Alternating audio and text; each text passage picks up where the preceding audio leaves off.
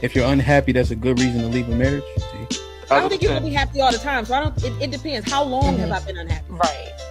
Because my kids are seeing that. Right. I think that matters too. Like, most things, I think there's a lot of people. It don't have anything to do with age. Getting married too late. People don't have the intestinal fortitude for marriage. You get up there and say these vows. It's duty and responsibility, time and pain. It's the kids. It's the rearing. It's lineage and legacy. That's a joke in itself. But is that not part of the kids? So your kids are a direct reflection of you. So if my kids are seeing me unhappy, now what? What are you talking about? Because you said happiness in the marriage, because you just said that kids are part of it, right? Let me explain it to you. You're conflating your happiness with how the kids are treated, right? I'm not even talking about the kids. I'm talking about you being happy, right? I just said that about sex, so don't act like you can't do it about everything else. So now that we have a baseline with that, you can fake it till you make it in front of them kids all the time. Now, kids have discernment. I understand that, but happiness doesn't mean everything has to be egregious in the household. However, we know ebb and flow. Is that a thing, or are we dismissing postpartum? Postpartum depression. Do we have menopause? Right. And so you guys go through these ebb and flow periods where your happiness is intrinsically not working. But that's why I agree. But I'm just saying, but you put it on the kids. Like, no, answer my question directly based on happiness itself. I did, but I said it depends on how long I've been unhappy. Raising my kids in a house where there's no happiness is not selfish. That's not life goals. Just for the sake to say I have a husband? Are you serious? No, you made a commitment under the Most High God, right? Unless you don't believe Who cares about the commitment if I'm unhappy and I'm dying inside? No, don't interrupt them, Melly. Sorry, Nikki, what you say? I'm not staying unhappy for 10 months. You talking about 10 years? Well, I've stayed unhappy for a very, very long time. But who is going to continuously stay in an unhealthy marriage where you're burning inside, you're dying inside, you done forgot who you are, you done forgot your self-worth, and you're just super unhappy, like depressed to that point, just to say I have a husband and I have a family? Forever. I think that we know how hoes are created. Callie said it earlier. Something about they ain't had their daddy, their daddy didn't love them. That's one. Secondly, most of these hoes been hurt by a man. Just like these niggas that been hurt by women, they become hoes. It's the same thing. Savage. Okay, so this is what I'm saying. Even with what Callie is saying, the lack of love, hopelessness, a deficit, desperation. That's all the same umbrella. I'm desperate for the love of a real man because a man never loved me. So I'm out there searching for the love of a man. But because I don't know how to properly find love from a man because I never experienced it. So now from these worst experiences that I've had and the damage that I've had from men, I'm telling you now, I'm only going to use them for what I like them for, because there's no possibility that they could ever even try to love me correctly. And I'm so lost on love, so in the deficit, I'll be desperate. And a lot of women have penis in. The girl come up here, Hamp, remember the girl that came up here who was cosplaying a man? She was a whole butch, calling the women male-centered up here. You're trying to become them niggas. Talk about worship when you think you're fucking up a storm because you're a man and you're acting like a man. That's male worship down to the ground. So the women who are promiscuous, are we saying they're all desperate? Majority. I'm not saying that, but I know. Yeah, I agree. I feel like in my point in my life, I feel like I was being groomed to cater to him. So at 18, when did you guys break up or stop doing with each other?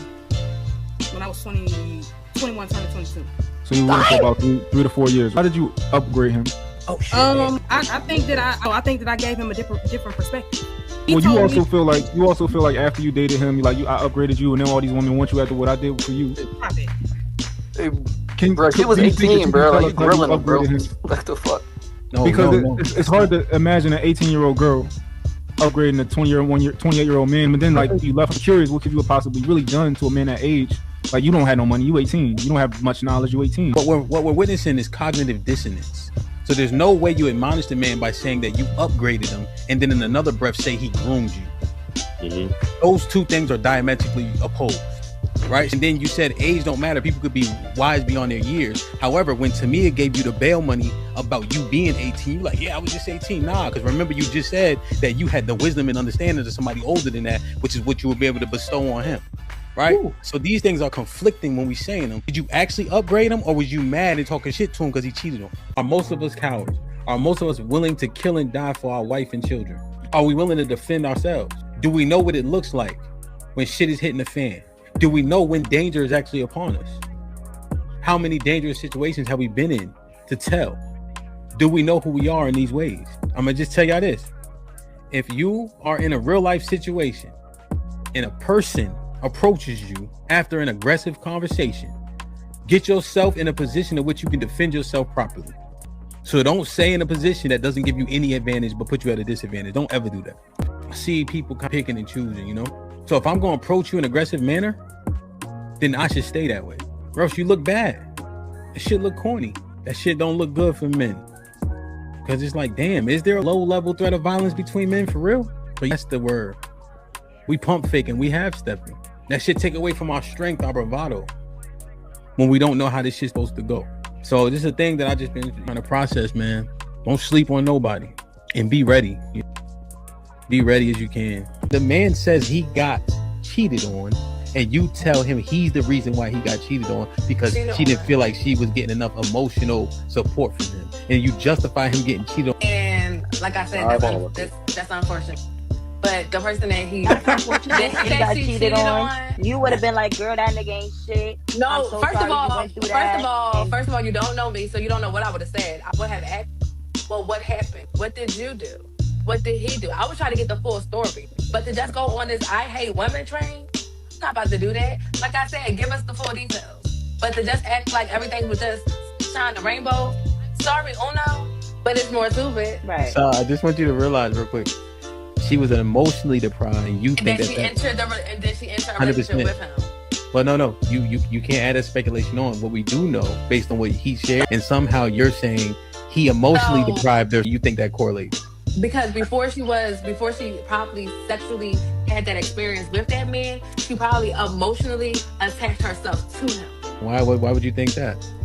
Because as y'all like to just say that women just go and just be loose and just have sex. You do. Remember we had the conversation. But the majority of women, they are going to emotionally, the majority of women going to emotionally attach themselves to a man. How? And then have the intercourse. How do you know that? Because I know. The same way y'all know. The same way that y'all know everything that y'all done talked about. No, what I'm saying is, how do you know that, and how can you justify that based on women's behavior? Because it's statistics. Somebody do the research. If she has a dream about me cheating, am I at fault now? You did that shit. You did that shit, nigga. You did that shit in your past life, man. Damn, boy. So he got hit with a honey bun and it's his fault. Okay. That's like a boomerang.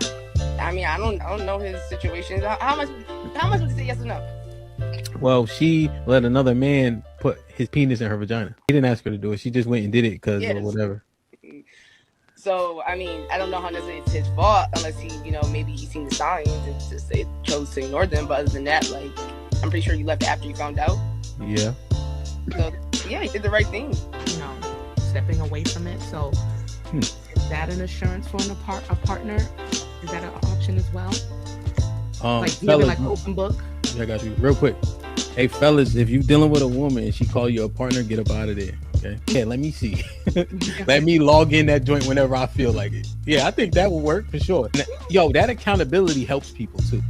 If you know somebody else is looking at this shit, like how you reply, what you reply to, the bullshit, right? So like, for instance, this might be risky. Callie and I can see it, and my wife can see it. Now, I don't even really look at it that much because I know that they be looking at it. But also, bullshit get flushed. You know what I'm saying? It like take a weight off you, Right? Because temptation killed the cat. Pun intended. I don't even have a lock on my phone. You can pick up my phone at any moment and go in there looking and see text messages and all of that shit. Don't get a password. You say delete it. It's gonna be deleted. You mentioned that one of the problems was that you have so much access on social media. Like, some people can message you, DM, your DMs popping. Him looking at it, is that going to satisfy him that it's confirmed now, or is he just trying to confirm whether or not you're responding back and cheating? The con to that is that he gonna read all that shit the wrong way for sure. Every time. As he should. It ain't never all good. I was just going to say something to the effect of, in terms of social media, although primarily I do it for content creation, if my man had an issue with it, I was at it, no questions asked, because I've actually been there, done that. It calls for strokes. Like, somebody will punch you in your shit for talking too much and talking crazy. It say that in the Bible? No, it doesn't say that in the Bible. That also equates to... I knew it. A fool lips enter into contention and his mouth calleth for strokes. Proverbs 18:6. Okay. Because I read this shit. I'm just saying I did too, 5,000 times. Yeah, so what I'm saying is, well, you didn't know that was in there, right? Put him in the fucking bedroom. Get him out. So...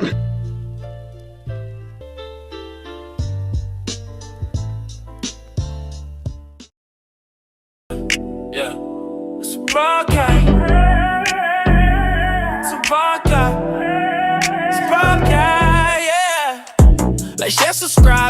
friend to tell a friend. DJ Hamp about to go live again. So hit the likes, my friend, on your way in. First off, salute the chat. And to all new cousins, welcome back. Heard you searching for the real, well, this is where it's at. The latest topics and panels, and brother, don't get sent to the bathroom. We got all the stats, too, back to facts in the morning or the afternoon. Tuesday, women's POV, 2 Fridays, dancing, jamming tune. It's a community of real, and we better than the world news. This might be risky, I hope you know. This might be risky, let's go, let's go. This might be risky, no, I love you, real, I love it. This might be risky. Salute to DJ Hamp, it's time to start the show. Salute to DJ Hamp, it's time to start the show.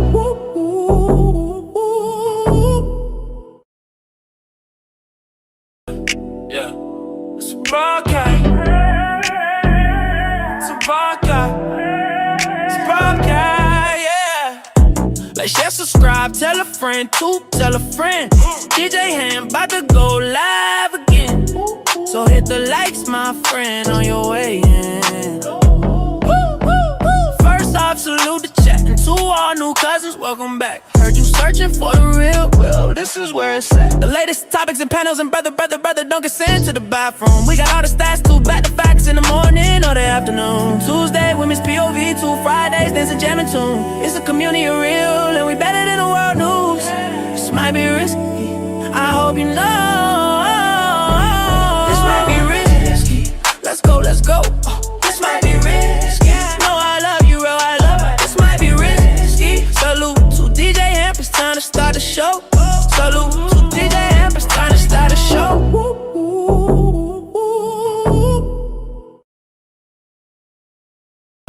Yeah, it's a broadcast. It's a broadcast. It's a broadcast, yeah. Like, share, subscribe, tell a friend to tell a friend. DJ Hamp about to go live again. So hit the likes, my friend, on your way in. First off, salute the chat. And to all new cousins, welcome back. Heard you searching for the real, well, this is where it's at. The latest topics and panels, and brother.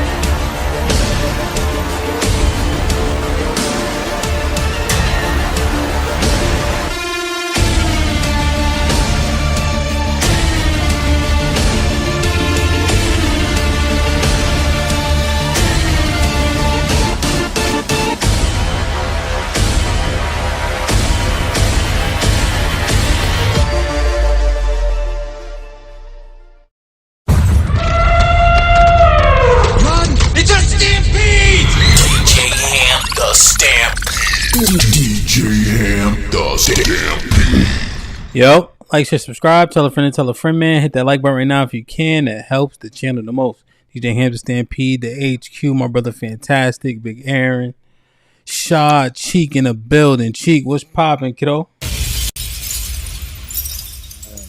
It is a busy Monday, but ain't nothing bad, man. You know, it is what it is. Could be worse, right? You could not be working, huh? That's true. That is very true. That's a fact, man. How was the weekend? It was good. Spent time with family and shot some content for, you know, a content creator. It's the homie, so, you know, I'll push it out when the time comes. How was it? You did good? It was it was more like vlogging. You know, in Atlanta, there's so many different content creators and they trying to find ways to push it out on their Instagram. So the things you do, like you know how you do your thing with the boxing and fighting videos, right? So his is more like lifestyle, rapping, music. So people are always looking for somebody that know how to work a camera decently well and can color grade for me, get the shit done, man. Yeah, man. That shit is very, very valuable. Like super valuable, man. Yo, I remember one time you was like, it resonated with me. You had my camera and you were going through the settings and it has like a zoom setting and all this other shit. And I'm like, you can't break it. You just put it back to, you could literally hit default reset. You know what I'm saying? So I took the time to just like make different tweaks. And then there's plenty of editorials like, hey, this camera, here's the best settings. Like even one guy like put a little magenta in the A4, not the A3 though. You know what I mean? Like they just like little things like that. And then it like, oh shit, okay. You know? Yeah, it's a lot of technicality behind this shit, but I'm making it sound much more simple than it is, but you can't really hurt it. You know what I'm saying? So for sure. Yeah, man. Salute. Shaw, what's the word? My mic good? Yes, sir. Panda Luther King. In the flesh. In the flesh. God. Rose, man. One day I got a dream that one day. I'm good, man. I had an amazing weekend, man. For real, y'all know who, in Discord, my people. I went home to celebrate my Dukes, man. It was a 68th birthday. It was amazing, bro. To see, how people, you talk good about your parents and people like, of course you'll say that. But to see dozens of other people with the same sentiments I have about it was amazing, man. Hezekiah Watkins was in the building. He was a part of the Freedom Writers movement. Rena Evers, who is Mega Evers' daughter, was in the business. One of my mom's closest friends. They got a dope thing they working on. I can't wait to be a part of that. So man, it was exciting, man. Just seeing my mom, man. That's an amazing woman, bro. And so the people who know her, they understand why I talk the way I talk, the way I walk, the way I walk, the way I talk about black people, the way I talk about them, the way I talk about black women, the way I talk about them. My foundation is what it is, and I can't move from that because of what's going on the internet. So it was just dope to be around so much love this weekend. We danced, we drank, man, played some good music, had a good time, man. What's up, man? Salute, man. Good times. Because you never know, B. Never know. You know what I'm saying? God bless, man. Damn. I'm glad she had a good time, man. That's what's up. Yeah, man. Great time. Salute to that, man. Damn. Aaron, what's the word? Yeah, shout out to y'all in the chat. What's up, listeners? The word is seasonal affective disorder setting in with me. I'm ready for this season to end. It is my least favorite season. Heat is purgatory for me. I needed to go back down closer to freezing. Meaning the freezing point of water. Like 32? Yeah, my sweet spot is like 28 to 74. Below 28 starts getting uncomfortable, and above 74 starts getting uncomfortable. But 40 to 60 all year round is like perfect. I'll take it. Well, I'm retiring in Oregon, Pacific Northwest. The low of 70 and the high 80, period. I'll take it. Or the low of 40 and the high 80, period. Where's that? Cannon Beach, Oregon? No, Cannon Beach, Oregon. Oregon? Why are you going out there? Yeah. Oh, man. First of all, it's beautiful. The terrain is beautiful. The beaches are beautiful. Think of it as like the Martha's Vineyard of the Pacific Northwest. And the roads are insane. They're like racetracks everywhere you go. And like I said, a low of 40 and a high of 80 on the calendar. I'll take it. What about this all white people? Did you forget that part? I said retirement. I'm not gonna. I'm neurodivergent. I don't like people as it is. I don't want to be around people. I'm gonna have a car, a small crib next to a cliff on the water, and that's it. A dog, maybe, and my wife. The world can kiss my ass. Black, white, purple, green, yellow, or blue. I'm out. Fuck y'all. So you getting ready for The Walking Dead? No, I'm getting ready for paradise. Damn, man. I don't know, bro. Damn. You be out there by yourself, though. That's the plan. That's the idea. Now you get it. Damn. I don't like people, man. I been seeing so much shit, man. I'm like, yo, man, I don't know if you could be by yourself, man. You like people? You do like people. You good with liking people. Yeah. People are decent, man. I say, like, when I have free time, I just be chilling by myself, though. Right. I don't be feeling like going nowhere and shit, you know? Mm-hmm. I like to sit back. Yeah, decent people are decent. That's the thing. Yeah. That's what's up, man. Mr. Fantastic, what's popping? Yo, what up, man? What's going on? Why you smirking? Man, hey, glad to be here. Can't be happy. Can't be happy. Can't be happy, goddamn. Nigga can't even smirk these days, huh? Told you, niggas. What's up, man? How the hoes treat you? I know you ain't out here being happy, nigga. What's up? How the hoes treat you? Hey, man, as usual.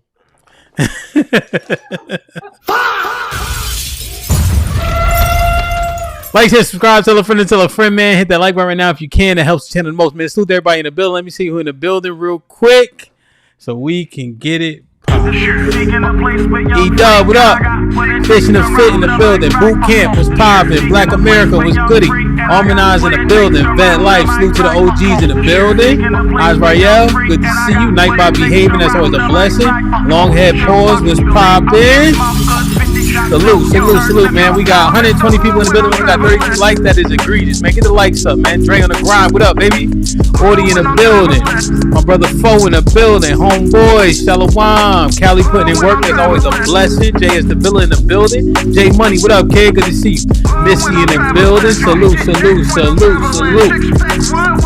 The Villa once again. Ratchet City, what's good, King? Good to see you, man. I'm coming to DC in a couple weeks. I'll be DJing somewhere out there. I'll post it so niggas can know, you know what I mean? I got boot camp already. Hit the like button. Zagu was popping. The second, salute. Like, share, subscribe, tell a friend, man. Salute to everybody in the building. Hit that like button, please. Daily, what up? SPS Strata in the building, man. Make sure y'all go like, share, and subscribe. Matt P was popping. JT, salute to the OGs. Decatur, we see you. What's popping? Happy Intrinsic in the building, man. Devin was popping. D Majesty in the building. Edward Samuel was goody. Salute. O'Shea in the daytime. Okay, your job must have changed, man. I like it. Mr. Williams, what up, man? Good to see you, man. Hope all is well, man. Call me Queen T in the building. Salute. Ree, you already know. Like, share, subscribe, and let's get it.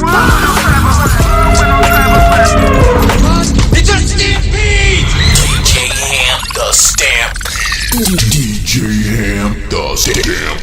Who wants some food? Come on, what up? Blackberry, what up? Will said Panda Luther King, man. Like, just subscribe, man. Salute to everybody in the building. We got 54 likes. We got 150 people in the building. That is not good. I'm also going to set the goal. Let's see if we can get the likes matching the viewership. Let's see if we can hit today's goal, man. Let's get it popping, man. Salute. EA Sports. It's in the game. Man, get out my way and watch out as I come through. Busting in your line, cracking helmets in. Did you see the Masturbation King's last practice? Oh, that's Deshaun Watson. I was like, who the fuck? What player is this? The hell? Yeah, boy in Cleveland. Yo, man. So Shador ended the season fairly well, right? Overall, you know, especially being thrown in later in the season, you know, and so on offense in terms of firepower and shit like that. But they paying Deshaun what? Was it $30 million a year? Yeah, something crazy. So $30 million a year, right? And I don't know if y'all saw his last game, but Deshaun had 11 of 16, 2 touchdowns, 1 interception. Oh, sorry, that's Sanders. Sorry, Watson was 17 of 20, 7 touchdowns, 0 interceptions. Gabriel, he washing out, and Green is the rookie. He ain't getting no reps.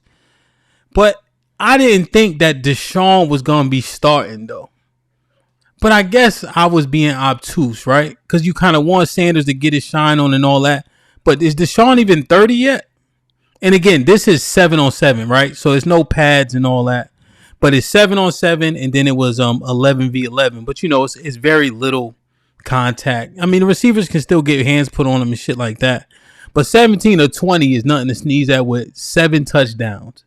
That number jumped out to me the most. What you guys take on this potential quarterback controversy in Cleveland? I'm a basketball fan, man. Let me start there.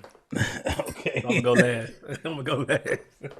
What you think, Chief? I think it made sense given like the whole controversy behind Shedeur Sanders makes sense, right? He should have started his first year, but of course, the politics behind that.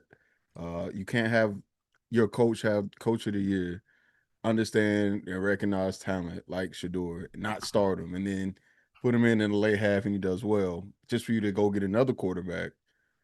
I think it's like going to be a forever political game. I think if you can give Johnny Manziel start with his talent, and all of that, and Shedeur surpasses that, why won't you give the same shot? I don't know. I think the fans of the Browns too also want Shedeur. So that's another thing too. If you start looking into these YouTube channels and YouTube people that keep up with the Browns, they want him in. They think he's a much better talent. Do you think he's a much better talent than Deshaun though? I think that's questionable. I think Deshaun Watson is a more athletic talent, but I think Shedeur maybe as a poised quarterback or like a pocket in the pocket, being able to throw that kind of thing. I feel like preseason should be fun to watch just to kind of see what's going on. So look at this, right? I mean, Deshaun Watson, 5 years in 2022 is 2026, right? If I'm not mistaken. Yeah. $230 million fully guaranteed contract. That's one of these kind of first ones. Remember, Pat signed like almost $1 billion, but it has incentives. This is fully guaranteed, so $46 million a year and a no trade clause. He got all the pull in the world with this shit. So it's almost like you have to put him in to vet him. I mean, I distinctly remember in college, like depending on when certain recruits come in, depending on what place, they get the first team reps. So when I transferred to Elizabeth City from URI, I was getting first team reps because they want to see what the product's like. And because you're coming from a different level, a higher level, there's assumptions being made. I guess the same thing happens here. $46 million a year. You know what I'm saying? Like, you have to see if that money gonna pan out to anything. And you can't trade him if he don't want to be traded. Mr. Fantastic, anything on this?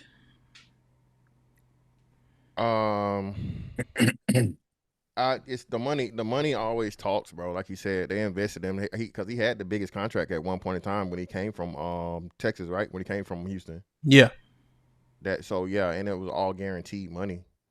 And then they did it in midst of the scandal. So then I think in midst of the scandal they still did it. Then he turned around, he got injured, right? ACL or something. Yeah, ACL. And was that was his second time? That was his second knee injury. Yeah. Tripping. Yeah. Yeah, second knee injury. So they just trying to recruit something, bro. So at the very least, right, if anything, you play him, right, and he plays good, and you bring Shedeur in later on or whatever, so that way he has trade value. But all from money-wise, if he pans out or if he shows anything, this glimpse is like being decent, you just got to get that money out the books. Yeah, 100%. And I think that's the key. Yeah. But what y'all motherfuckers not talking about, all y'all football motherfuckers not talking about for some strange reason, everybody jumping around, what the fuck is going on with this Aaron Donald shit? I know good and hell well Aaron Donald not coming back. Aaron Donald, motherfucking Rams. He's quoted to have the best, Sean McVay said is the best free agent trial he's ever seen in his life. And now you're going to put him on a fucking defense. All this shit y'all talk about, LeBron and KD and all these motherfuckers building super teams. Nigga, come on, bro. Yo, that's literally like some Madden shit. Yo, that's not the first time they did it. Didn't they do it with Eric Weddle, right? When they when they won it. San Diego. Was it San Diego? No, it was. He was with San Diego, but he left to go to the Rams, right? Yeah, when the Rams. Yeah. They won I think they won the Super Bowl. And so Eric Weddle was retired though. And remember, he played with, I think, the Rams for a while, and they needed a safety. And he came, I'm bugging. Oh, He damn came the back Rams, to win man. the Super Bowl with them. It was either them or the Ravens. Yeah, I think it was the Rams. Or Baltimore. Was it the Ravens? Might have been the Ravens. But he went so they could win the Super Bowl. But I thought they won it, though. But yeah, man. I remember for the 49ers, we brought back Bryant. I forget his first name, but he was a pass rusher because of all the injuries and shit like that. You know? So yeah, man, you'd be surprised, bro. But Aaron said, huh? You can't double me? So welcome back. Hey, man. Fucking diabolical, bro. So we gonna see, man. Salute. Shot, anything on this? You and Aaron, man. Y'all niggas, man. Hey, man. Hey, Shador, man. That's all I know. All right, bye, man. He knows more than me. Oh, man. Well, I want to try the sports segment. It may not be long living, man. Jesus Christ. Hey, just let me know in advance so I can prepare some talking points. That's all. I can make it up. I got you. I can sound smart. I got you. Man, like, share, subscribe. Oh, shit. Let me get Devin in. Devin with the $5 says, 2 has talent, but very bad habits. Watson has athleticism, experience, and that contract. Indeed. Like, share, subscribe. Tell a friend to tell a friend, man. Hit that like button right now if you can. That helps the channel the most. Speaking of place with young freak, and I got what it takes to rock the mic right. Speaking of place with young freak, and I got what it. So, Mr. Fantastic, I initially saw this. I think, did you repost this? Yeah, I think I did. And so I say, yo, this shit is literally up our lane. Pause. Right? We had this conversation. What, once a week? Once a month at least. Yeah. So let me play the poem, and then we got a special guest as well, man. Niggas love everything that hate them. Now, before I start venting, I would like to mention that I too am a victim to the symptoms of the sickness. Cause I love hip hop at its essence, but yet I wonder, are we the only people that be dancing to death? Like, we really party to it. The radio be like, blow, blow, blow, even when we barbecuing. Like, let a nigga try me. Hey, you know, you put some of us on the screen. Motherfucking family. Yeah. And I ain't playing with nobody. Fuck around and I'ma catch a body. The vibration is extra low, but it's catchy though. They come I back don't know up. how the high it makes me feel will affect my soul, but shit, this the shit we dance to. Ride around and jam to. Other folks be like, wow, look how happy it makes them. Cause niggas love everything that hate them. Goodness gracious. Mobster movies, our favorite. Goodfellas, Sopranos, Casino, you name it. You remember in Godfather at the Five Family Banquet? Don Zulichi pitched an idea everybody seemed to be okay with. He said, I want to keep the drug game respectable. I don't want it sold near children. I don't want it sold near schools. That's an infamia. In my city, we will traffic through the dark people, the coloreds. They're animals anyway, so what if they lose their souls? Now that's foul, but I get it. The mob was preying on the desperate. But that's capitalism. They were hacking the system. As a family, real hustlers. But that ain't enough to name my shit after them racist motherfuckers. Hollow the Don, Yo Gotti, Math Hoffa. Even Sauce Walker got an album called The Sauce Father, because we pledge allegiance to the grind. We can't knock the hustle, even hustles that we ain't in.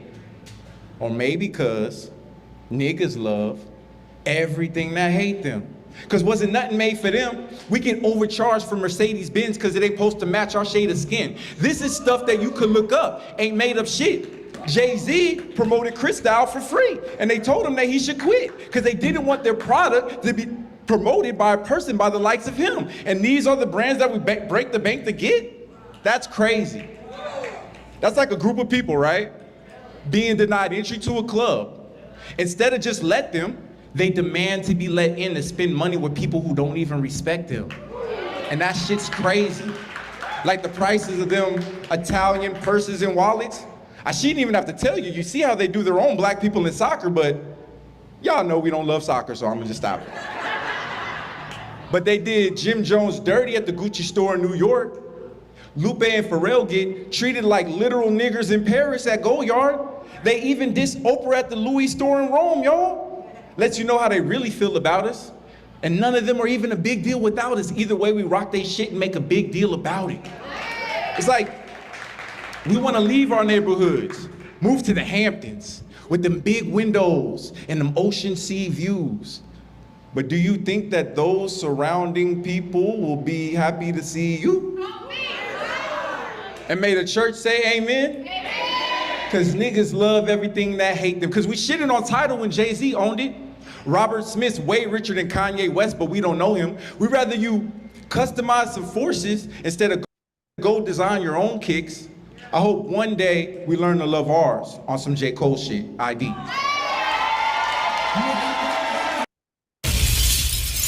Yo, ID, what's poppin'? Good to see you. Hey, what it do? What it do? How y'all doing, man? Man, we trying to do the right thing, man. Salute, brother. I appreciate you on such short notice. You heard, I think we talked at like 6 p.m.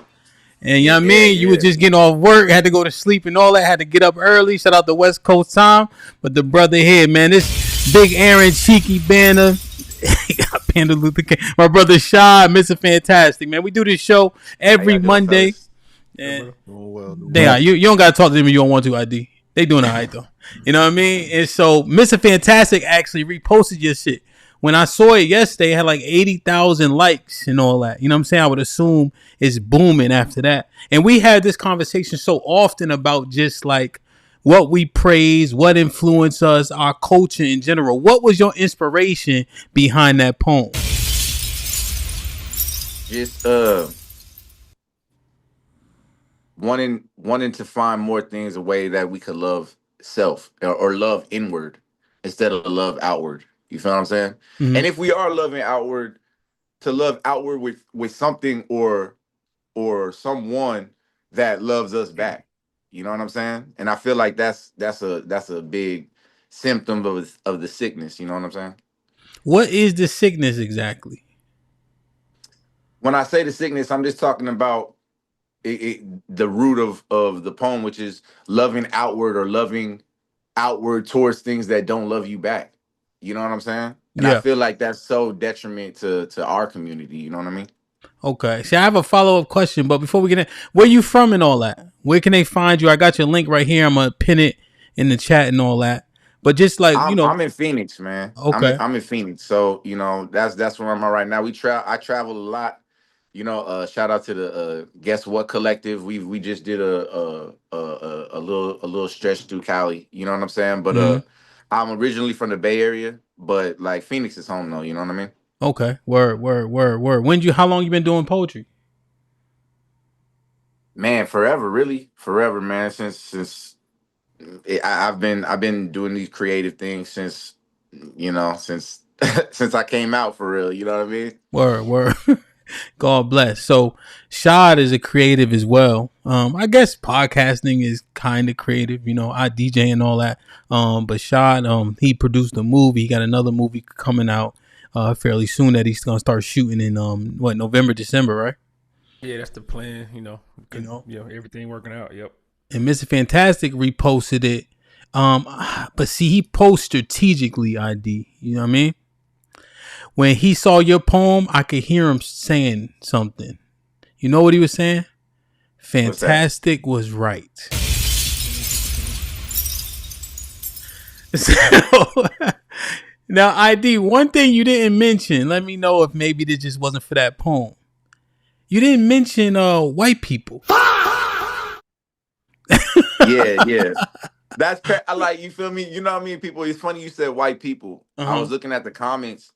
And the comments were saying white women in particular. They were like, white women. I was like, damn, they hate us? Like, all of them hate us? Like, yeah, okay.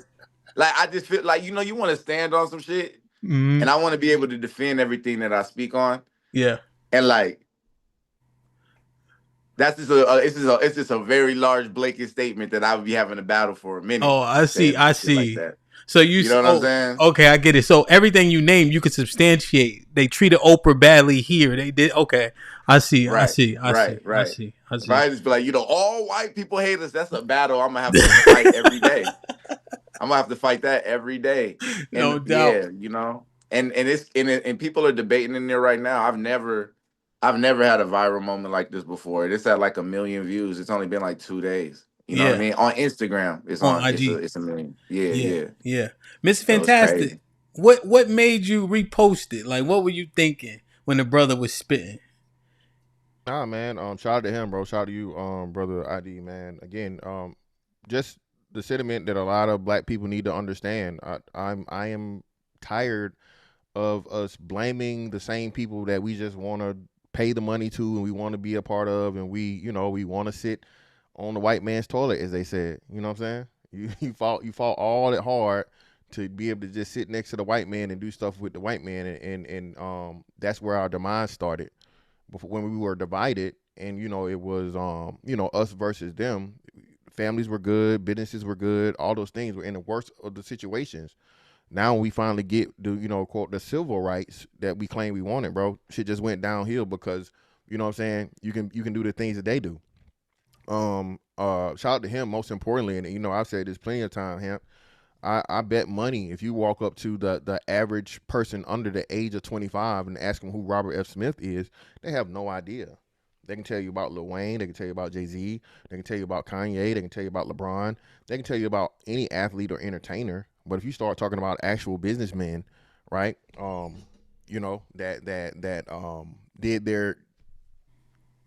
got their success not through entertainment, not through sports, right? And all these different things, bro. It's just very, very important. And I think we're, like I told you, Hamp, 2053 is right around the corner, bro. It'll be here before we know it. And we're behind the 8 ball on a lot of important things. So you go ahead. Somebody want to say something? Go ahead. Was it just me? Okay.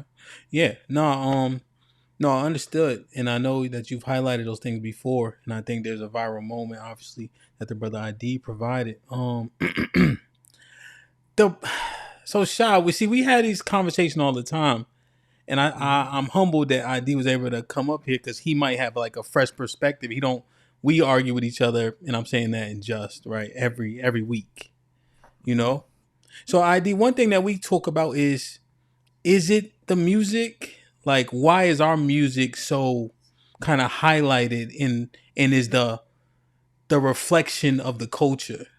And that doesn't happen for other cultures, Like what they talk about in music is entertainment. But for us, it seems like it is it perpetuates or is a mirror into our way of life. Like what is wrong with wearing brands of high value? Like, is it strictly because the people that create these brands don't have an affinity for us? Like, how does this work altogether?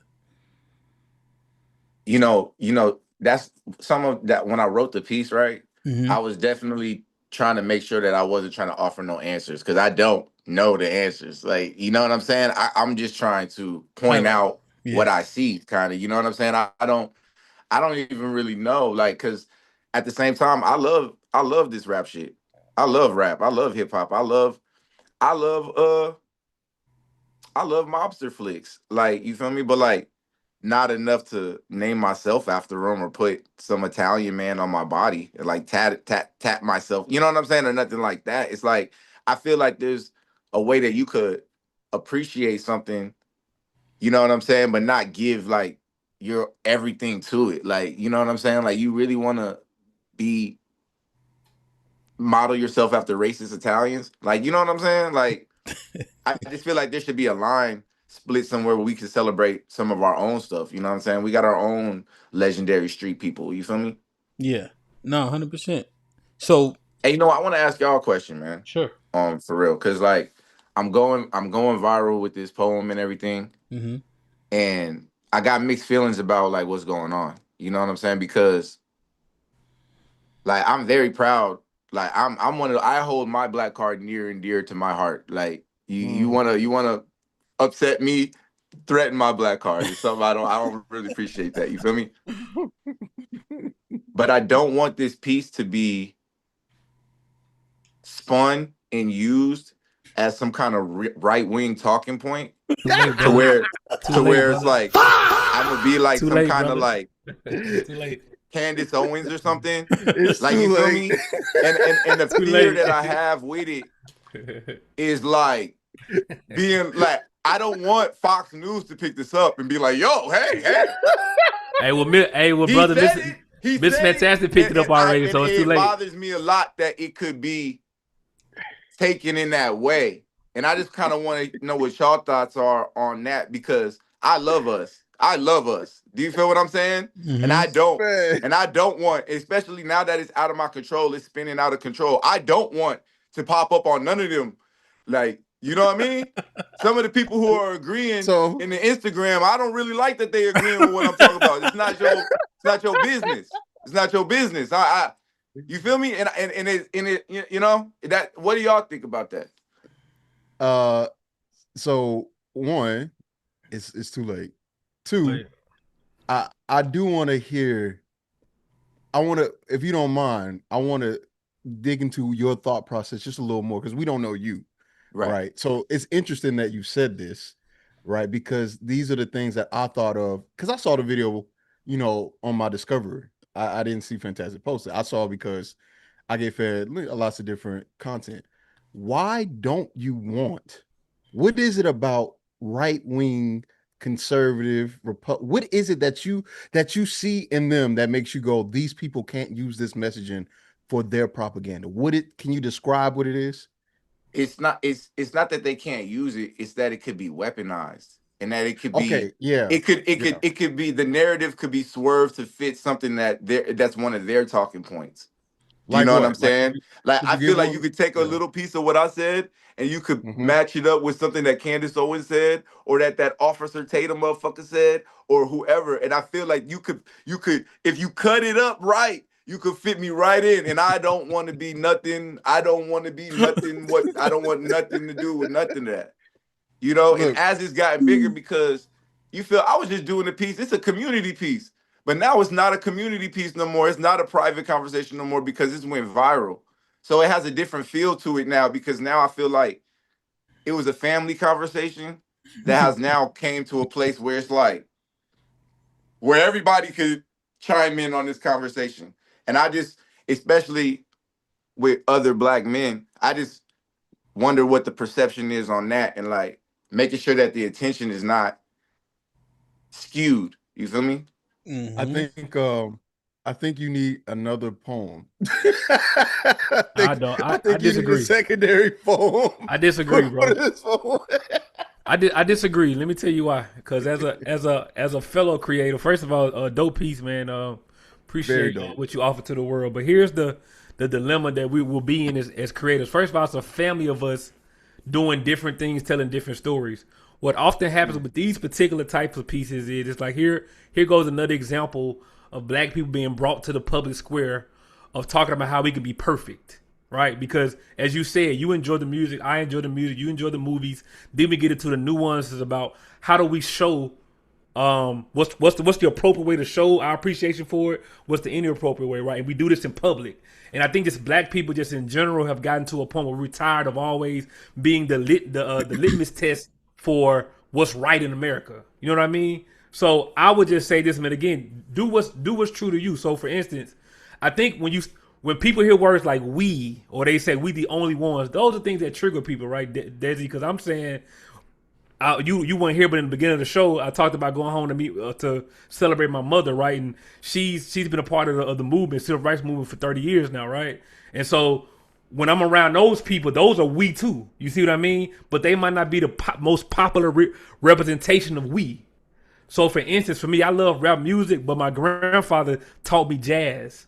And I learned how much jazz and hip hop are similar. So what I do is, in my storytelling, in my films, I try to find a way to incorporate certain messages to the broader audience. Because I know my peer group might not care about jazz. But I feel like once they get a load of it, they'll be like, wait a minute, there's something here. Let me check into this. You see what I mean? Instead of trying to make sure everybody be perfect as a creative, you have an opportunity to introduce us to those things that will. What's actually true is that it's a myriad of black experiences in America, but the most popular one is hip hop. And so we use hip hop to paint a picture of black people when we know when you go home to your grandmas, your aunties, your cousins, there's all type of black people, right? You got scholars in your family. You might got a couple of hood people in your family. That's the real black experience. But we allow America, what they popularize, to tell us who we are. And at some point, black people got to understand the game that's being played and stop allowing ourselves to be played in. But again, what's true to you, bro, do that. Don't worry about how it's going to get used, because that's what God gave you to get to the people. And we'll digest it how we digest it. Don't change what's true to you, bro, because then you'll start finding yourself, you'll start losing what the gift is, because you're trying to make sure you please everybody. You can't do that. You can't do it. So I think one thing that is important, which is the highlight, because I'm an artist as well, so I do hip hop music, right? The thing is, your piece is a reflection of your observation, right?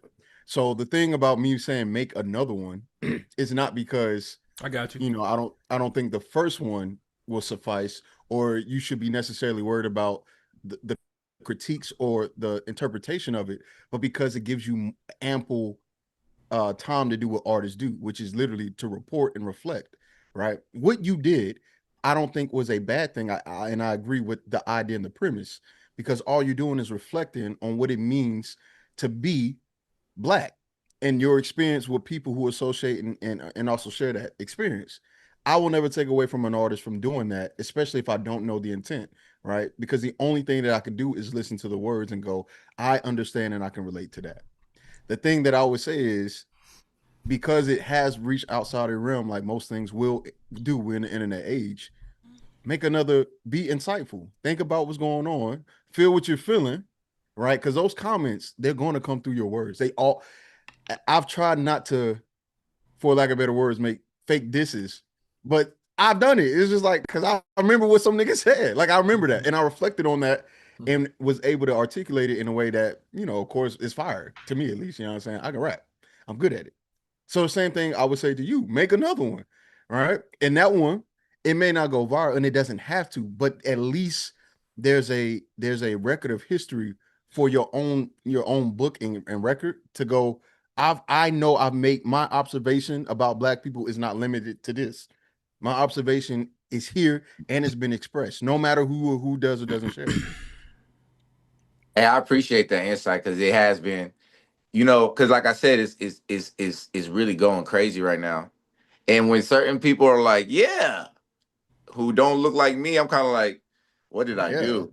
What did I put us into a burning building? Like, do you know what I'm saying? Like, did I walk us into the burning? Like, you feel me? Like, that's low key how I was like, damn, I don't like how that feel. Like, I ain't gonna lie, I don't think I'll ever make another piece like this again. Like, you feel what I'm saying? As far as like having what I would call like in-house conversations outside. Like, I don't think I'll do that again. Like, why not? Because now that it's only because I'm having this experience. Like, I haven't had experience of something going up this big before. And now I'm feeling like, damn, I'm making this conversation that I feel like should be between me and you, or should be on a platform like this. And now I'm having it like in front of the whole world. And it's almost like if you was my brother and we were out somewhere and you did something, I'm gonna support. The way that I came up, I'm gonna support you in public. And then all that shit about what you did and how you could be better, that's some shit I should take you to the side and we should talk about in private, low key. So I have a question. How does the Black community get that accomplished? I mean, I guess what I'm saying is the Black community is too big. There's just too many people to have that conversation in-house. It has to be had out, outside. Like, for example, you said like a platform like this, it's open to the public eye. And if the conversation that you're having becomes it's important enough and poignant enough where it becomes prolific, I don't think that's something you can avoid. If the conversation is that deep, it's going to catch the public eye and grow like wildfire, right? Simply because there's just too many people that need to be involved in the conversation. You can't treat it like the CIA where you compartmentalize and have everything in these hidden rooms Number one, we're not organized like that. Number two, there's more of us than there is in the CIA that need to have this conversation. And if like I said, if the conversation is that deep, people are going to tune in, and it's going to become something that is popular. I would not worry about opposition necessarily, because you're always going to get that. I don't know how familiar you are with the Art of War, but if you're not, read it. My advice would be to welcome that kind of energy, welcome that kind of salacious response, and then turn that energy against them, right? Use it as an opportunity to come out and make the correction on the intention. You said you didn't want the intention to be skewed. That's not possible, because the intention belongs to you solely. You are the owner of that intent, because the intention's yours. They can't skew it. They can misinterpret it, but then that's when you come out and make the correction. And I think that drags the conversation even higher, because then questions will be asked, assumptions will be made that weren't mentioned in the piece that you get to correct and answer. Right? You use the propaganda against the people that created it. Propaganda is only dangerous when it goes unchecked. But when propaganda comes out, it's a chance to say, no, that's not me, because a lot of people are going to assume that anyway, before the propaganda hit them. They already had that assumption. It was a preconceived notion. Now is a chance to show people that had that preconceived notion that never met you, that's not me. It never will be. You got it all wrong. I appreciate that a lot, man, for real, because this is really the kind of conversation that I wanted to have, because it's too many. I can't go into them comments talking about that. It's impossible now. You feel me? So like, I did need to. I'm glad that we can have this because I'm watching it in the post. You feel me? And I'm like, I'm not gonna do it, But I'm glad I can at least, like talk to some brothers about it, because, I have been feeling the type of way about it. But you definitely gave me some clarity, man. And just one more thing, bro. Just as an artist, you've already done your job. The fact that there's discourse around something that you created, you've done your job. You're not the judge. You're not the arbiter for black people. That you are a creative person who gave your observation on the world. You delivered it. Now you got millions of people watching it and discussing it. You've done your job. You were successful at your goal. So that's why I would say, man. Honestly, if I was to you, I would say ignore the comments. Keep doing what's true to you. Let the people digest it the way they do. Make their interpretations. Shows like this, we talk about it as well. You've done your job, though, bro. So just keep doing what's true to you, because you'll lose yourself trying to deal with the social media comment thing, but you'll lose your artistic expression trying to please everybody, man. And let me officially congratulate you, and let this serve as a great deal of respect and encouragement to continue doing what you're doing, because anyone that knows me longer than 5 minutes knows that I'm highly critical of and disappointed in the black culture in the state that it's in today, right? And I take partial responsibility for that. And I'm interested in changing it. And I try to live and express myself in the world in a way that aligns with the way I believe the black culture should represent itself, right? I believe we got to take control of our own image, because we don't have control over it, especially black men. We do not have the reins or the title to our image, and we must seize it. And the only way to do that is to project the image that we want people to believe, and then correct their belief after we project that image when they say that our image isn't what it is. So congratulations to you, and I encourage you to keep doing it. I like it. I appreciate it. And you have restored a great deal of confidence in me that there's people out here that's trying to and willing to do the damn thing. And I will say this last thing. It's just from an artist aspect.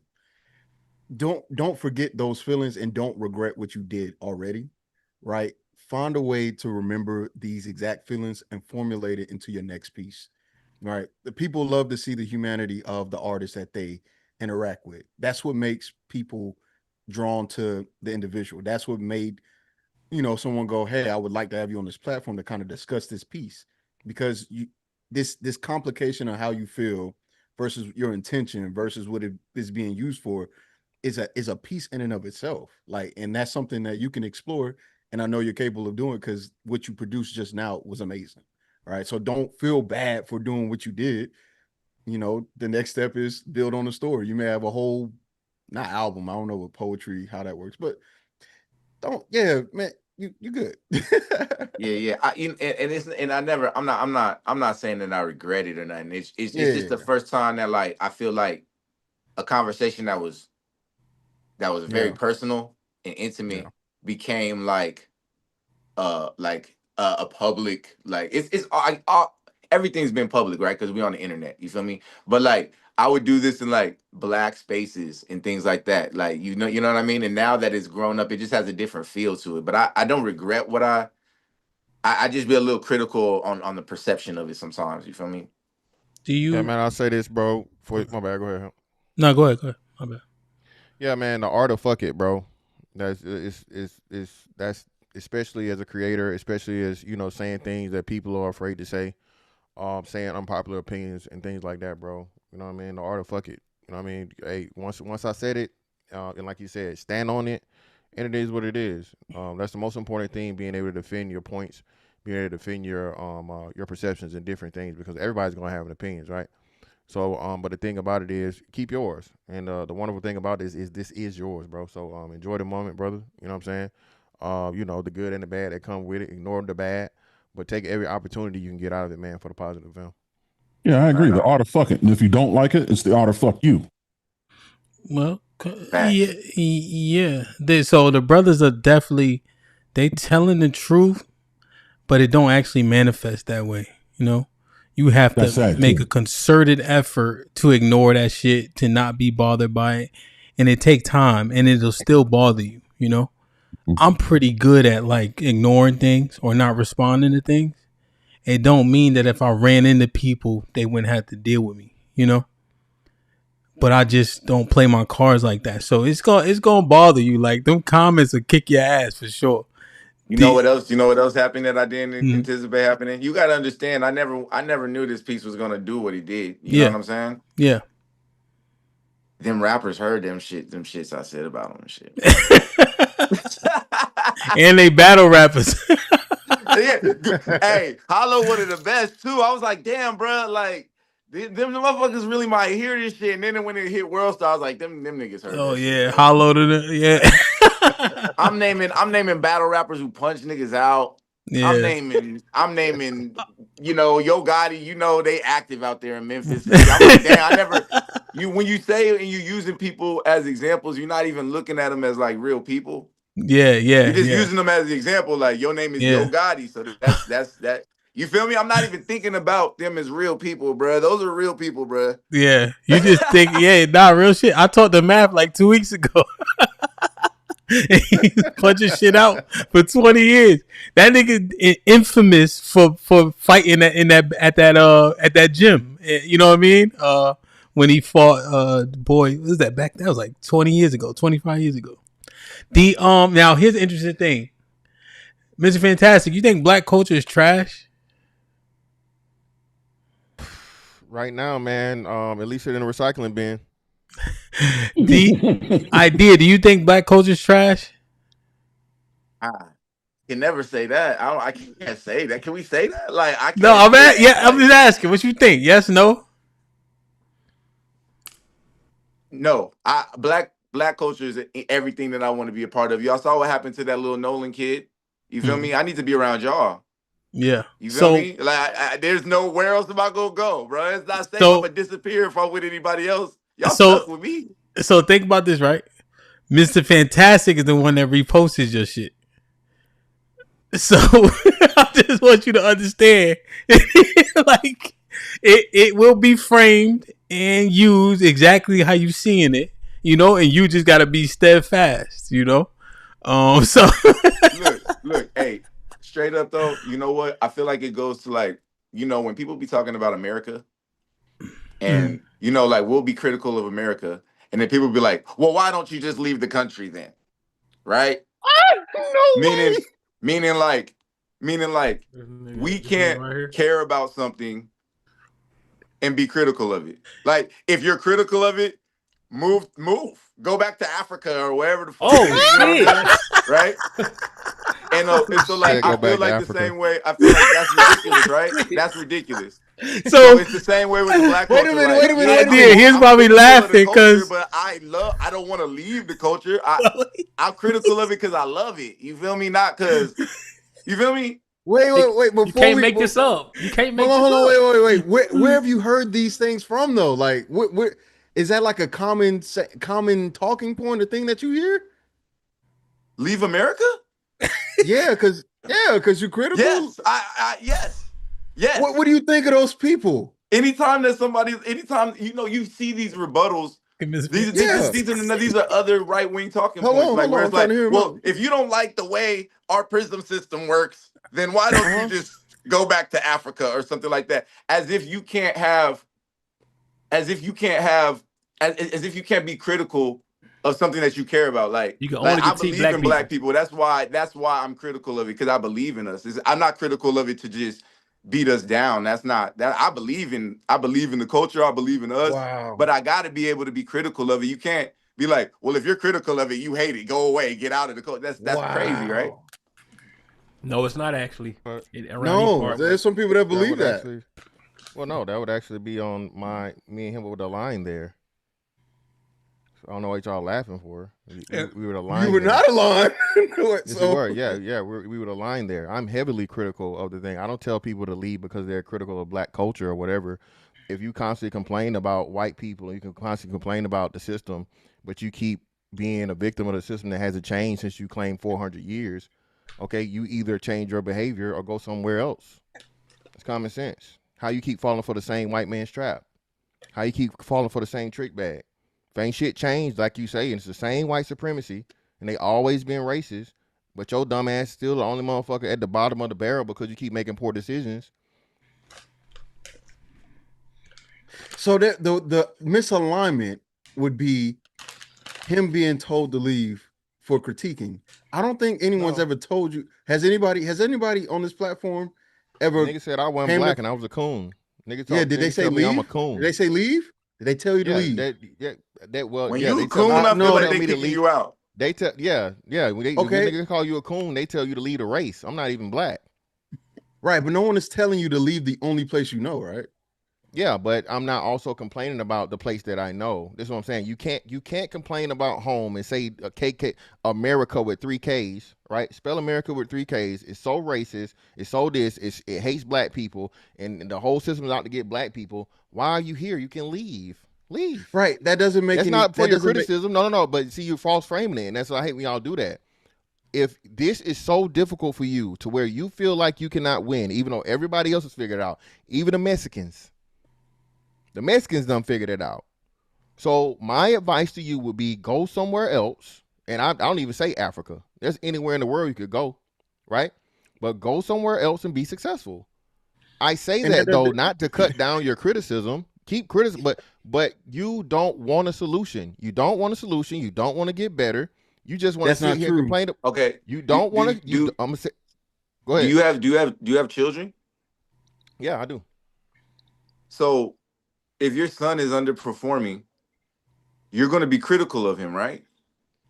Like if you know that he's not living up to his potential, you're going to be on his ass to live up to the potential that you know that he's capable of. Obviously, yes. You know what I'm saying? You're not going to throw your kid away because he failed a class. You're not going to be like, hey, you know what? This kid is broken, and throw this kid away. Like, because when you're saying leave, that's how I feel that's what I'm equating with the throwing the kid away. Yeah, you love that kid. You love that kid. That's your kid. That's your son. So you're going to hold him accountable for what you think that he could do. And you're going to point out his weakness. Like, we have to point out each other's weakness. If I don't point out your weakness, you can't get better. You feel what I'm saying? So it's like you got to point out the things that are critical of people, right? So hold on. So when I point out your the weakness, I'm bashing black people. I'm beating up on black people. I hate black people. And you didn't say it, but in essence, this is my thing. You don't ever tell somebody, or you don't need to coach somebody on the shit they're already good at, correct? You agree, right? Right. Criticism gets better by saying, hey, you're weak here, improve here, right? So the wonderful thing about it, you being here, we never had this conversation, even though we may be juxtaposed somewhere else. This is just a fundamental understanding and agreement that all people should have, right? Me telling you, oh, you're good at this, you're good at that, that doesn't help you. You're already good at it. Like you said, and especially from a man's point of view, right? Like you said, if my son got he can dunk. All right, you can dunk, boy. I don't want work on his jump shot, okay? Work on your defensive slides. Right. I'm not gonna keep telling you and praising you for the damn dunks. You got that down pat. So this is what I'm saying, where it really gets to the thing, and it always gets turned into, oh, you just hate black people, and you just a coon, you just this, you just a that. So my thing is this, right? And the proper analogy would be my son complaining about his failures, right? So my son kept constantly complaining about his failures and his lack of adjustment to whatever it is. Of course, I'm not gonna throw him away, but hey, no, it's your fault, right? But the whole point, when it's a grown people and it's a group of people, when these are adult autonomous beings that can go anywhere they want, would you stay at a job that you hated and come every day and complain about hating a job? No. Exactly. So America is just the similar setting. Of course, this is home. Would you stay in an apartment? Bad analogy. Hold on. That's a bad analogy. Hold on. Well, you tried to jump on it, but I beat you there. Would you stay in an apartment complex, brother, that was full of rats and roaches and the rent was too high? You gotta start being honest, man. Nah. We gotta start being all right then. So now I matched the home analogy. So if your home is so fucking dissatisfactory and you feel like your home is not servicing you well, find another home. Here's the thing. The kid. Go ahead. I thought you were done. Yeah. So let me. Oh, I thought it was done. I think that the reason why I use the son instead of the home, because you can't separate because you're. This is where there has to be a love for it, because it's like I have a love for the people, right? And so that I'm equating that to the love that you would have for a son. You would never throw your son away, no matter what. I would hope, right? You would never throw your son away, no matter what failures that he had. You believe in him and you feel that he could live up to something. I feel like when you make it a house, it kind of takes that love part out of it a little bit. Let's work with the son thing. You're right. The father should never throw the son away, but the son can absolutely throw the father away. And I think that's the case here. One person is not a product. The community is not a product of one person, right? Like a son is a product of a father. The father created the son, therefore is responsible for the son. The community wasn't created by a person that person is responsible for the community. It's the other way around. The community created me. And if you're underperforming as a parent to me, then I got to go. You're fucking up, Dad. I'm out of here. That can absolutely be true, right?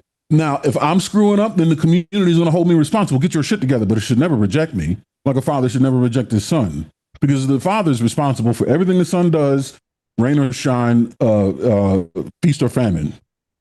Same with the community. The community that rejects a person is a shit community. Right? You embrace that person and you do whatever you need to do to see to it that person thrives and succeeds. But if the person looks at the community and says, you fucking me up, and the person's doing the right thing, then it's incumbent upon that person to leave the community, because the community is a failure to them. The community created them and is failing them. So get out of there. Man. You spitting right there. So I think the issues that I'm having with Fantastic in the way he phrases things, because he does this quite often, he makes a reductionist phrasing. The reason, though, the time that he said, if you don't like it, leave, was that the topic not surrounding the Nolan Wells case? Or was it the racism in the principal case? Like, I'm trying to remember the surrounding conversation, because it wasn't as if, my point is this: critiques about something that you are involved in not by choice shouldn't lead to automatic dismissal and being pushed away. You can make honest critiques, which is exactly how the civil rights happened and even moved. Was Dr. Martin Luther King actually made critiques against the system, using the words to the system and saying, you're not fulfilling your promise to quote unquote Americans. And if that is still an issue up until today, that doesn't mean that we should just, there's so many complaints, just leave. What example does that set? No one in American history did that. Even that's why they did the whole Boston Tea Party thing. Hey, there's an issue here. There's an issue. There's a problem. We're making it known. And now we're fighting for our rights to be whatever or do whatever to get those things and regain them. And we're acting as if that's not the case today. That's the issue. If somebody's making a complaint and is saying, hey, where we have to fight back or put people that represent us in office to do whatever the case, then that's the case. And somebody saying, here's the issues and this is the problem that I'm having with America, there's no way you should respond to that unless you're completely content with America and the way that it is in its current iteration. Just be quiet. That's crazy. Yeah. Well, that's insane. No. Well, yeah, either be quiet, right, or fix it, or leave. It's 3 options, and not just 2. Okay, so right? as a black man, hold on, you were done. So okay, you were done. So and the problem is this, right? Now you have to show me what's the same as it was during the times of Martin Luther King. You can't do it. You have every right now as an American citizen. There's not one American. That's not true. One. It is. So what rights do you not have as a black person that the other ones do? I got you. The civil right, the Voting Act, right? Why are there sections of the Voting Act being cut off, dismissed, whatever the case? Right, those things. What rights did you lose? That you didn't answer my question. The representation. There should be a right to representation. You still have it, and it's been cut and been diminished. No, it hasn't. Yes, it has. It's been properly zoned. Yes, it has. Properly zoned. So again, if we're going to talk about it all the way. No. You saying it's been properly zoned because you don't care. We're saying it's improperly zoned because that's what it said according to the law that they created to help with this process. And then to help with this process. Let me finish. No. I didn't know. No, to help with this process, that it even came for it, or that it even existed for a reason. You can't gut something and you can't get rid of something and say, what is the problem? What is it that you're losing? Or what is it that you don't have, or that you don't have currently, when they're actively working against that thing? That's the problem. Okay. It's a continuous action. It's a continuous action to reduce or remove things that people before us fought for and gained. Absolutely. Just to touch up on a little bit of what y'all talking about, like there were what was her name, Madam C.J. Walker. You know what I'm saying? She was like a millionaire in like the 1900s or something crazy, right? She was very successful. You know what I'm saying? Mm-hmm. But we can't equate this one black person's success to the experience of the entire black community that was happening in the early 1900s, right? Right? Like just because there's this outlier who was able to pull themselves up by the bootstraps or do said thing, right? Like I'm not LeBron James, bro. Like I can't jump out the gym. I can't. So when we're looking at these outliers who are successful, who have done their thing, you know what I mean? That I don't think that equates to like the average black person. You know what I'm saying? So I do think that it's possible for us to thrive and have success in things of that nature, but at the same time, we do also have to realize that there are a lot of things that stop most of us from doing that. You know what I mean? Just to try to acknowledge both your side of the point and a fantastic side of the point. You know what I'm saying? Is that exclusive to black people, or is this just Americans in general?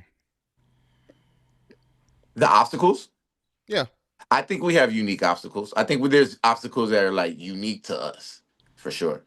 That's the problem. You can't. What'll happen is we'll try to make the obstacles of black people this general thing, although we're having a specific conversation about black people, and the obstacles that black people overcame helped so much and help everyone else that it allowed them to be viewed in a different way or experience or have the same rights as before, which is why we'll have a problem with somebody like Zohar Mamdani say immigrants built this country. No, because throughout history, especially within the United States and within this current administration, we have had to fight for our rights to maintain the things that were already earned and already designed to be. Who voted for Mamdani? Who voted for Mamdani? Voted for Mamdani? I did exactly what I asked you. What young people, what demographic of people in New York voted predominantly for fucking Mamdani? Young people. What are you asking me? Democrats and black people. Okay, but okay, great. That's fine. No one had an issue with that because guess what? When it was addressed, what did he do? He apologized and said, I did not mean to erase the history of black people's involvement in this country. I understand the reason why you would be upset and offended. You know what he did? Something that a Republican will never do, since you want to bring up parties now. He took accountability and said, I apologize and I understand why. What you won't do is sit here, or what you will do is sit here and justify every single goddamn thing a Republican did. So let me ask you this: justify why Trump is getting rid of black museums, black history. Why he's not promoting why the what? Where? In DC. Tell me why. Tell me why. Tell me why there are black. Tell me why there are black officers. You're just claiming something. Don't worry. I'm asking you the question again. Don't worry. I got you. Substantiate it. Tell me. So y'all going in, man. Tell me why. He's getting rid of the black. Tell me why. Tell me why there are black officers I'm not telling you anything until you address the original statement that you made. So Donald Trump is getting rid of the Black History Museum, bro. He's defunding these things. He's trying to get rid of them. That's what he's doing. Yes, so absolutely. Only the black ones. Hold on. So only the black ones. None of the other federal government. Anything. Nothing else. Just the black ones. Just wait a minute. Answer the question. Answer the question. Just the black ones. Yes. He's going against anything DEI. So now you're lying. So anything diversity. Anything diversity, now you're equity, lying. inclusion. Now you're lying. So that's not true. So there's no diversity, equity. DEI thing. So there's not a target. That's not a thing. target. What do you consider diversity, equity, and inclusion? Yo. All right, let me let ID go, because obviously y'all done forgot that we got a special guest and just got 1 million views and went viral. This nigga, bro. And y'all want to talk. And y'all want to talk to each other. We're gonna have where y'all from? We're gonna have a debrief. Jesus Christ. So Mr. Fantastic and Cheeky, they from Georgia. I'm from Connecticut. Big Aaron's from Pennsylvania. Shaw from Mississippi. All right, now I could tell there's a little bit of East Coast in there, but you said you know Hollow the Don, right, man? Let them know, man. It ain't no smoke. Or I know math more. I know none of them cats. You feel me? I didn't think they would ever hear that shit. You feel me? I never thought they would. You feel me? Be part of that. So I was like, damn, So let them know it ain't no smoke, man. I was just trying to make an example, man. I was just trying to. I got you, man. I used to own a battle rap league, so I see what I could do, man. The din and on, he freestyles, so he could just come up with some shit. And he's nice too. Hollow is nice. I hated the people I picked because they were actually just not the group. You feel me? To be fucking with like that, real rap, but that's what they do, But I think people understood the message, and when I was listening to it, just before we rap, let you get out of here. I didn't hear. I could hear the intent. It was literal. It was a real objective observation when I was listening to it, right? And when you said "me too," it didn't sound like somebody just saying that for the sake of saying it. You yo, we love all this shit, and why is the question that still remains. So that was my takeaway from it. You know what I mean? Hell yeah. Cause we buy a lot of expensive shit, but make no mistake, we ain't keeping Aston Martin open.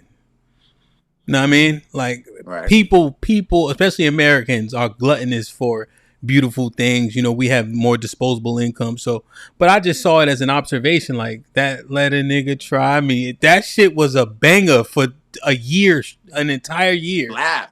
In 2016, an entire year. Usually songs last about 3-4 months. That was a banger for the whole. I mean, she got rich off that one song. She can't make nothing else worth a damn. So I 100% respected the the observation, and the poem was amazing. I'm not even into poetry, but he posted it. I saw it. Yeah, this is fire. So I appreciate you, bro. So how can we find you? I've been showing and sharing the Instagram. I thought it looked like you had an event. And you got an event space. Just let the people know so they can lock in with you and all that, because we have viewers from everywhere. Man, bro, I'm not even gonna lie. I'm part of this poetry collective, and it's called Guess What Collective. And my partner who runs that, he's pretty much helping me do this booking and stuff, because I can't even keep up with it no more. I can't even keep up with. I can't even. It's a lot, and it's crazy because it happened so quickly. I ain't going front. I wasn't ready for this. My confidence comes from getting behind the mic and doing my thing. I'm good at the performance aspect of it, but all these things around it is some shit I'm really still trying to figure out and learn. You feel me?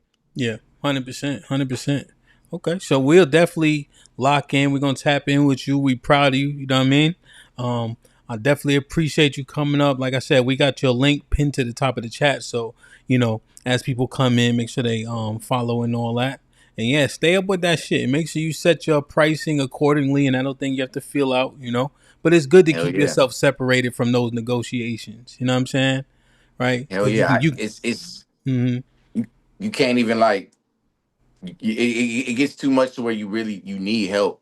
You start to really need help after you're trying to keep up with all these things. And Yeah. I got when you get a like from like, I don't know, Waka Flocka or Jermaine Dupri, it's kind of like, yo, you supposed to holler at them people. I'm like, for real, like, and be like, what, like, let's Yeah. word or something. I don't know exactly how I'm supposed to be going through some of this shit. You feel me? But Yeah. I'm really riding the wave and loving the moment, and I needed this conversation with y'all. Like, Yeah. this made me, I feel a lot better about everything, having this conversation with y'all about at least the perception and the intention of the piece, and making sure that's coming, because I love us, bro, for real. Yeah. Nah, real shit, man. Salute to my brother ID in the building, man. I'm definitely locking with you. I see you got an event coming up.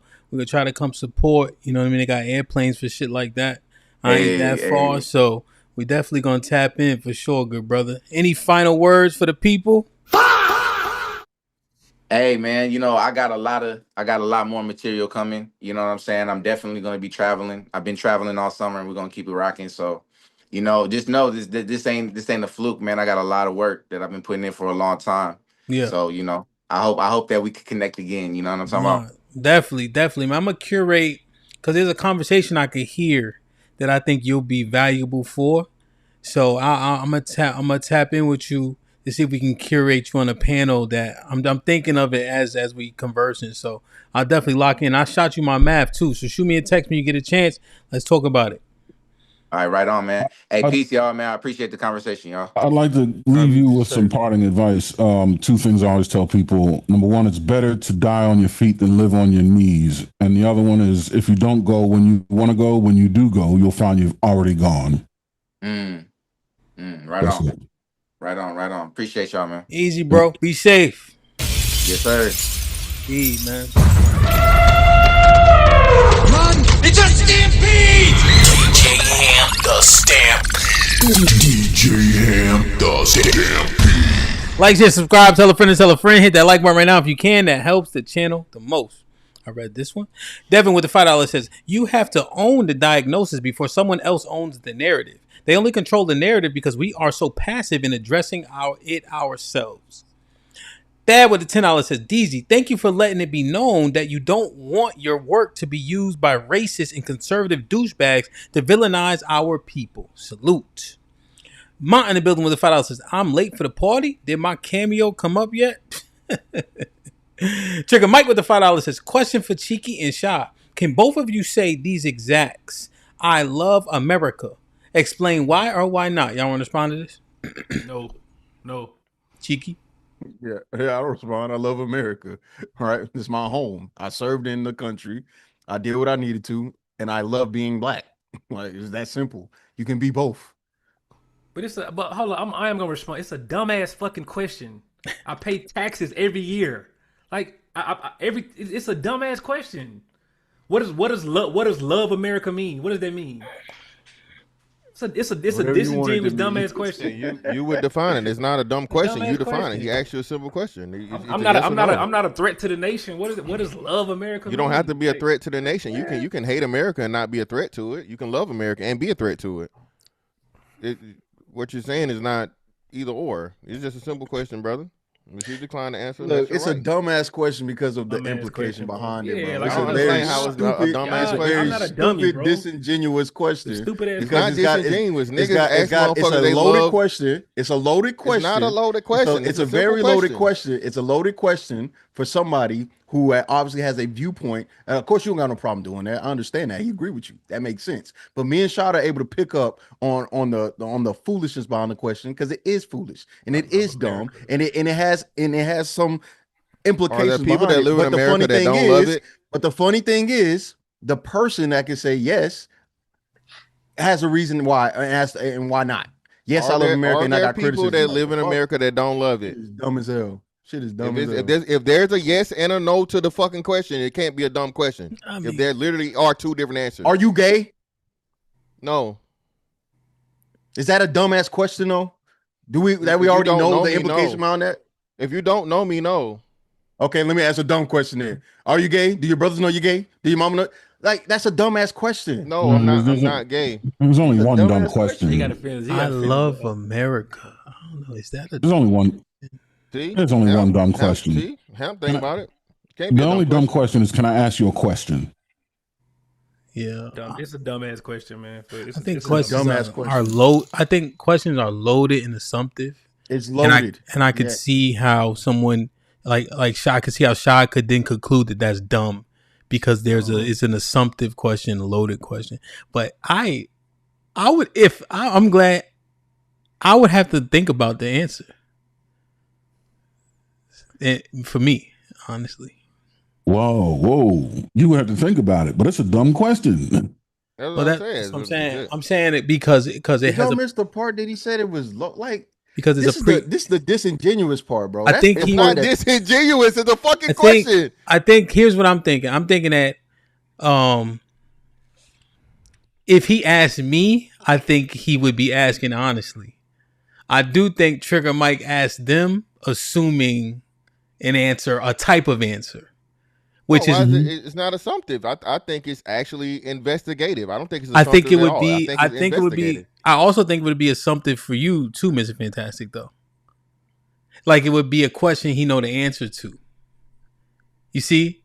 So in that perspective, why you ask Mr. Fantastic that's a dumb question. Like I could conclude that too. I previously stated my views and my things concerning the country, right? Yeah, but that's what I'm saying. You already know a thing. So but they haven't. So if he's never seen them do the thing, he's never seen them speak publicly about their love or lack thereof for America. It's not a loaded question. It's not a fucking bad question. But it's a dumbass question because why did America make the First Amendment the First Amendment? To be able to criticize the motherfucker. That's not the opposite of love. That's why it's a dumbass question. So again, why are you're not even accepting the fact of the matter that there can be a no to the question, brother. If there is a no answer, you ask. I know what it can be. I also know who asked me, and I also know these are people. I talk see, it to goes. all the time. All right, let me get through this super chats. But essentially, what it is, it goes both ways, Mr. Fantastic. Right? You just like you talk, Trigger Mike talks. They talk to each other. So the person asking also affects, how the perception of the question too, depending on the audience. Y'all funny, bro. Y'all funny, bro. Aaron with the $2 says, Hamp, please invite the brother back. Nah, for sure. I think he had to work late. So I think he would have stayed up here too. I think he was enjoying himself, but I ain't want to keep him too long. And then these two start talking to each other for 10 minutes. I said, good God Almighty. Devin with the $5 says, we have issues getting better because acknowledging issues is outweighed by the outside perception of others. Very sad. Trigger Mike with the $5 says, someone that truly loves America wouldn't get upset at that question. Aaron with the $2 says, Hamp shows are only competing with Hamp shows. Indeed. Trigger Mike with the $2 says, I asked them to explain, so I did not assume. Yeah, like I said, Trigger Mike, people, we know each other, We know each other. Like what? Like Aaron, would it be a dumbass question? And we done with it after this. If you're like, Hamp, what you like more, football or basketball? Like that would be. Yeah, it's an obvious question. Yeah, a question with an obvious answer for sure. Yeah, but I catch your drift though. You have to ask. You don't know unless you ask is the point, right? Yeah. I'm just saying that people converse all the time and people hear your question and then they assess the question or whatever it's called, whatever the proper word is. I think questions that are loaded or Socratic questioning, it makes the person that's being asked the question feel like it's a dumb question, even though it's not. It's a strategic question. They're just calling it dumb because they're like, "Fuck you, then." Yeah, that's what I was trying to convey. Why I hate. Why do we give cover for bullshit? Why do we allow this? Well, because Aaron's perspective is there's no dumb questions. He's simply trying to reason with why it was said to be a dumb question. That's all I'm hearing. Yeah. We spend a lot of time on that shit too, bro. Yeah, because I can't address every single bullshit, and I did look it up, and I do have the quote from Trump about his attack directly on the Black Museum. Absolutely. You're wrong. You're wrong though. It don't matter That's about funny. the quote. That's the not quote, what this a quote. says. So hold Funny. on. No, Not what it no, says. it is what it says, and I'm going to explain it to you. Funny. I'm going to read it It's not right what it now. says. So it What don't did you matter read? what he says. It doesn't matter What did what you he read? says. It matters about did the you fucking read? money. So no, the entire What did you Smithsonian read? has not been defunded. What did you read? However, the Trump administration proposed a federal budget of $961.3 million for the fiscal year 2027, an 11% reduction from the previous year's $1.08 billion. Okay, so stop Okay, the watch bullshit. this. It's across the. Hold on, Funny. stop, No, stop, no, stop, no, stop, no, bro, you got to stop. get off. It's You read across the something. board. I'll I'm read not. it. I'm not Don't worry, done. I got you. I'm not Trump done. has It's targeted across the institutions board. and exhibits It's dealing the with Black Smithsonian history, in general. slavery, The whole slavery, Smithsonian. segregation, and civil rights, including the Smithsonian. There's been Is other that the, targets. You It's you been don't other even targets. understand that It's the fucking been Black other history targets. is on the Smithsonian, nigga. The Black You think History that's the only- Museum is a that's the part only of museum that the exists for Black history, Smithsonian. right? That's the You're only museum that wrong. exists for Black You're history. fucking That's the only- wrong. Is that the only museum that exists for You're Black wrong. history? No, nigga, that's what you're not Okay, understanding. got you. So You're I'm wrong. gonna read what it says. The Smithsonian I'm is the gonna read what it umbrella of says. all of them. I'm going to read what exists, including the Smithsonian National Museum of African American. Wow, nigga, like I fucking told you, including. That means it's not the only fucking thing. Like I fucking told you from the beginning. I'm Nobody said it was the only fucking thing. You want to do listening. bullshit, bro. Nobody said it's the only fucking Nigga, just thing. say you but fucking he's wrong. targeting I Black asked you historical specifically. things. I knew you Don't were wrong worry from the about it. gate. Don't You worry about wrong, it. nigga. Here it is. You He fucking specifically wrong. targeted the National Museum of It didn't African American specifically History and target Culture. shit. In March 2025, Trump signed an executive order restoring truth and sanity to American history. It singled out the Smithsonian and specifically criticized the National Smithsonian. Museum of Read it again. African-American Hold on, read it History again. and Culture. Read it again. Saying Smithsonian museums has come Thank you, under the nigga. It's influence not just the of African-American divisive one. Race-centered ideology. The order directed Vice President J.D. Vance in his role on the Smithsonian Board of Regents to work toward eliminating what the administrator considered improper ideology and calling for preventative federal funding from supporting exhibits or programs that the administration believes degrade shared American values or divided Americans by race. That didn't stop with the Smithsonian. That's the problem. It's an ideology. The Smithsonian museums. It's all of the fucking umbrella, nigga. Stop, bro. So You my point wrong. is You are this. fucking He's wrong. talking about it. So I'm gonna ask you He's again. He's I'm going to targeting- ask you again. he's targeting I'm going to Black ask you American again. History intentionally. I'm going And to he's made ask it you clear again. To his ideology. I don't know what you're I'm talking going about. to ask you again. Okay, I'm going to ask you whatever. Ask whatever again. you wanna ask. I'm going to ask you again. Was the only fucking museum defunded the African American Museum? No, it wasn't. All right, the then. only- So stop talking. We're done. We're done. No, that doesn't prove We're done, anything. nigga. Just because We're you done. say it wasn't the only We're thing done. doesn't mean he We're didn't make done. it clear. I'm We're targeting done. things We're based done. on race. He already said We're that. done. You're We're right. done. You're done. We're done. So you can stop talking. We're You're done. We're So stop done. No, talking. you're done Okay, because you're wrong. done. No, You're done. done. You're No, wrong. just because like he I said targeted other originally, things you're wrong. doesn't You're mean done. that What y'all want me to anyway, do, man? Y'all want me to bro, You're done. It's the bullshit that It's not happens the every bullshit. single time.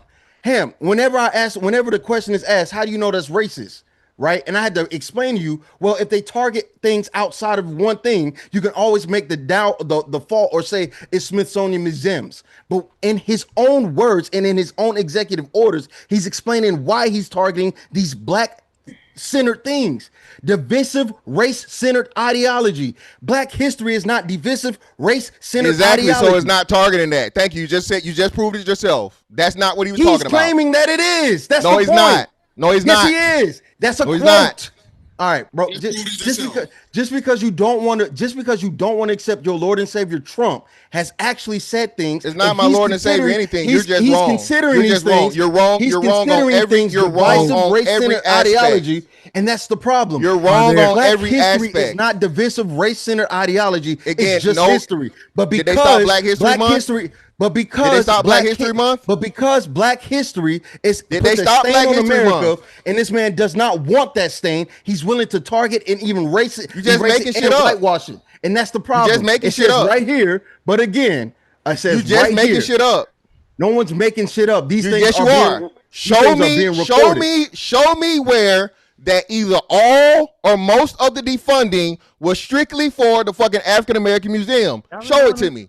You can't fucking do it. Just because somebody says I'm targeting all black museums and that's why I'm doing.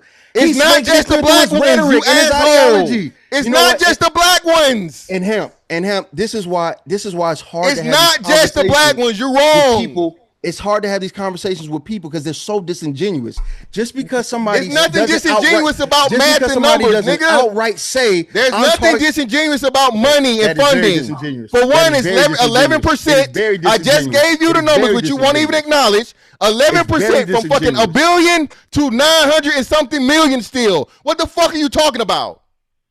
What do you mean? What am I talking about? I'm exactly what I just asked you. I'm addressing. He went from 1 billion to still 900 something million, and they are not closing. Nothing has changed for the African American Museum. Is this valuable? Because I don't really have enough information about it, so I'm thinking maybe they're sharing things that are new to people and that they can learn. But is it not valuable? I mean, maybe it's valuable in another conversation. I don't know about this particular moment. I don't know. This person, what's been going on in my head the whole time was they got me the first 2 weeks. They got you last week. Now it's Fantastic's turn to get his pressure up. That's what I'm getting from this conversation. Bro, I'm gonna say this, bro. Y'all can have it however you gonna have it, bro. Listen, Cheeky claims to not be. He don't give a fuck. He don't this. He don't that. Whatever, right? Clearly, the nigga cares first and foremost. So let's just get that out the way, right? When you're gonna make me the bad guy, bro, I'm cool with being the bad guy. I fucking shine at being the bad guy. You gotta come prepared though. Don't come up here with emotional bullshit in your opinion. Hell, I just gave you the numbers. It was an 11% fucking decrease across the Smithsonian period. The Smithsonian museums. Okay? Let's switch it. Not just the hold on, Shot. Not just the fucking Black History Museum. I asked him this question. That was my original fucking question. And he said, oh yeah, that's what it was, and so on and so forth. And only this, I knew he was wrong from the onset. This is what happens when you get emotionally involved and you don't have any fucking. We're talking about money and funding, fucking Hamp.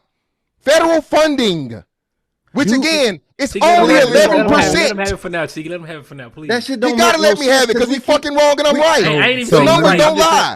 Real quick, let me clarify this. Let me clarify this real quick for the people that maybe aren't as deeply into it. So essentially, you're saying that there are things being said in regards to defunding and getting rid of these things, but the funding hasn't changed. And the funding has changed, Hamp, by 11%, but it's across the board of all Smithsonian museums. So Smithsonian had a drop of 11%. Thank you. And what Cheeky either wants to not acknowledge is that the fucking Black History Museum is under the umbrella of the Smithsonian. So it's the Smithsonian. Everybody knows the Smithsonian Museum. Okay, the Black History Museum is what? Is it even 10 years old? All right, I understand it. So what? Shaw, what were you trying to say? I want to go back to the trick. I want to go back to why Trigger Mike's question is dumb, and I want to apologize for dismissing it because I think I missed the opportunity to make a point on what happens in spaces like this and around the internet, right? Because I'm critical of America based on historical information, not just my feeling of a thing. This is what has happened. This is what's been documented, and I'm saying I'm gonna always be critical until whatever the creed is happens, right? I get asked, do I love America? But meanwhile, Miss Fantastic literally only criticizes black people and black women. And has Trigger Mike ever asked this nigga, does he love black people? It's never happened. That's why it's a stupid ass question. Because it just shows the bias that happens here. Because I'm critical based off historical information, factual information about what happened to people that look like me. But this Trigger Mike ain't never asked a nigga, do he love black people? And he literally only criticizes black people. Literally. That's why I said a dumbass question. Like him said, it's assumptive because I know it's based in bullshit. But y'all was just agreeing with the analogy that the boy gave about being critical of people you love. See how fucking flip floppy y'all is? Okay, so what's Miss Fantastic? That's the point I'm making then. That's the point I'm making then, Miss Fantastic. Why would he ask me, do I love him? Because I'm criticizing him. That would be obvious I love him, right, Miss Fantastic? Based on your logic, wouldn't they be obvious I love him because I criticize America? I need a verbal response, Miss Fantastic. No, it wouldn't be obvious. So what's the difference? Okay, so what's the difference for you then?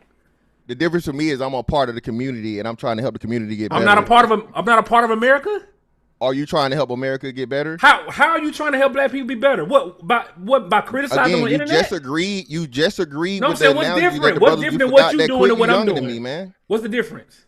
The difference is this: I understand the issues and problems in the black community as a black person. Okay. And I'm unafraid to fucking point them out and criticize them. Got you. Be it the and men, the women, I got the you. kids, And I'm the aware. everybody. I got you. You ain't got to do the loans. And I'm aware of the problems and issues in America, and I'm willing to call it out. What's the difference? Thank you. That's what Trigger Mike did was dumb. Thank you. We can move on. Well, wait. Then the question would be, do you love the black community then? Yeah. The question would be, and my answer could be no. I could be just a coon ass nigga that y'all claim I am.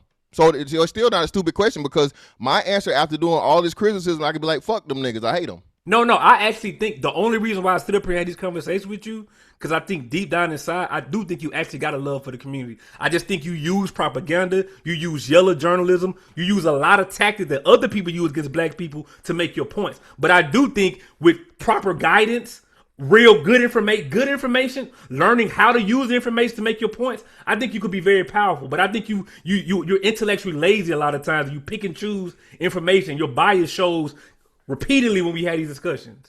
And guess what? I'm willing to accept that my bias shows for America too.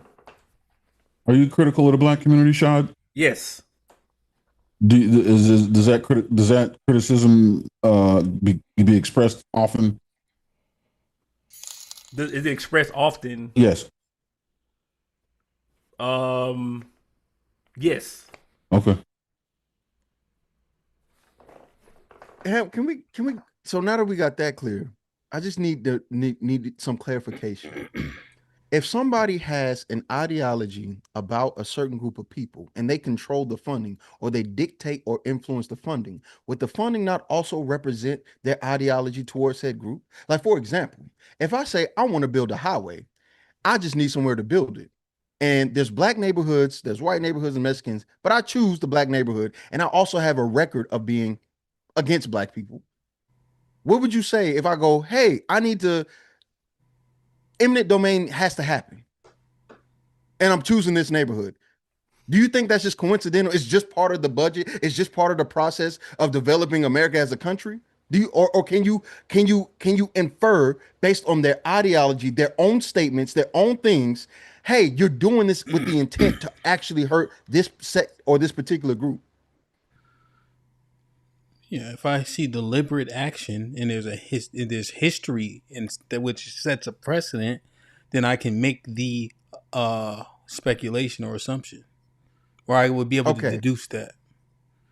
Okay, so if somebody says they're going to make a executive order and the name of it is called Restoring Truth and Sanity to American History, and they want to get rid of a section or the part of a museum or the museums that include race because they don't want anything divisive or race-centered in their ideology, what do you think that says about the person that's trying to target or is willing to target that thing?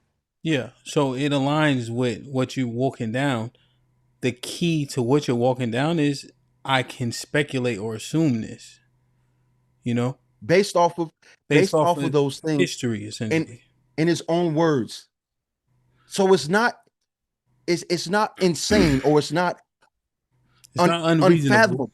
Yeah, exactly. I'm just trying to make sure that the conclusion, based on the evidence, the history, and understanding, and the words from this person's mouth, that there is a target, because that's what it is, a target. And I am not going to be okay with anybody running cover for somebody that is targeting history that has a direct correlation to me, because I care enough to combat that. Does that make sense? Yeah, no, I understand I understand your point. Okay, and that's what's happening. What's happening is not about this a budget here or a budget there. It's a conversation and a direct pointing to the ideology of the current person within this administration in America as a whole. And when you look it up, if you ask the question, are these things being targeted? It is clear. Yes, they are being targeted. Yeah, no, 100%. I'm just listening to the conversation, right? And then I know that there's an immediate retort of, what about the HBCU funding that Obama didn't do. So this shit goes round and round, and people who aren't as enthralled in it, it becomes circular to us. Yeah, that's true. So, you know, because I could just hear it now because I've heard it ping pong so often, you know. But I did see certain things get torn down, you know, and I saw Robert E. Lee statue get torn down. You see, so you can literally ping pong this shit back and forth, you know. So it's just interesting. It's just interesting for sure. Like, share, subscribe, tell a friend, man. Hit that like button right now if you can. That helps the channel the most. I wanted to broach this with you guys, just to make sure that we kind of fit it into the conversation before we hit the main topic. You know what I'm saying? So this shit right here. Let me do this again to recalibrate. I just want to get y'all thoughts. Seeking a place with young free, and I got what it takes to rock the mic right.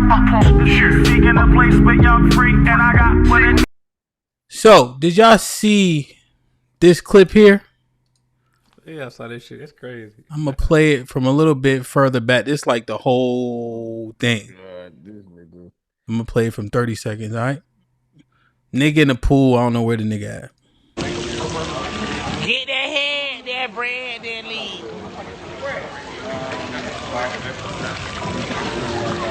Thank y'all. Y'all like my bathing suit? Carisha, don't worry about me. Listen, one thing about it, don't get on my shit starting with me. Bitch, you still wearing color hair. Oh, thank you, sister. My bad, we friends.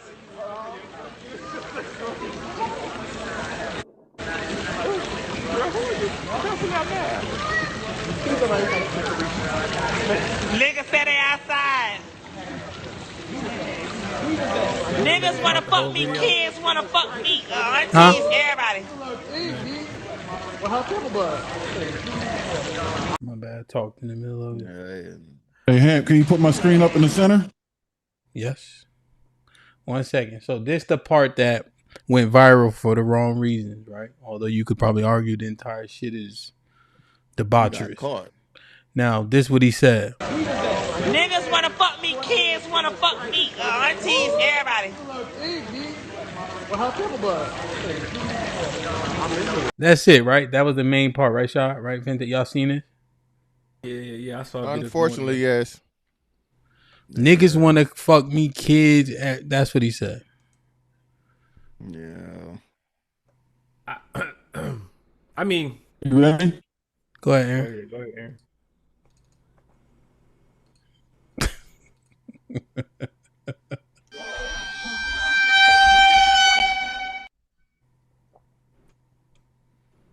Go ahead, Shaw. I didn't see this video originally. I saw there was some woman that was doing some commentary, and I just saw the comments. They was arguing that he didn't say kids, he said kins. So I don't know. It sounds like I heard kids myself. It sounds like I heard kids, and I'm saying obviously if he's saying kids, that's disgusting. Bro should be dealt with immediately. But there was some controversy back and forth about what he actually said. But I'm gonna go for now because what I heard was kids. I'm gonna say he should be out of here. He said kids, bro. Yeah, he should be out of here. About. I don't even know what kids would mean, but there was a whole bunch of people arguing that he didn't say kids, but he looked guilty. Yeah, I immediately he should be immediately out of here, man. That's crazy. He said kins. What the fuck Kins, is that? Yeah, I don't know what kins means. I don't know. I saw a different video that they was talking about it. And they was arguing what he actually said. So it's no justification for it though. Kids, there's no justification for it. The fuck is he talking? You can't. He ain't fucked that up. He said exactly what he said because that motherfucker is so comfortable just saying anything. Yeah. Fucking. Oh, they try to say niggas he's out here. Go ahead, man. Yeah, niggas out here singing along the Quiet on the Creek, man. This was a while back, huh? I think this was like over a year ago or some shit last year. This ain't new. This is old. This ain't no new shit. Like I thought this happened like a while back. My understanding, but either way, yeah, man. You know he's a protected class, bro. It's a protected class. You know, a man with a beard that claims to be, you know, a woman. I was saying this the other day, Hamp. I don't know, another big, I guess like let me put my raccoon mask on, right? Um, I don't know why we make the degenerates famous like this. I just don't know. The little twisted body boy, he's handicapped physically, and he's a brother fucker, right? And he's famous. This individual here is famous. Any baby mama with more than like 4 baby daddies get famous. So I don't know. And again, I know people love talking about, the white folks and the Asian folks. I don't never see them though. I just wonder, why don't I ever see, right? And my algorithm is pretty, my algorithm is pretty robust. I done seen some white folks get engaged in some, crack activities, I guess, So this algorithm thing don't match out for me, But whenever I see somebody fighting on a plane, or I ever see somebody fighting in a Golden Corral, that's another one that's going viral right now, Black family brawling it out in the fucking Golden Corral, and they beating the baby up. Why? Like, why are we doing this to ourselves? Because we recording this and posting it.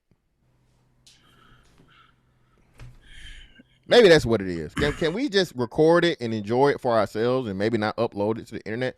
Because it seems to be, I don't know if there's a... The answer is no. No. See, because... Never mind. No, go ahead, bro. Continue. No, we can't record it. Why? It's dumb. All right, you want to know something that's dumb? This bullshit right here. It's dumb that it even exists, right? Why would you record it? Why is it even enjoyable? You know what people should be doing when this happens in front of them, when they see it? They should be throwing the fuck up. They should be jettisoning their lunch and their last 2 meals. There's nothing to record here. Erase this shit. Get rid of it. Burn it. Cut it up. Cut its head off with this motherfucker right here. It's diseased. It's vile. It's disgusting. Heinous. Yeah, that nigga said, I thought the kids was off limits. Ain't that much protection in the world, I thought. Nah, man. That group specifically, bro. Again, hey, that whole ideology, that's a serious conversation everybody's scared to have. That whole lifestyle is based in violating kids. That's a fact historically. Niggas want to talk about history, but they don't want to go back to, the Greeks and what apprenticeship really meant and all this shit, right? Mm-hmm. Damn. Any other thoughts on this? That nigga gay.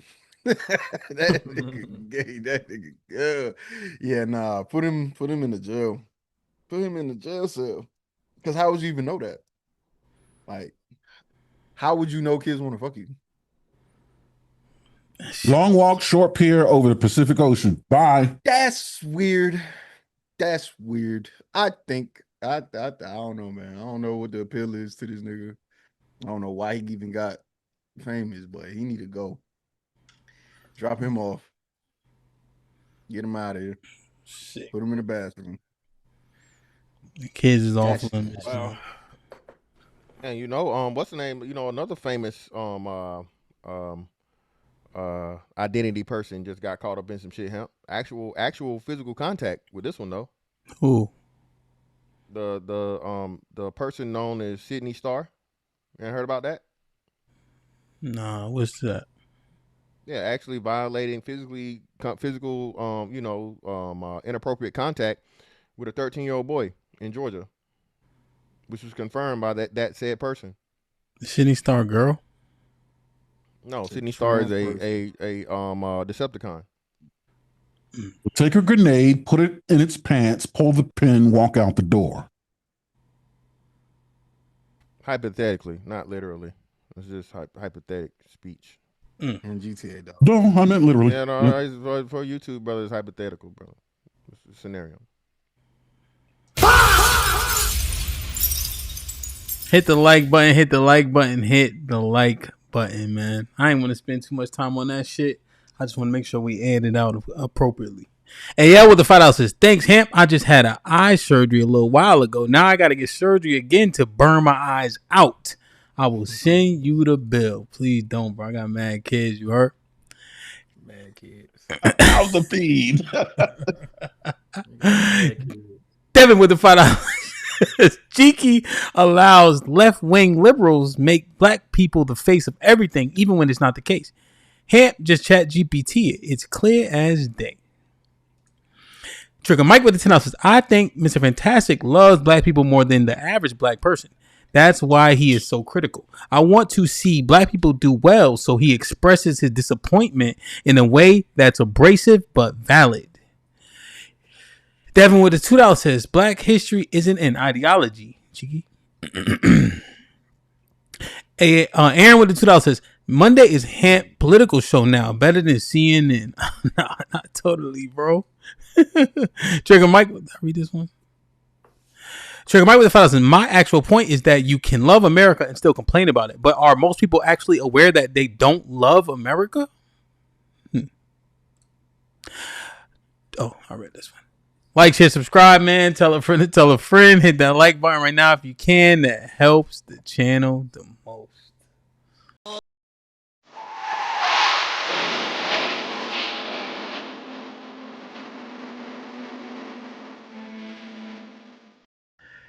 Listen, man. Sha, you was there, right? Yes, sir. We was having this conversation, bro. And Sha said something that resonated so loudly, I had to buy new headphones. So, pandering. How do we define pandering, first and foremost?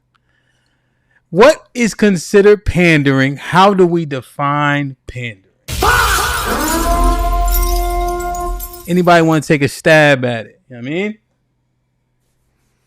Let the king content creator tell us. Miss Fantastic, tell us what pandering is, man. Oh, well, pandering would be capitulating to any group and telling them the things that they want to hear versus, telling them the truth. Going against, clear as day, common sense, facts to support emotions, egos, all those different things. And sometimes there is quite the financial gain from it. So it's a win-win on both sides as to where you have, public acceptance and admiration, along with you're rewarded for telling the people what they want to hear monetarily. Good stuff. I think that is great. That's good stuff, man. It's really amazing. You get like a brother or something for that. That's pretty good. That's pretty good, man. That's great. Pretty good. That is great. Good. Shy, you want to lay this out or you want me to lay it out? You do a better job. I think I go out. You do a better job. This is fantastic. I fill in the gaps. So he says something that I was thinking like, God damn.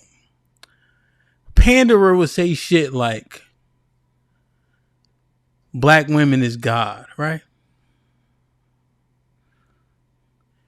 She left because he did something wrong. The problem is the men. Someone hurt her in her past. Also, black women run relationships. Black women control access to sex. Men acquiesce and kowtow to get access to pussy. Ain't that all the same shit? When you tell people your weaknesses, what happens? If you notice, when people are in camp for boxing, they never show sparring footage. Because you never give your opponents the game. So we've been on the internet telling them they in charge. They set the dating market. Whatever they ask for, they can receive. The worst behavior they have, if they the prettier they are, the worst behavior they can have, and will do just about anything for pussy. You done gave them your playbook. You done gave them your game film. You done gave them every single tape that they can possibly study to empower them to act how they want. We tried to tell them, yo, sex is just that. It adds no value. And then in the next breath, will say men cannot control their want and desire for sex. So now they know all of it and they use it to their advantage. Sound like pandering to me, bro. Yeah, it was a very interesting conversation. Shout out to 2K. I don't know if you're around. They were trying to tell me that, I think it was CJ2, shout out to Turner AC, that the average woman got 10 men at her beck and call, ready to serve her whenever she needs them to. One buys food, one pays a bill, one's for vacation, one's for good sex. And my point was, what the fuck are y'all talking about? The average woman is at home trying to figure it out. Her inbox is dry. She might got an ex that's trying to get with her because he can't find nobody new either. It might be a dude trying to smash. And they call me a panderer for saying that that's the reality of the average woman. That was kind of partially how we got here to this point to have this discussion. It doesn't make sense. I've been saying this since I came around. It feels like the upside down often hearing these conversations. In one conversation, I don't want to get into all the crazy logic right quick. We'll stay on the pandering part. What's interesting is this kind of makes I'm a little disappointed in Fantastic not having my back, right? Because he actually agreed with me. My introduction to the space, or what got me the title Simp and Pander, because I came up and said, hey, Miss Fantastic, this in-Hain study that you using to make your point about black women, you're not using the information correctly. You're overstating what the data says. And eventually, once Miss Fantastic understood what I said, he said, all right, Sean, I got you. I agree with you. Now, he didn't say it loud enough for, the people that he pandered to. And I'm going to say it, because by definition, what you said, it's a lot of it going around everywhere, right? But he didn't, do me a solid and come out and say, hey, man, nah, Sean wasn't wrong. I understood what he was saying. He works in public health. He deals with numbers and statistics. He just wanted to make sure when I was delivering the information, I delivered it correctly. He allowed me to get hung in a public square. Pause. I didn't appreciate that, but that's where it started. Yeah, it happened. Because you actually agreed with Miss Fantastic, but you said you whispered it. They didn't hear you when you said it. He was like, "You're right, Sean." They didn't hear it. Yeah, it's hard for me to whisper on this motherfucker, man. I don't know, bro. I know, nigga. Yeah, but nah, man. I corrected my speech. You did. And it was not that 50% of black women have herpes. Of the women that have herpes, black women represent 50% of them. Yeah. Okay, I fixed it. Right. In the study, I put nigga, the proper, say that part. I put the proper context on there by the information that was provided by Brother Shad. Okay. All right. Okay. Back when I was calling him Shad. Okay. Right, you know what I'm saying? Right. Yep. So I'm publicly making a statement that the Brother Shad was correct in having me correct my delivery of the information, because saying that 50% of black women had herpes is inaccurate. It would be of the women, all women of all races that have herpes, 50% of them happen to be black. Wait, nigga, no. The study, Miss Fantastic. Now I can't believe you just did that. The study, yes. The study that you reviewed, bro. The study says 50% of the women with herpes are represented by the black women. So yes, 50% of the black women in the study. Come on, Miss Fantastic. No way. Come on, man. This is why, bro. This shit total representation. I thought because I did. No. Well, it's not just that study. So the study you may be talking about, Shad, is correct. I'm not going to refute that. But what I'm saying is, of the women, and when they do all of the broad numbers of women that have herpes, of the women that have herpes, black women represent 50% of those women. Or actually, I'm sorry, 49%, not 50. I don't want to make the whole show. I don't want to make the whole show about. Yeah, but let me just say this, right? So to my pandering point or whatever, my alleged pandering. No, and I disagree with Brother Hamp. No, those things are just something this is not something that black men made up or black men start saying, and this isn't something that's exclusive to black people. Women control sex. Women have always controlled sex. Women have always controlled sex. Women choose who gets to procreate. Women choose the men whose bloodline and lineage gets to continue, right? So that's not my opinion. That's not pandering. That's just laying out a sociologically accepted fact and a biologically accepted fact. And again, it follows over into the animal kingdom. I think people keep forgetting that humans are animals. Now, I'm not saying that we're the same as a fucking, as a fucking squirrel or a hamster or a fucking bird. No, but we are animals. And in the animal kingdom, a lot of traits, cross over, right, or carry over.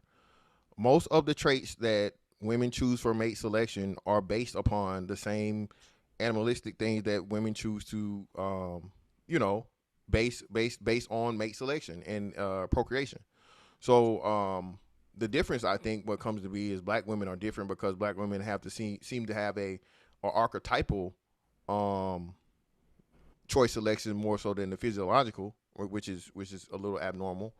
But outside of that, no, the pandering thing is telling black, not being able to be truthful to black women and tell them what they're choosing to do, or saying that it's the men's fault because the men have a biological imperative, which again is supported by science, and again is meant to be a failsafe for the human race to continue.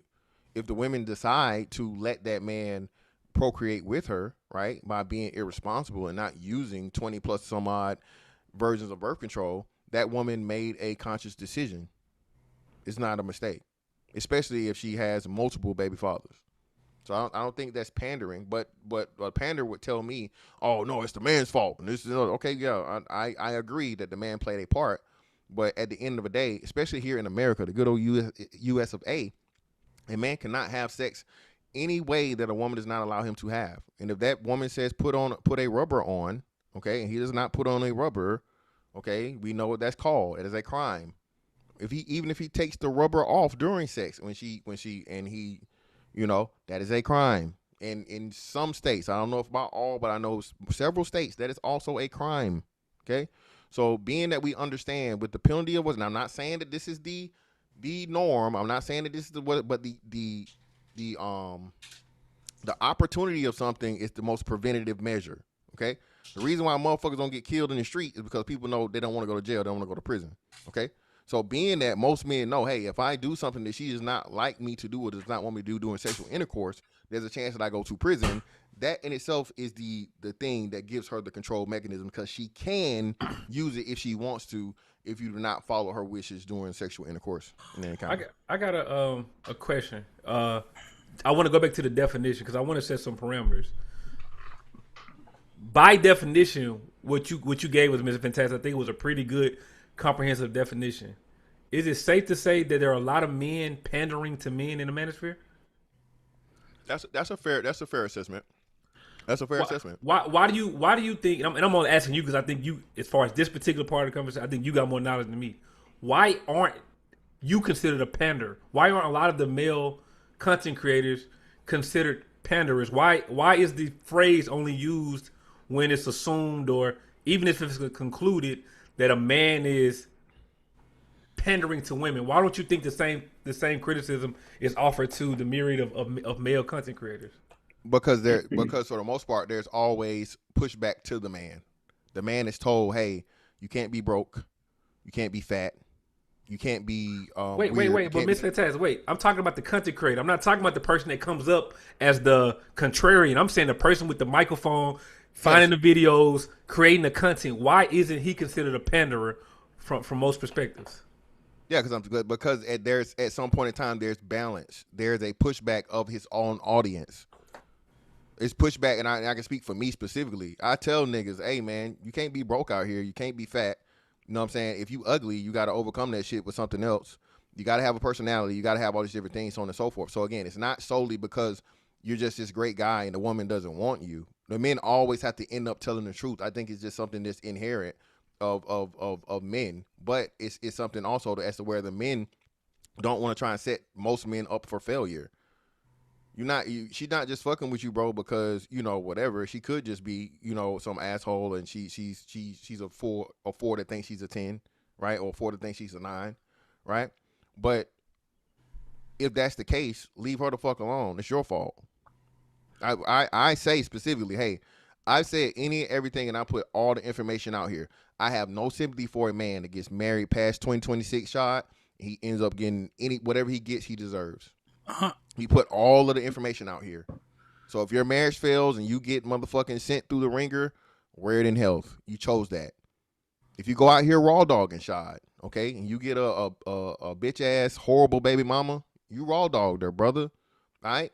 That's your fault, brother. You made that conscious choice. Okay? That's the problem. You have to have balance over here, and the men have to tell the men the truth. The women never do that. And I don't say never, very, very few and far in between the women that do that. And now women are actually starting to agree with the men and sound like the men because it's profitable. No, I was saying that maybe this is not really for Mr. Fantastic specifically, but I'm saying that the talking points pander to women. They give them the game tape on men. Men castrating themselves in real time.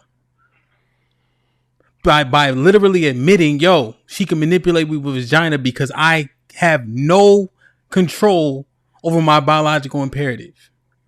Do you understand what that does to the opposition? Son, I only got 2 bullets. Then they bang 3 niggas. And this shit like like that's a good analogy, nigga. I like that one. Yeah, yo, it's like, are y'all hearing this shit? They saying, yo, women are inherently evil, right? They don't love. They don't do all this negative shit. And then you tell them, hey now, but I can't control my dick. Hey now, you control access to everything. You control the dating market. You might as well say the black woman is God at the end of the sentence. Right. Right. Because people will use that information to their advantage. Yo, and that's the thing, right? You're talking about modern times, right? Ms. Fantac, let me ask you a question. Were women more over the course of time in, their existence, the spoils of war more than they had the freedom to choose? Yeah, clearly. Yes. They went from the spoils of war to being a fucking kingpin. Yeah. Because we talking about sex. Were daughters married off by their husbands? I mean by their fathers? Fathers, yeah. Men control this. Men control. I'm saying though, but when you were saying throughout time, men controlled this thing. Yes. No, but you were saying that just like the access to say you're talking about throughout time, right? Or maybe I heard. Oh no, throughout time, yes. If you're talking about, but we're talking currently, so I want to make sure I'm following. No, I'm saying because you said throughout time. I understand. I'm just cataloging because we talking about. So no, I stand corrected. You're correct. So we're talking about through the annals of time. Well, this is what I'm saying. So you have quote unquote alleged pre-civilization, right? And then you have civilization. So pre-civilization, women controlled it because the women said, hey, this is who we're going to go with and this is who we're going to deal with and so on and so forth, right? Then once you come into that, and even still with that, Hamp, I'll have to think, right? But I guess most civilizations definitely had a patriarchal situation as to where the father chose, right? Who the daughter. And people would come together when it made sense, right? You see the higher ups and such. And then so you would be correct about historical context. Men had more control than the women, way longer than the women have had it. Yeah, and that's all I'm saying. Like even when we use the animals, although I do hate it, because they wait for heat and things like that. But the lions don't work like that, right? When we use the lions, there's 2 lions. Whoever get his ass whooped is no longer fucking the hoes. And if the women, he just don't get to fuck them hoes. You gotta go find some more hoes to fuck. And he gotta fight somebody else. But the hoes don't be like, oh no, I don't like your main. Nah, if he win that fight, guess who fucking? So even though the lions don't even work like that, now we fast forward. It's fantastic. Do you give somebody your game tape that is full of you doing bad? Do you give somebody your weaknesses unless you want to empower them? See, because people can frame parenting how they want, but I'm simply saying points that put a battery in women's back include women run relationships. And my rebuttal for that, Hamp, would be the women know regardless because of their own game tape, their own real life experience. You said it, Hamp. You had women. Remember the country black looking girl that got up and said, "I got pussy."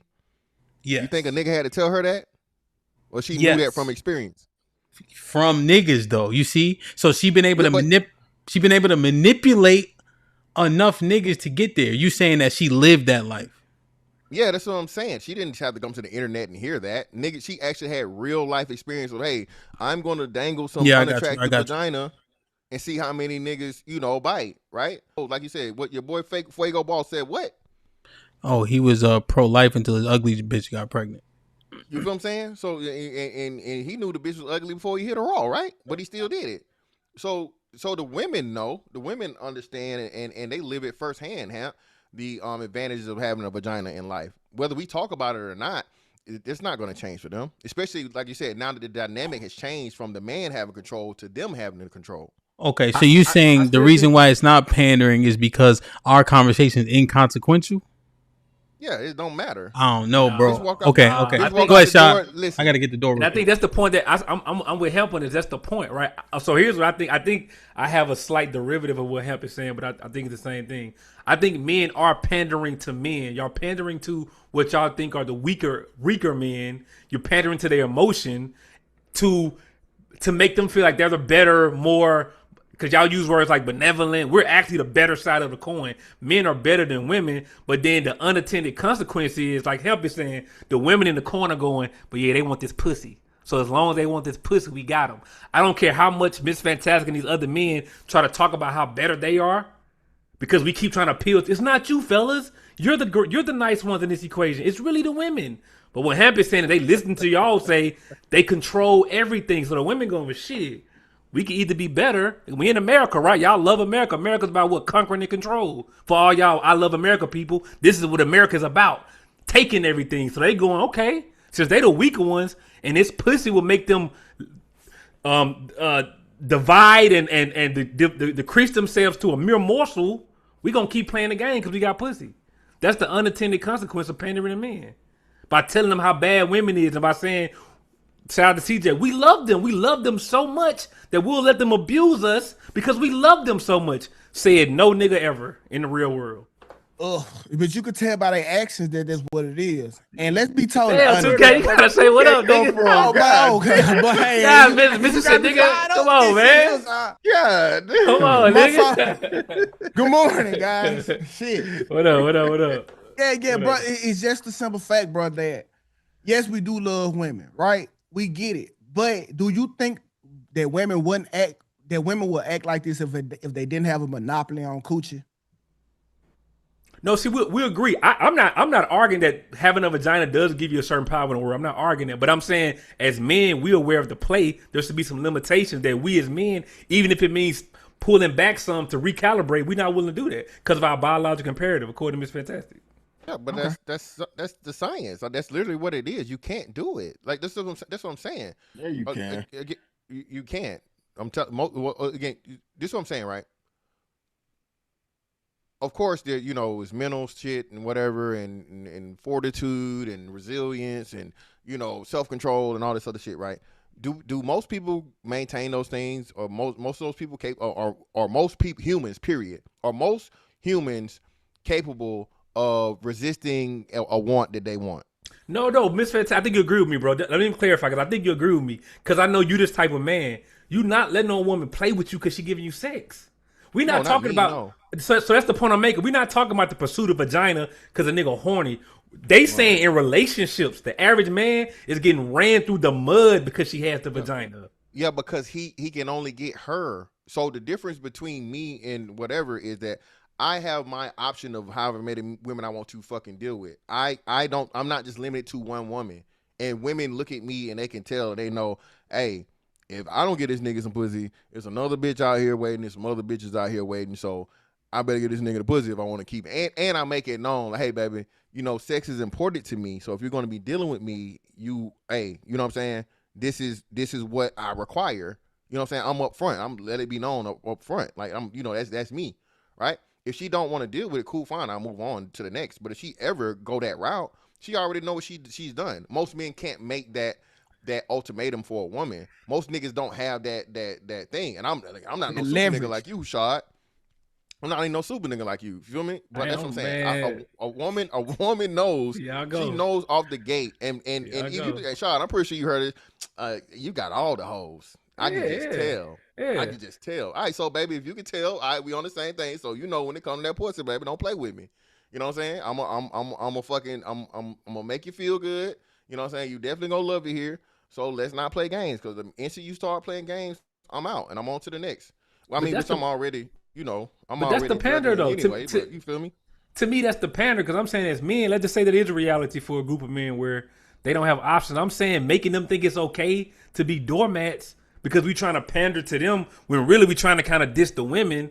I'm saying that's the pander that I think is men in trouble. Even the least of us should still have some fucking balls to be like, nah, I ain't going. If I got to sit out the game for a minute to figure it out, but I'm not going to be in my house being miserable just because she got vagina. And I'm saying we try to move around that. That's us pandering to the men, bro. No, that's your height talking, right? You see, y'all niggas y'all can pop that shit because y'all over 6 feet, right? Y'all are a commodity. But the average nigga that's 5'7" can't pop it like that. It's gonna be a while before he find another chick that'll accept him for being 5'7". That's what Mr. Fantastic said. Like, they can't pop it like that, Sean. You can't. I can't put my feet down on every last thing I like because I'm 5'7". But they can though. They can't, because there's a dude that would accept a woman at every token of her life. And that's why we don't got to raise daughters no more. They gonna accept it with bad behavior, good behavior, smart, dumb, fat, ugly, black, green, don't matter. So who's accepting them if they're being accepted? Us. Who's us? The 6 foot niggas? No, not the 6 foot niggas, the 5'7" niggas. Yeah. So go ahead, Cheeky, my bad. You ain't saying that. Go ahead. Yeah, because I'm trying to y'all are saying, because I think I'm following Rashad to a degree. Like, I agree, no man should ever accept no shit because of vagina. That's nuts. I can't even fathom that. How tall are you, Cheeky? 5'8". Cheeky's also a virgin though, so Cheeky don't, he's one of the strongest niggas alive. Oh man, Cheeky a virgin. Get him off the powder house. Cheeky's immune. So wait a minute, no, that's the way. Hold on, no, wait. If anybody should be on the panel, it's me, nigga.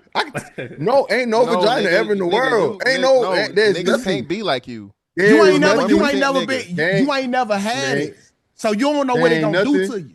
That's like you being the only soul. 1%. A person that's never smoked crack can't tell a person to smoke how to say no crack. You can't be at the AA meeting if you ain't never been high. Wait, what do you say? I missed Aaron's spot. About a crack analogy. You can't be. A person that's never smoked crack can't tell a person how easy it is.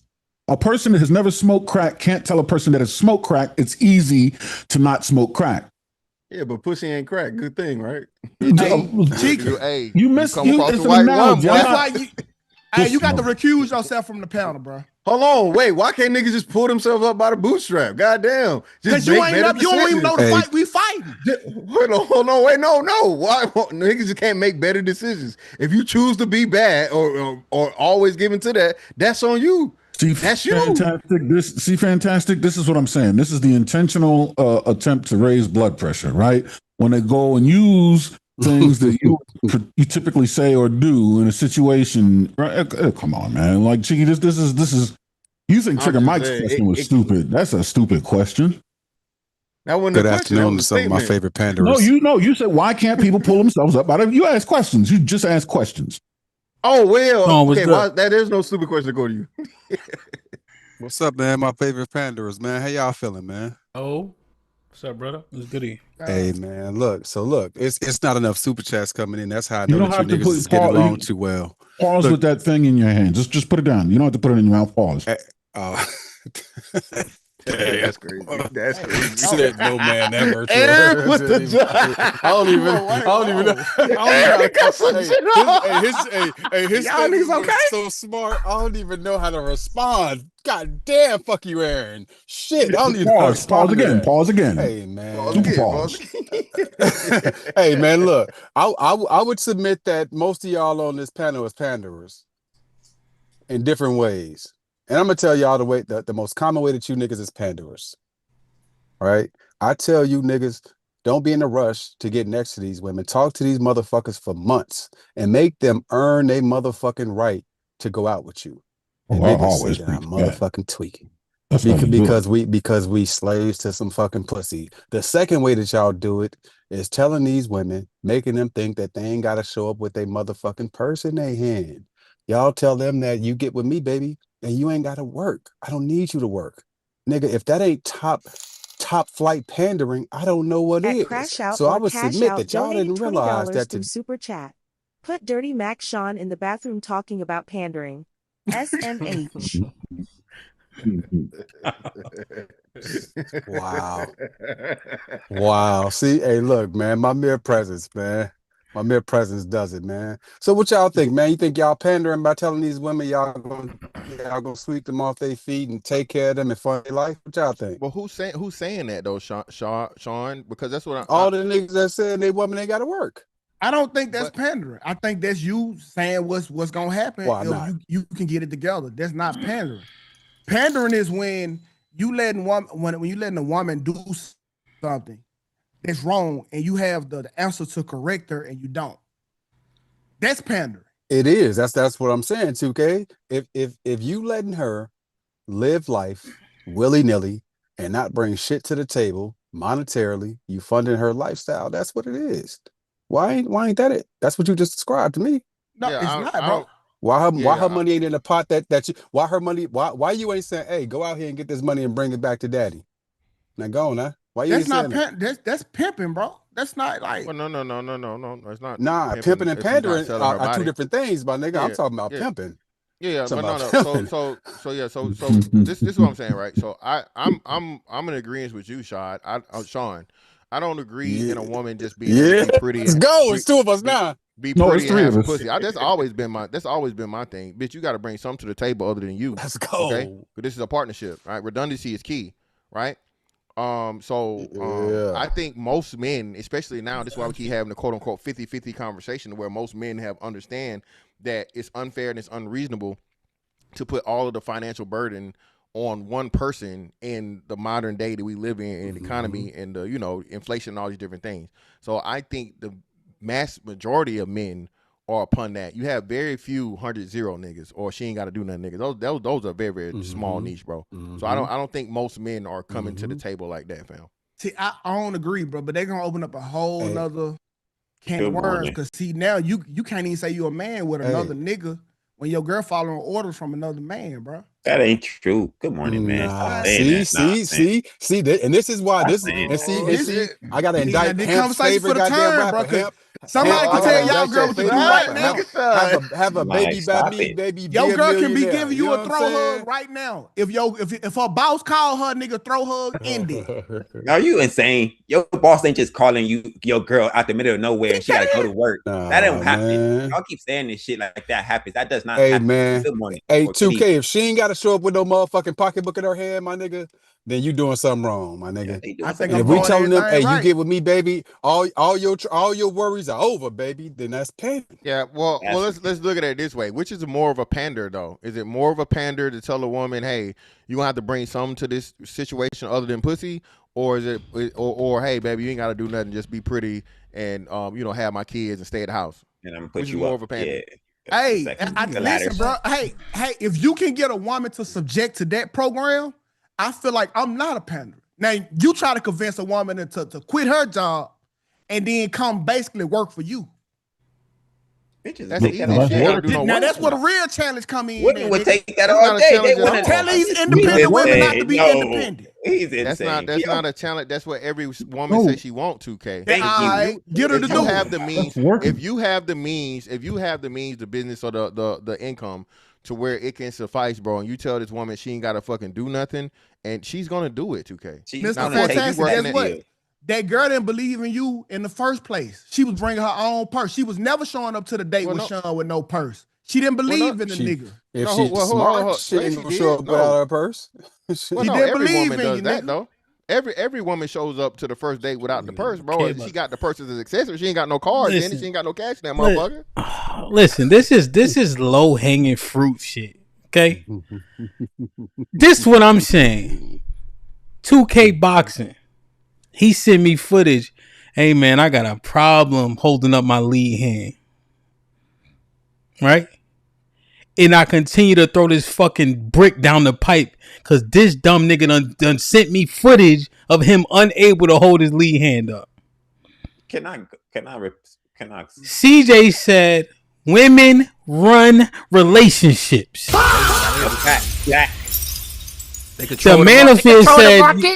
manosphere said, "Yo, women control access to sex."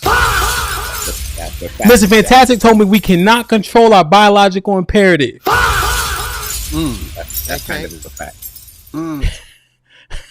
Women use sex to manipulate men. That's a fact, Jack.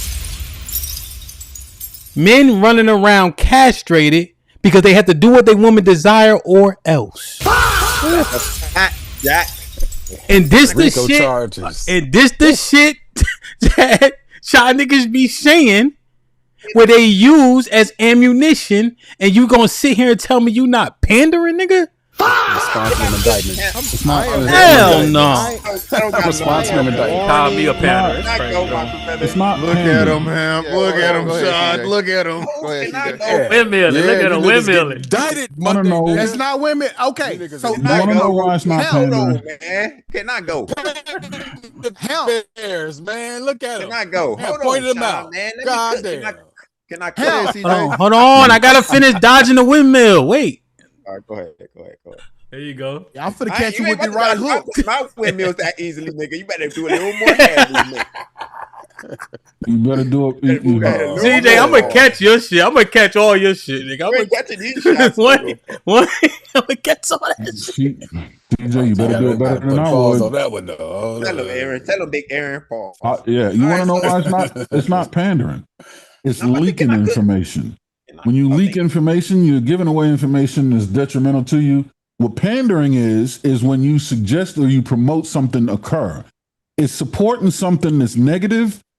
You're supporting it, right? But just stating a fact is leaking information.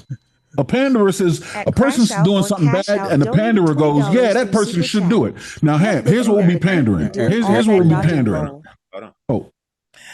Devin with the 20 ball says, "Hamp looking like Queen Bee doing all that dodging." Yeah. Here's what pandering would be. Women run relationships. That's why the black community is successful. That's a fact. No. That's pandering. That's a pander. You're supporting it. You're saying it should be the case. Yeah. No. Now, if you turn around and say women are running relationships, that's why the black community's failing. No. That's the truth. It's not pandering. That's different. You're indicting at that point. Nah. That's a fact. Nah, that's not that. No, it's an indictment. You're saying the outcome is negative. You're stating a fact and saying that shouldn't be the case. That's an indictment. You're highlighting their failure. They've taken the ball and they dropped it. That's not pandering. Yeah, you're saying a person saying women run relationships, so X is happening. Yeah, you need to include the outcome if you're going to determine pandering, because pandering is a position of support. So you need to know the outcome. You need to know what it is that you're supporting. So this is right here.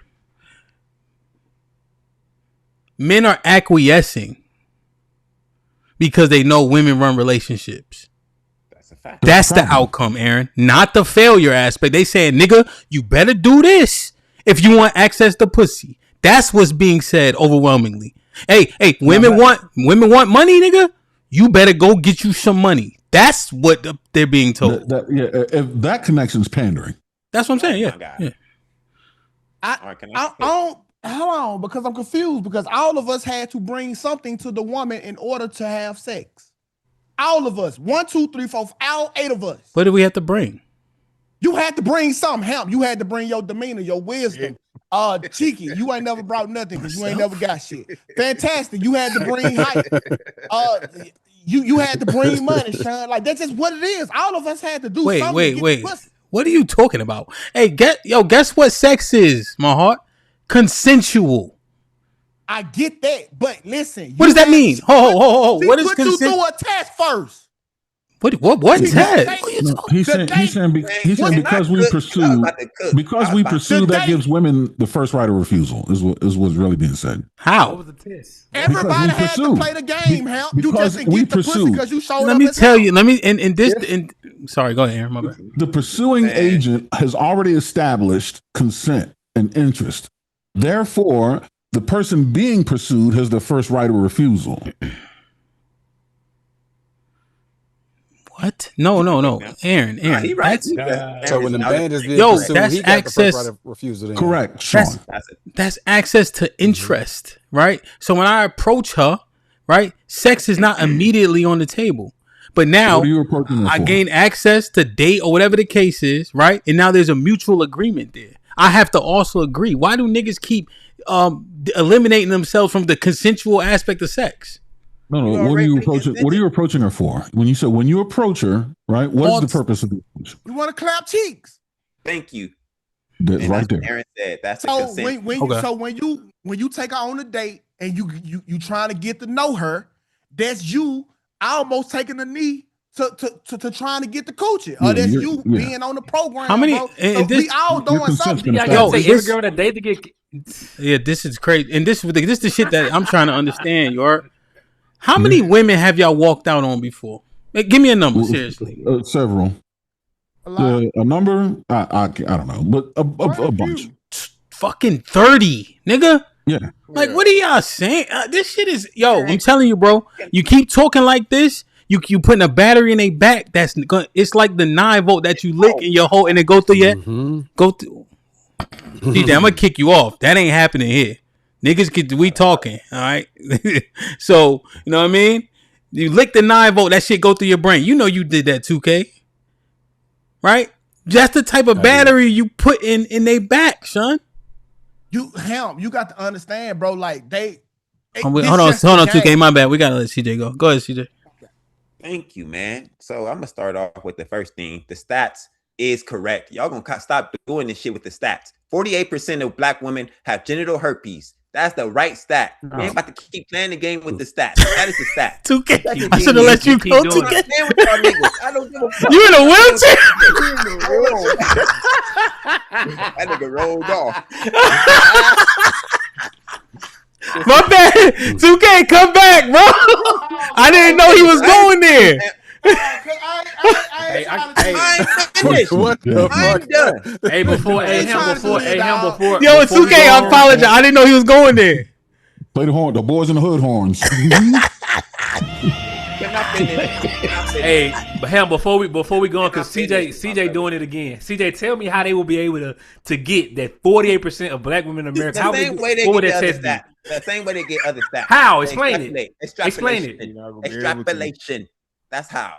Now let me get to my other point. You're not the. See you why I don't like gotta be a numbers scientist. now, You don't gotta be a scientist to read stats. That's one. Idiots, bro. Like idiots in the daytime. Stupid. In the day. Go ahead, CJ. Let him finish. Thank you. Now to your pandering point, Fantastic already said it. Women fucking know what's going on. Excuse my language. Women know what's going on.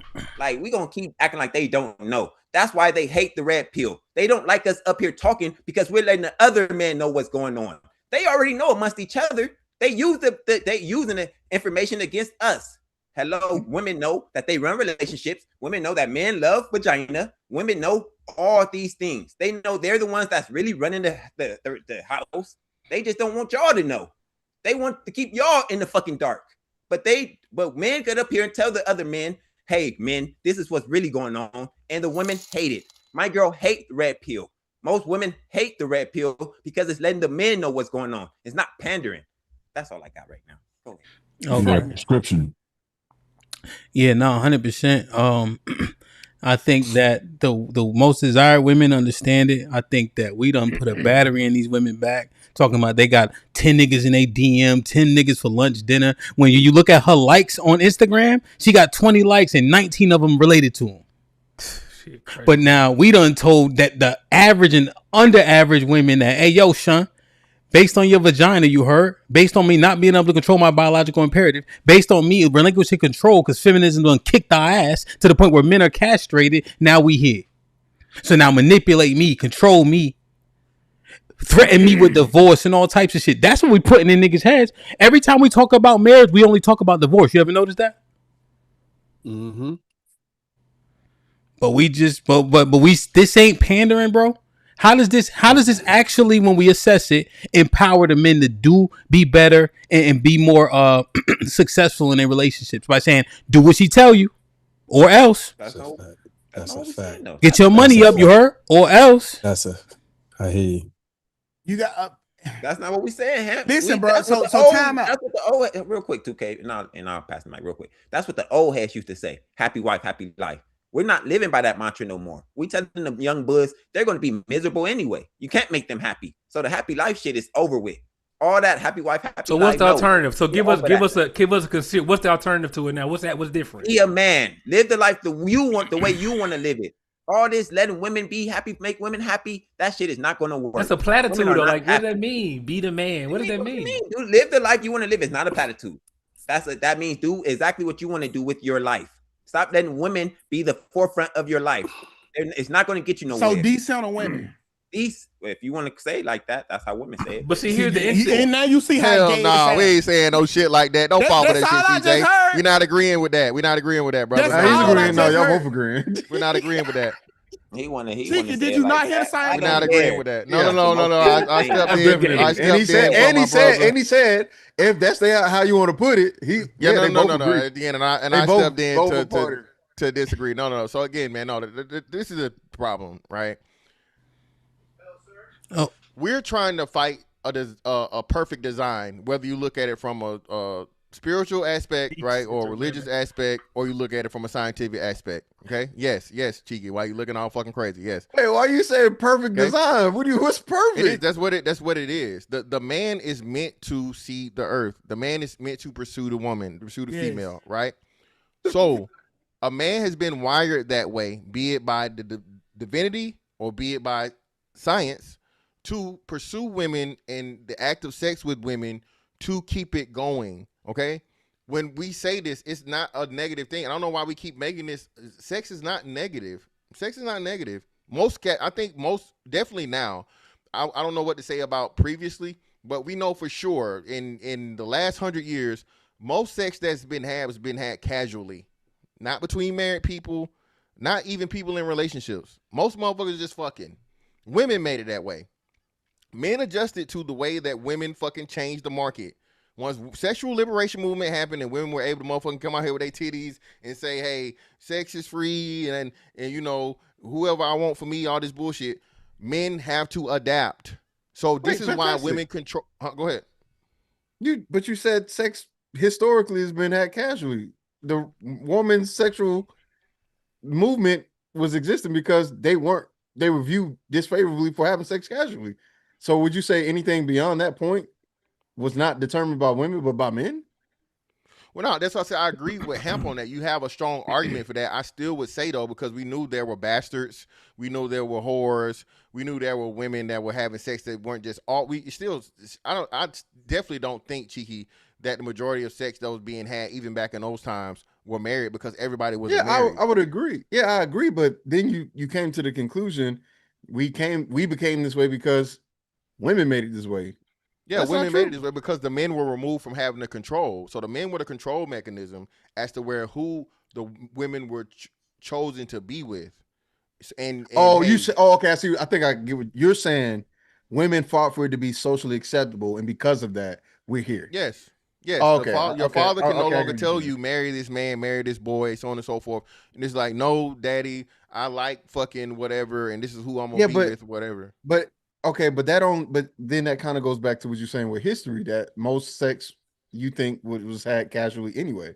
So I still think it was casual, but I think the men still have more control. So the kids that come out of it and the known sex, quote unquote, would have been mostly determined by the fathers and who they chose for their daughters. But fantastic. This is the textbook. This is the textbook pandering part that you're doing that maybe you do. And I don't think you're doing it intentionally by saying what you're saying makes sense, right?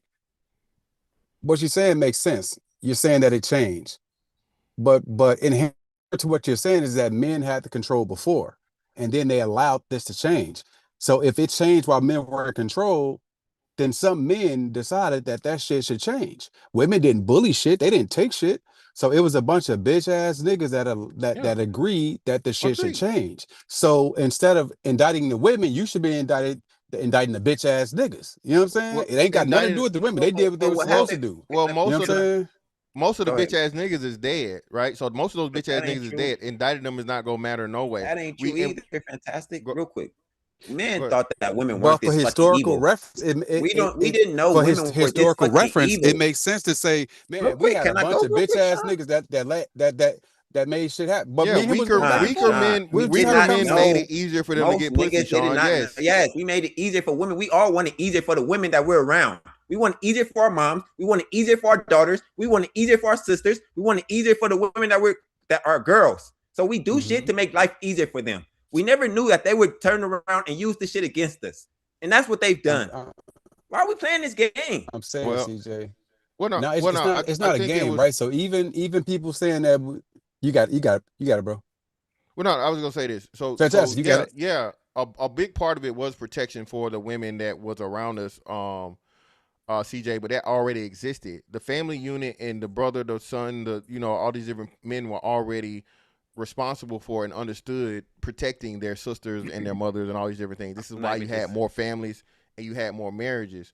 What happened, CJ, is what Sean is correct here, to where the men that couldn't get sex due to lack of, physiological fucking advantages, not being tall enough, strong enough, attractive enough, and so on and so forth, right?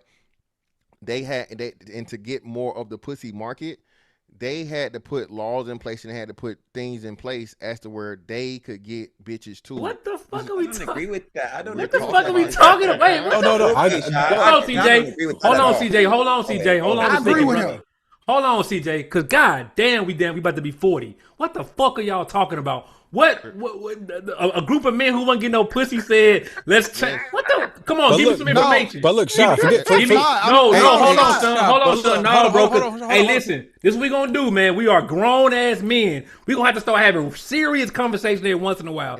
Hey, substantiate. No, I got you. No, I want Miss Fantastic to substantiate the weak ass man. Give me give me some real information. I swear, I've been saying this the whole time. Sean, this what was going on. The dudes that were making the rules back then, the politicians, the book geeks, them niggas want the ones getting pussy. Yeah, so now if you can get a female to infiltrate them, then they the one writing the law at this point. You motherfuckers. That's like cheating. Wait. So y'all are saying that's like cheating. The reason a politician and he get his first shot of pussy. Guess what? Whoever cheeky fucking the politician don't walk through cheeky. Oh my god! The reason that people like women specifically have rights is because the niggas who agree with them, they didn't think it was moral. They didn't think it was ethical. They didn't have any conviction. Women didn't make any arguments. They weren't debates, pussy. But they did it because they was trying to crack. Thank you. Cheeky This sounds dumb as fuck, bro. This sounds dumb right at all. What are y'all talking about, man? Y'all not right. Hey, Hamp, see what I'm saying? Nigga, this is where we at, bro. This is where we at. Hold on. That's not right. That's not what I'm saying. Hold on, bro. Hold on, I had a homeboy. Okay. I had a homeboy. This nigga was not getting coochie, bro. So we never had an argument. The whole 2-3 years we knew each other. That nigga got a girlfriend and started getting coochie. We started falling out every fucking day. It was only because the chick that he was getting coochie from influenced his entire life in the way he thought. If Chicky was a politician and he got his first shot of pussy, everything that she thought, Chicky would put it in fucking legislation. That is not true. Wait. The pandering happened again, Hamp. We pandering again. That's not pandering. No, hold on, wait. I'm listening to y'all, and if y'all think that the decisions that were made in the annals of history was simply because of vagina, what are we really saying right now? Hold on, man. It's historical context. Hold on, man. What history have you provided? But Cheeky, hold on. Y'all went past the main part. But y'all went past the main part. My main point, I was just making a point, CJ. My whole point is that niggas did this. Pointing our ire at women. we can argue about this nigga part. This is the important part we can argue about. But what we know for sure is no women came through and bully shit. Some niggas decided, hey, bro, we finna do this. For whatever reason Fantastic said, or whatever reason Cheeky and Shad are saying, some niggas did it. So making niggas think that niggas ain't the cause of shit being however y'all say shit is wrong. That would be pandering. Blaming it on feminism or women ain't got shit because they ain't bully. Feminism and women didn't bully shit. Some men decided that some shit should shake for whatever reason. This is not what happened. Men gave women rights because we thought it was the right thing to do. No, the fuck we don't. China. What the fuck are y'all talking about, You man? think a woman? You think a man gonna give women rights because it's the right thing to do? Yeah, no. Yes, TJ. just like they freaked out. What the fuck, man? Are y'all niggas? Wow. Crazy. I love it, Tiki. I love it. PJ, Clip this. no, bro. Let me give y'all something to talk about. What they did create. Yo, look, Because like 2K. That goes back to your definition, how Sean framed it. Somebody lying. So if TJ is right and say, yo, men did this, men created this, men put this into fruition, why are they blaming the women? If you blaming the women and men did everything, and you blaming the women, the truth is you should blame the men. And if you're not, based on 2K definition, that's pandering. We got the primers full circle. Okay, go ahead. I might have missed something. I walked off because I'm going up with Sean said with 2K offer and then with CJ saying. We got the primers full circle. But because men are they ask the freedom to do what the fuck they doing. To be whole. Because men are benevolent, right? That's what I said. Because men are benevolent. What men are benevolent? Men are benevolent, bro. All men are benevolent. The white man been in control. What are we talking about? He ain't never been benevolent. What men are benevolent. Like you said, the laws and shit we create. We create these laws to protect. To protect women, bro. Who's been making the laws? Who's been making the laws in America? Sean, just think about it. So, Sean, we can walk it down. Sean, walk it down. Look, listen. Marriage laws are created by men. All the laws were created by male legislators, Shiki, because women couldn't even have the right to serve in law until recent. So you got to think about it. So men literally created all of these protections for the women. Your child support laws created by men. Yes, fucking you're right. Divorce laws created by men. You're right. Yeah. All of this is benevolent, bro. But make sure that the fantastic. woman is taken care of. My bad. But to your point, right? So think about it. The fact that the child support laws and shit were created by men, we blame women all the time for exploiting that system. I got but you. So we should be talking about the niggas who have the power to change it and don't change it. But bro, no. So Sean, hold on, Sean. But just real quick, so Sean, now you can't change it because the women are involved. Thank you. So now the women, women have a play. Yes, they do. The women play a part in it too, when the women vote for the people that are going to be in there. So if you try to take away the shit from the women aren't going to vote you in, and women vote the most. So when you put women, and this is what CJ was saying earlier, and I don't know why he ran away from that point. Once you put women into the thing, you give the women power, and you think the women are going to be like the men and be logical and reasonable and be fair. That's where you fuck up. That's where you fucked up. Because they're not. They're fantastic. I didn't run away from that point. Fantastic. Y'all wouldn't let me. Y'all would not let me. I understand what you're saying, but I disagree, right?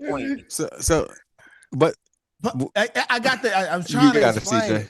But y'all got it though, bitch. I was just trying to let you know, understand it, and what y'all need to know is, bro, I guarantee you the inch versus the mile shit with the woman came from the first nigga who was, because women are, I think, the first lobbyists, right?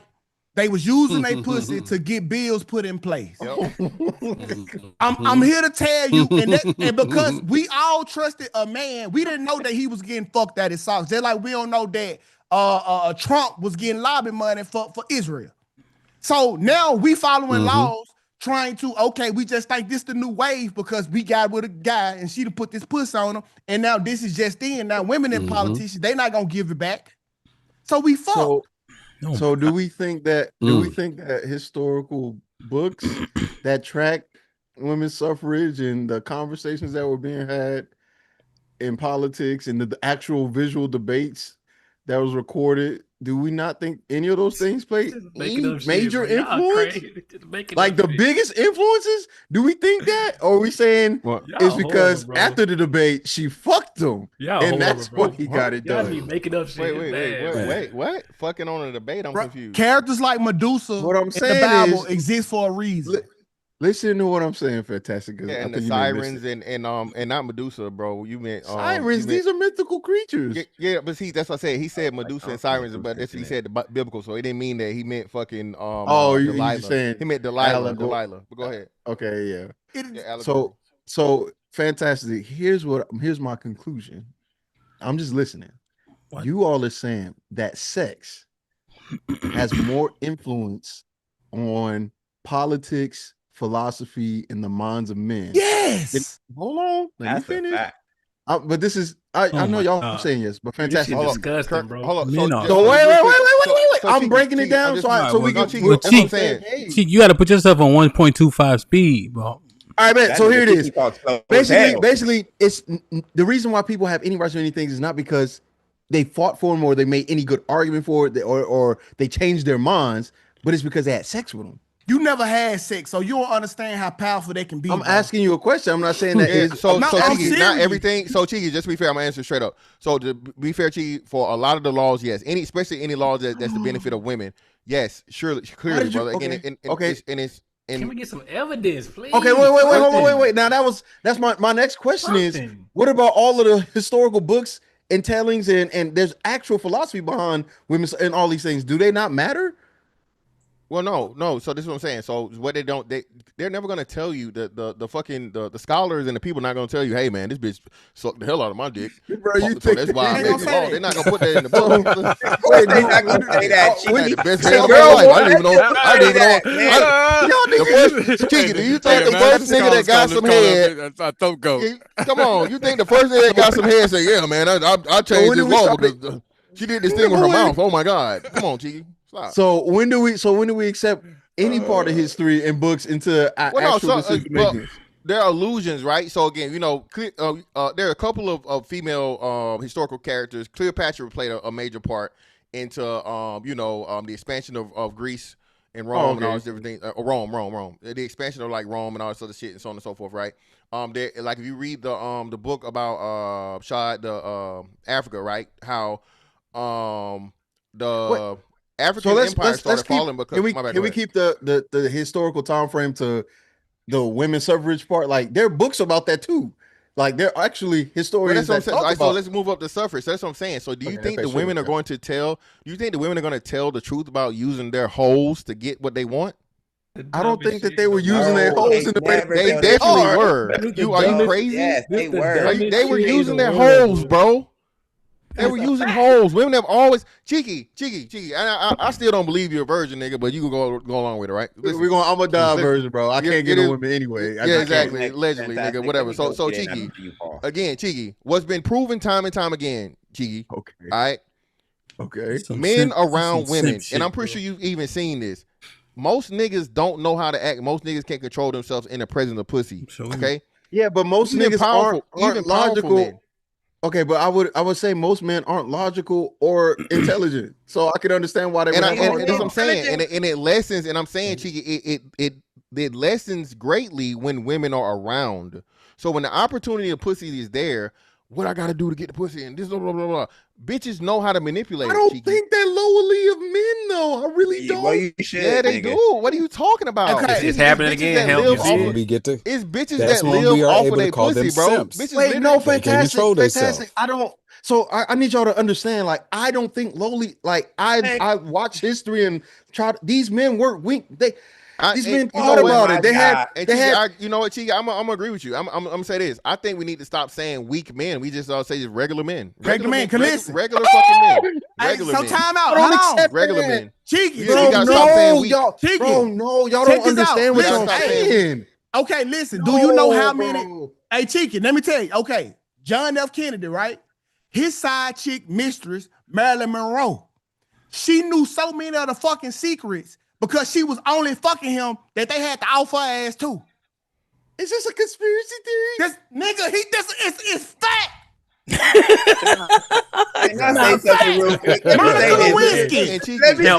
Out of love for your platform, Hamp. We got I'm gonna let it go a little bit longer. Right? Oh wait, CJ, you got it. CJ, we had the 3 hour mark, man. This shit nuts, nigga. Go ahead. So CJ, and I say this all the time. And Hamp hate it when I say this. Hamp hates when I say this. Don't bring up Solomon. You know I am finna bring up Solomon, nigga. Oh, the smartest according to the Most High himself. The Most High said, hey, you the smartest nigga that ever exist, okay? But I'm telling you, leave that pussy alone. That pussy gonna fuck you up. Oh, God, I'm smart, like you said. I'm smart, God. I got it. I can figure it out. I can handle it. Nope, fucked up. David, a man of God's own heart. So, Cheeky, it's not just the weak men. That's what we try. It's all men. And the strongest man, Cheeky, okay? With the right bitch at the right moment, it's quote unquote weak. Let me go next. Yeah, but You y'all put are a bad enough missing bitch. You put a bad Cheeky. You put a bad enough bitch in front of. Go ahead. So here's the part. You're missing a part. We're not. I'm not dismissing that women can personally influence somebody into bad decisions, but King David was known to be a good king. The overall guidance Up until. Not up until even those were individual failures on his part, but generally speaking, him maintaining the kingdom and Solomon as well, because the expansion of that empire, especially in Judah, was known across the globe. It was his own moral failure that was talked about, especially in Ecclesiastes, where he says, "I've learned at the end of the day, none of this shit means anything." My point is this. That man, whatever decision he made when it came to the people of Israel or any king or whatever, it wasn't because some woman told him to do it. It's because he thought about it. You don't know that. You do not know that. You don't know that. You don't know that. It's literally recorded in history. I agree with you. I'm not arguing with you. Cheeky, I agree with you. But go ahead. CJ, go ahead. Cheeky, I agree with you. I agree with you. That's not the argument I'm making. Cheeky, I agree with you wholeheartedly. But go ahead, CJ. Okay. Women did not just become liars. They've been fucking liars. From the moment they just didn't happen today. And women lie all the fucking time. You see it every day. Women lie after lie after lie. And it didn't just start today. It didn't just start 2020 since the pandemic. They've been liars since the beginning of history. They are liars. That's all they do. And I forgot my other point. So y'all made me wait so long to talk, man. Go ahead. I forgot my point. So here's the thing. Hold on. Go ahead. Maybe you can clear it up. It was just niggas. Listen, man. So most of us are simps. So we agree on that? Yes. For the right woman, yes. Absolutely. So most of us are simps. For the wrong woman. Most men gave women all these opportunity, knowing they were liars, reading the Bible, etc. Men, well, that's the thing. This is the interesting part. You see, there's so much stuff being said, right? So now it's like, hey, Marilyn Monroe did this, and Cleopatra did that, and Helena Troy did this. So now are men obtuse to women's nature? Hamp, they such good manipulators. They're such good manipulators. Let me tell you something. You know who gonna get manipulated? The nigga who believes that the most. See, and that's the point I'm making. You saying women are great liars, great manipulators. We can't fight our lower loins, right? She gonna take that, hear that, and use it against you. No, she already knows that. No, she already know that shit. Here's the thing, right? You saying that they already know. Allegedly, right? That's speculative, right? Let me ask you a question. If we keep saying it, they definitely know it now. Is that confirmed? When they hear you say it. That's agreed. They already knew. Agreed. Okay. Hold on. That's speculation. So Hamp, keep going. Let me cut Fantastic. Hold on real quick. Well, no, it's just linear logic, right? So the speculative that they know, once you say it, they definitely know. It's confirmed. It confirms their theory. It confirms their hypothesis. Or their that's all I'm saying. Eve got Adam to fold before he even got the pussy. Nigga, they already knew it. What you mean? Eve got Adam to fold before he even got the pussy. See, but I don't want to go too far into the story. But how you think what made you think? You know why she bit that apple, right? Because the devil told her to. No. Serpent. No. A man told her to. And the apple is more like allegorical. She was manipulated by a man to fall. So, but that's a whole nother, then I got to break it down. You know what I mean? Yeah. So Hamp, let me say this, right? Hamp, this is what I'm saying. And I think we all around the same age or whatever, right? You know, some younger or whatever for the most part, 30 plus, right? Yeah. Hamp, I remember seeing the little cute bitch in third grade rack up ice creams in the third grade, Hamp. Okay, she innocent, no sex is even involved. Third grade bitch is crazy. In the third grade, Talking about fucking third grade, bro. What, bro? It go back to before then. That's what I'm trying to. And then hold on, and then follow me, Shaw. I don't know why Shaw mad because I know he's seen it too, right? They got some fat asses out there in Mississippi, right? Y'all go from civilization to fucking third grade. It started before then. I'm giving a relative point that we all. Let me speed it up. Mr. Fantastic, yes, Evie, whatever you just called her name, right? Evie, is the most beautiful one that we also told you could talk shit to me, you could disrespect me because you pretty enough. Niggas said that shit out loud too. That's some sick shit from niggas. That if that ain't pandering, I don't know what is. Now let's just speed it up.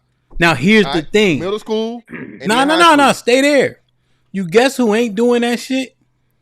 Jonisha ugly ass. But now that men done told him, listen, pussy is pussy. I'm doing all this shit for X, Y, and Z. They all gonna take advantage of it. I think at exponentially increased levels. All right, so hold on. So let's go. Hold on. No, I started speaking. I didn't. I cut him off. No. So Hamp, you're right. So the cute girl, right, get all the attention with just the ice cream. She being pretty.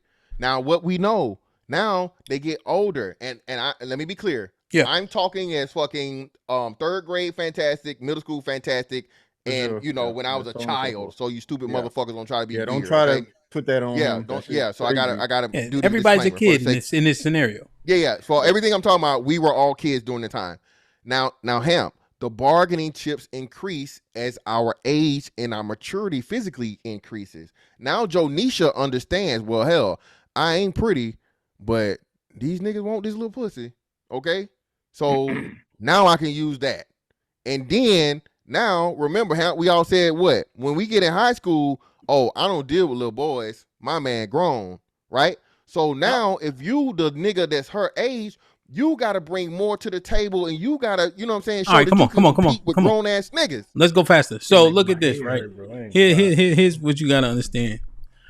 Let me ask you a question, Ms. Van. You know. Has whoredom increased or decreased in the last 10 years? Increased by far. Exponentially?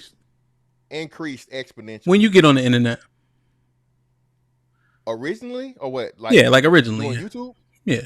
The first time I was on the internet was 99, 2000? When did the manosphere get popping? When did these talking, not even the manosphere, these talking points get popping? 10 years ago? Popping, maybe 20. 2015 time frame if you want to talk about red pill shit and men shit or whatever. 10 years ago? But 2020 would really be like the peak of it. But Whoredom starting will be 20, but if you want to say peak would have been 2019, 2020. You said whoredom has increased? Yes, clearly. But men been getting edified? Not because of red pill. Well, hold on. Because you now hold on. I ain't even get to finish yet. But I'm just saying. So niggas been getting edified, right? Saying this shit out loud, right? Yes. But the manipulation, the whoredom, OnlyFans, all that shit has increased when niggas just spending more bread. You heard? Yeah, because there's more pussy available. The more pussy is readily available. No, you think about it. Think about it, Mr. Fantastic. So these things have been being said out loud. Women control this. Women do that. Women XYZ. Yes. Right? I'm simply speculating based on all the fucking stories that y'all I don't know where y'all got that history from. Making up that the increase in so-called awareness, the women have gotten worse. Yes. They've been manipulating more. They've been getting more money out of niggas. Yes. And men been saying, what exactly? You got control. You give us pussy, you get everything. We'll get our money up to have access to you. So am I making a proper and fair assessment of what's been said and the action? No. And the reason why is because that pre-existed even before the whoredom. It's just now that the women have converted to having more control because they see now if Hamp, you say it all the time, right? Okay. If I show more ass and more titties, I get more money. Yeah. The ice cream been replaced with her body and her sexual access, even from a visual standpoint. I got you. I'm saying that there's an influx and an increase, right? Because we know in the last 10 years, social media has taken leaps and bounds. Like how we're able to look at our screen right now. You know, how we able to create these. Anybody could create a panel, right? So it exploded. Pause. And I'm just saying there's a correlation there because they've been told where our weaknesses are overwhelmingly in mass over the loudspeaker. No, hell. No, well. Hold on. 2K. Here's my question to what I'm saying. Do you think I'm reaching, or you think that there's a correlation? No. You reaching. You overreaching too. And can I say this? So the first iteration of the red pill had a little bit wrong because they was like, if you get a bunch of money, then women gonna follow you and all this nonsense. That's not what happens. Women like using the nigga with a bunch of money, and they still want control. So men, we start figuring out different shit. We're not the same men as back then. We still figuring shit out. It wasn't all figured out right when we got to the internet. So we still, and women still trying to get us to not figure this shit out, trying to put a block in front of us talking about this shit. Yeah, whooping our ass. What Hamp trying to say is because we was talking about it out loud, the women heard our weaknesses and decided to exploit it. That ain't what's happening, Hamp. What's happening is they just realized that, hey, we got more freedom. Then the technology started to catch up with the opportunities. Yeah. Okay, we got OnlyFans. Wait, we can sell puss on it. Let's do it at a alarming rate. All right, so you're saying we was talking about the shit anyway. Okay, so you're saying pre-existing concepts just modernized. Okay, so nothing changed. Bitch was on the blade. Bitch was on the blade 20 years ago. I got it. I'm saying that you guys are making a coherent argument to retort what I'm saying. They deserve the retort. You're saying simply based on technology and opportunity, that's the rate of increase, not because niggas said it. Yeah. If women still had to work the blade, that's too much work for them. They wouldn't do it. But if I could be a hoe from the comfort of my home, then I'd do it. And ain't gotta fuck no niggas. You ain't even gotta really do dicks no more. Hamp, my bad. You ain't really have sex no more. Hamp. That's gangbusters. How many? That's why it's exponential. You took all the danger out of it. You took all the actual work out of it. Yeah. Niggas is willing to pay me even more money. Hell, and we ain't even talked about motherfucking Feet Finder. These freaky ass foot niggas. I got you. I guess what's interesting to me, based on my anecdotal example, and then maybe we need to re-baseline this. And also, if y'all want to extend the show, y'all send $100 to the super chat. Y'all could do it as a crowdfund. If not, we'll see y'all niggas tomorrow. So I like that. Crowdfund. That's nice. Yeah, man. Everybody can chip in a little bit, right? 2K. You know what I'm saying? Shit, 2K, maybe they don't know, but 3 hours and 16 minutes ain't no joke. You heard? A long time. 2 hours ain't no joke. Oh man, I'm laughing. I forgot what I was gonna say, but it was important. It was important. I forgot. It'll come back to me. Hold on, let me read these super chats real quick. Like, share, subscribe, tell a friend, man. Hit that like button right now if you can. It helps the channel the most. Aaron with the $2 says, the daughters of super niggas run into some sons of simps. Bobby Bloom with the $2 says, the pale-faced simps did this, not men in general. Okay. Justin Smith was popping with the $2 says, why Ford made cars? To impress women over horses. Tell G with the $2 says, arranged marriages. Turn on AC now in the building with the $5 says, we are pandering by blaming the downfall of the community on women instead of taking responsibility for not being able to overcome feminism. Damn. Mont with the $5 says, you better get y'all shit off before the prince of pandering pulls up. Aaron with the $2 says, Cheeky snuck into the Legion of Doom Super Nigga HQ. Callie Bev with the $5 says, stop acting like Cheeky can't get no cat. He is the example of controlling who has access to him. Callie with the $5 says, women control access to vagina, men control access to penis. We need to start completing these thoughts. Prime in the building with the $5 says, we also need to stop quoting divorce stats wrong on these panels too, because Medium Man debunked what I keep hearing repeatedly on here. Did we talk about divorce today? We mentioned it. We didn't get on numbers though. We didn't really get numbers. Okay. Yeah, we didn't get numbers. We did. To be fair, we didn't. Shot, Aaron, what y'all think? Nigga, I'm still in the tornado war when these niggas talking about the world changed because niggas wanted pussy. We just say some of the dumbest shit without any kind of like real information we can go study. Niggas still ain't provided no historical context of the decision. This is the pandering I'm talking about. They'll find any way to make men have the upper hand in the situation to make women look bad, but it's doing the opposite. So we might as well just let women be in control so they got the pussy. Let them be the leaders of the world. They got the pussy and we just go lay up with them and tell them what we want to happen. If they change the world because niggas wanted sex, do y'all niggas hear that? The world changed because niggas wanted sex, so we changed the world. So why not just make the women the leaders of society? If the pussy is the Bowser at the end of the Mario game.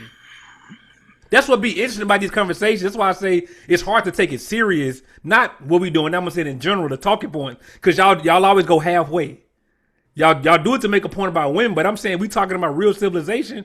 Why not make women in control then? Why not give women the control to civilization? If at the end of the day they can make things move just by having pussy.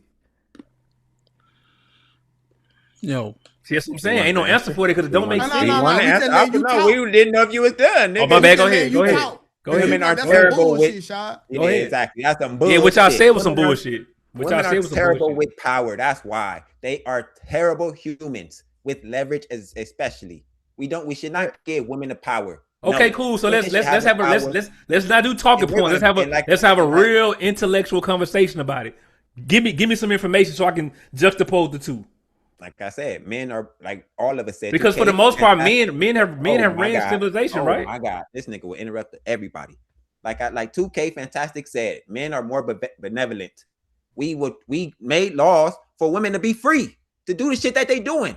And guess what they did? We made the fucking laws for them to take advantage of us.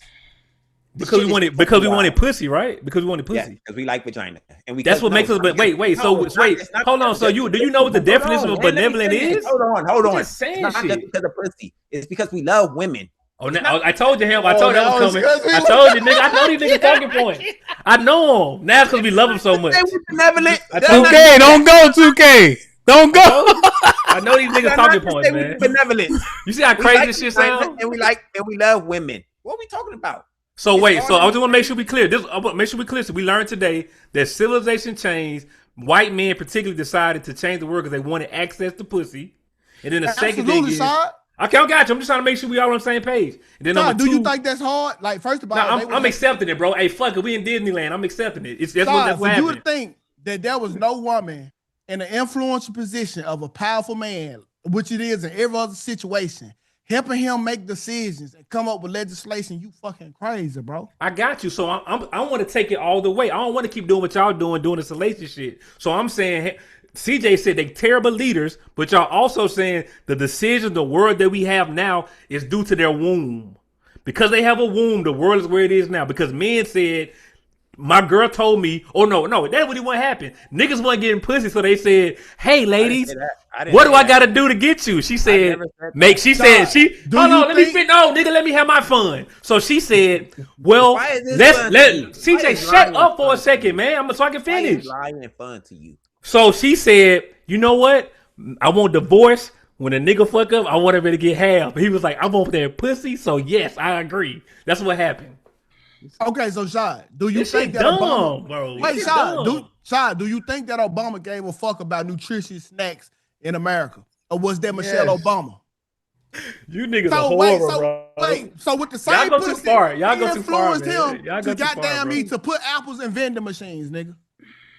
I just want y'all to substantiate the men not having vagina. I'm saying I'm interested. I'm curious to see the information. I'm telling you, bro, influential women help make motherfucking changes. And just imagine who was writing the laws back then. The lamest of the lamest, nigga. And then it's never none of us, Hamp. So none of us are the niggas that would change the laws to get access to pussy. None of us are those niggas, though. You was in the field. You can't. Well, CJ might be. CJ might be. CJ might be. We all done it. Y'all hear me? Is he frozen? No, you frozen. Yeah. It just don't. Yo, listen, bro. Damn, bro. You can't. I ain't gonna lie. I ain't gonna hold you. It's fantastic. Those talking points. Let me ask you a question. If someone told you that you have an advantage here, and here, you are in control there, and there, Does that empower you or not? Do I know this already? Yeah, am I oblivious to the opening, or I'm because previously? it's several things. So you know there's a few things that'll be brought to your attention. There's confirmation and affirmation. Okay. Does it make what does it do? Does it put a battery in your back or not? No, of course, yeah. It definitely increases my confidence if they understand that I have the advantage here. But at the same time, it kind of gives me pause because that in my head, from a strategic standpoint, that means they're planning for my advantage that they know I have in my head. But ultimately, yes, you're right. Them admitting to the fact, my opponent admitting that I have an advantage in these things would definitely give me confidence. Yes. And that's what I'm looking at, man, because we don't have, because here's the thing, right? To Big Aaron's earlier point, we'll say what's true, almost like the brother who did the poem, right? Idea. He's like, hey, here's what I'm seeing, here's what I'm witnessing, and I don't have an answer as to why or how to fix it. I'm just telling you the truths, right? But that truth empowers the opposition, damn near how women are framed, essentially. And then we don't have anything else to tell men how to combat it. You see, we're lacking in that aspect, which would then, because Aaron, I like Aaron's definition, and the one you gave to me is fantastic, leans more towards the pandering aspect. If we being serious for a second, because we don't tell men how to gain, control or pull or influence. We just say, hey, bro, this is what it is. That would have to fall more into the pandering category. And when I'm being dead serious, like we was arguing before, I'm saying like, yo, how does it not? But I tell men we should make women invest.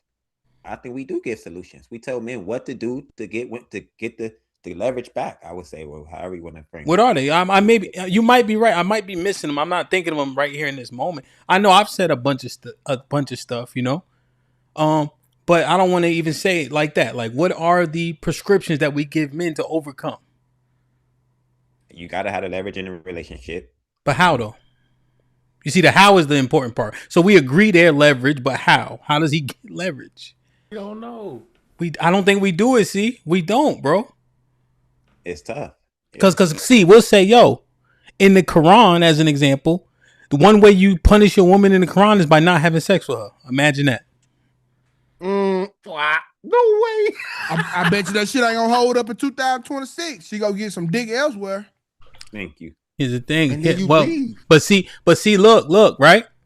We make an excuse. So now we try to give a prescription and we say, well, she gonna and whatever Tony the Tiger shit we want to say. I'm simply saying, if that's the instant retort, it can't be nothing but pandering. We be having a problem because we have to come to the agreement that women are what we saying they are before we can come to a solution on how we fix the situation. Shad always coming up here saying, I don't see what y'all seeing and all this nonsense. Yeah, because I don't. In my real life, ain't no woman play on me like, you can't get mad at me, nigga, because I don't get abused like you do. And you single. Mad at me. That's why you single, man. You keep trying to use it as some kind of talking point, nigga. You single too. You got disengaged. CJ, if I had to pick between my situation and yours, I would choose mine 17 million times.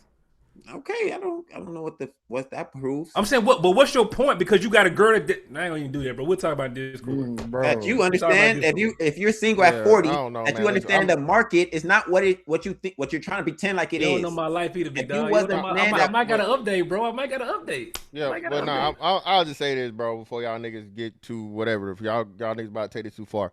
This is what I'm saying, Shy. Again, bro. You gotta. You? We ain't gonna take this far. Hold on. You? I don't never. Yeah, bro. I don't never. Fantastic. Don't never take it too far unless you don't like it. But you. I want to say CJ and I already told him.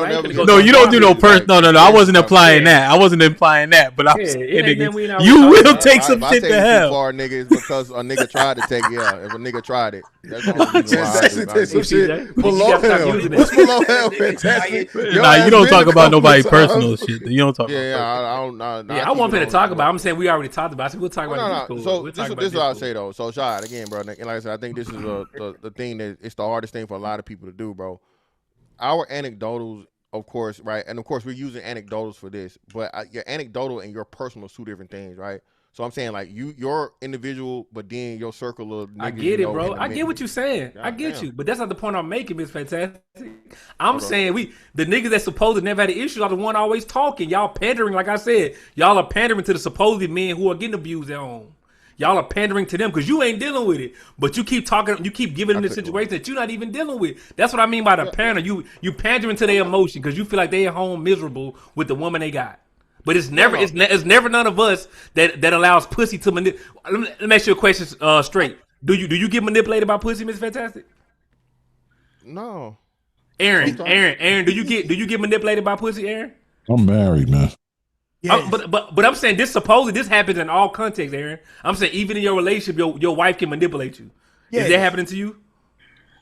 No. 2K, does it happen to you? Hell yeah.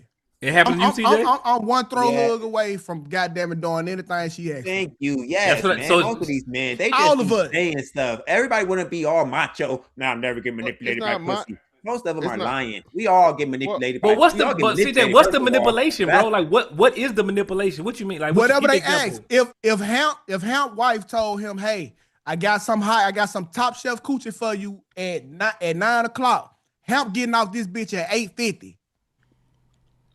Facts. That's manipulation. That's manipulation. Okay, that is manipulation, but that's manipulation. But Shad, that's what he's saying. So Shad, I think especially for men that are in monogamous, faithful relationships, it's a lot easier for them to be, manipulated and so on and so forth. Because again, you want to be faithful, and women use, and that goes back to CJ's point, where women are diabolical and they use it against a nigga. So hey, nigga, I'm not gonna keep the pussy away from you all the way. But hey, I'll fucking dangle that motherfucker out for maybe every couple of days or some shit like that and so on and so forth, right? And it's enough just to keep your ass in check and keep you in line the way you don't go out here and fuck on these hoes. Niggas that aren't single, right? And you got your option of women to where you can have, Sunday, Monday, Tuesday, Wednesday, Thursday, Friday. You feel me? That type shit. You know what I'm saying? It's a lot harder for that nigga to be manipulated because, bitch, you can be replaced. If one pussy don't want to, I got another one lined up that will.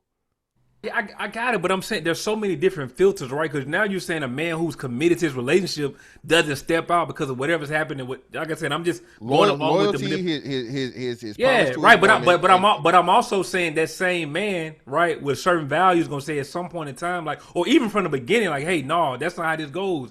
You're not gonna be able to dangle it in me to get what you want. I'm saying that should be the standard. That shouldn't be something he allows. And I'm saying you work in your situation. I'm not saying but he don't have a choice though, Shad. And this is where it gets diabolical. This is where the diabolical part comes. How does he don't have a choice? He don't have a fucking choice, especially if he's married. Because if she say not tonight, nigga, it's not tonight, and you gotta wait till she's yeah, but that's not manipulation because she said that is manipulation. Yes, it is. That's literally what it is, Shad. She's withholding the coochie, not because she medically or physically can't do it. She just don't want to give you the coochie. Hell, she can be mad. I'm mad at you, nigga. I ain't fucking.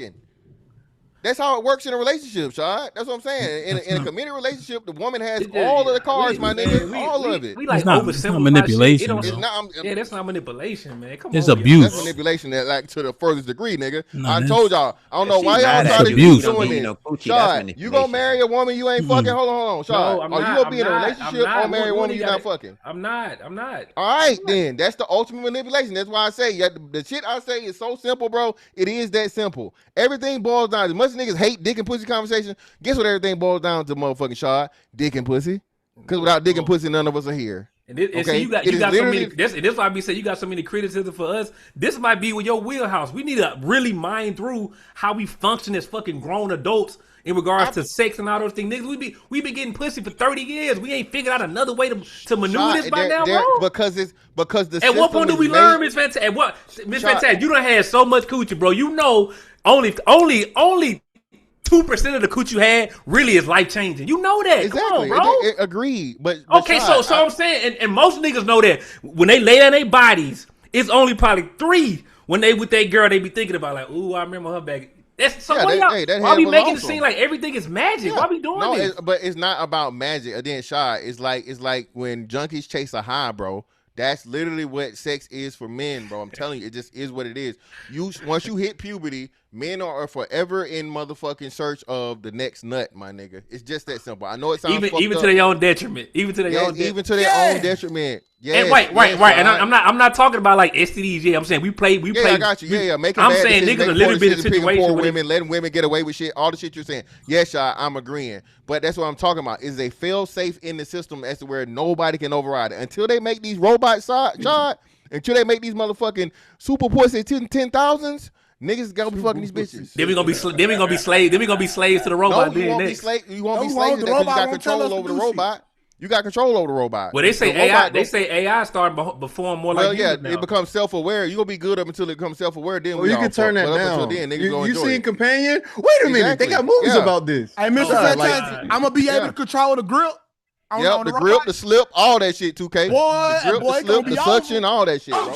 Wait a minute. Wait a minute. So all the men. Y'all ain't gonna see me no more. No more. Wait a minute. Wait a minute.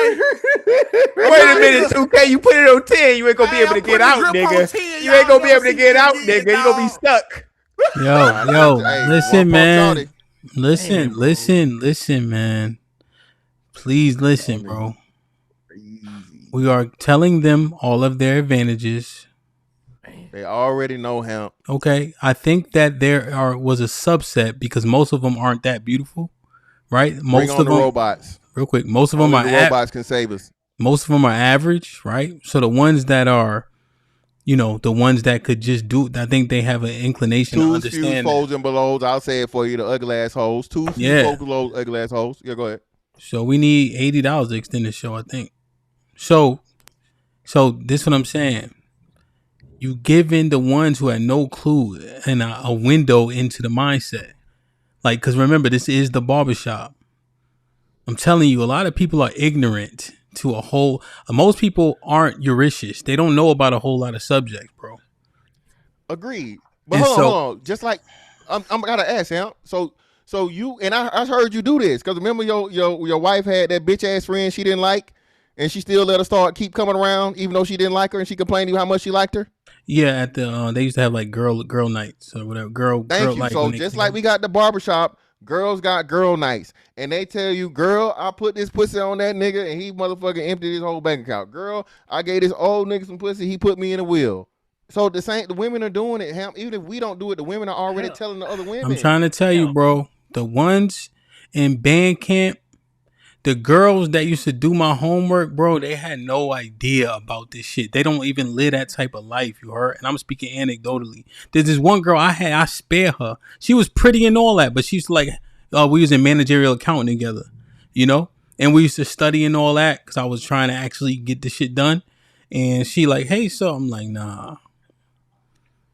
Like, she don't even know how to move like that. I'm telling you, bro. Women are not that fucking popular like we make them seem, bro. They inboxes is not popping. They don't have 10 niggas in they inbox to see what's up. They not don't. 10 but 2. And not 10 but 2. But okay, that's what I'm saying, bro. We got this shit inflated, like, like I'm telling you. And this is the last point, right? They hear us talking like this. And I think we'll be surprised about how many of them get empowered or start to use this information. And if we don't have a prescription to help them in. We don't have a prescription to help them in. That's the key part. That's why I like Aaron's breakdown along with Mr. Fantastic in regard to pandering. I'm done. Yeah, but Ham, that's what I'm saying. When we slow down, right? So Miss Fantastic said most sex is had casually. Right, so I'm still really trying to understand the effects of this so-called manipulation that's occurring. When Miss Fantastic want to shit on the women, he'll talk how most niggas are single or choosing to be single. So I'm saying, what's the manipulation? What actually happens? What do they get? And I'm not even trying to be disparaging to women right now. I'm saying, what is happening for the average woman and her coochie? What is she getting that makes her manipulation so powerful? Is she getting rent paid for 2-3 years? Is she getting homes bought for her? Is she getting cars? You just told me most sex is casual, which means both people are fucking and going about their business. 163 donated $50 through Super Chat. What's going, DJ Hamp? Thank you for your platform. Men need to reflect on their actions as circumstances deteriorate. The dynamics between men and women have shifted, requiring both parties to reassess and negotiate their relationship. I agree.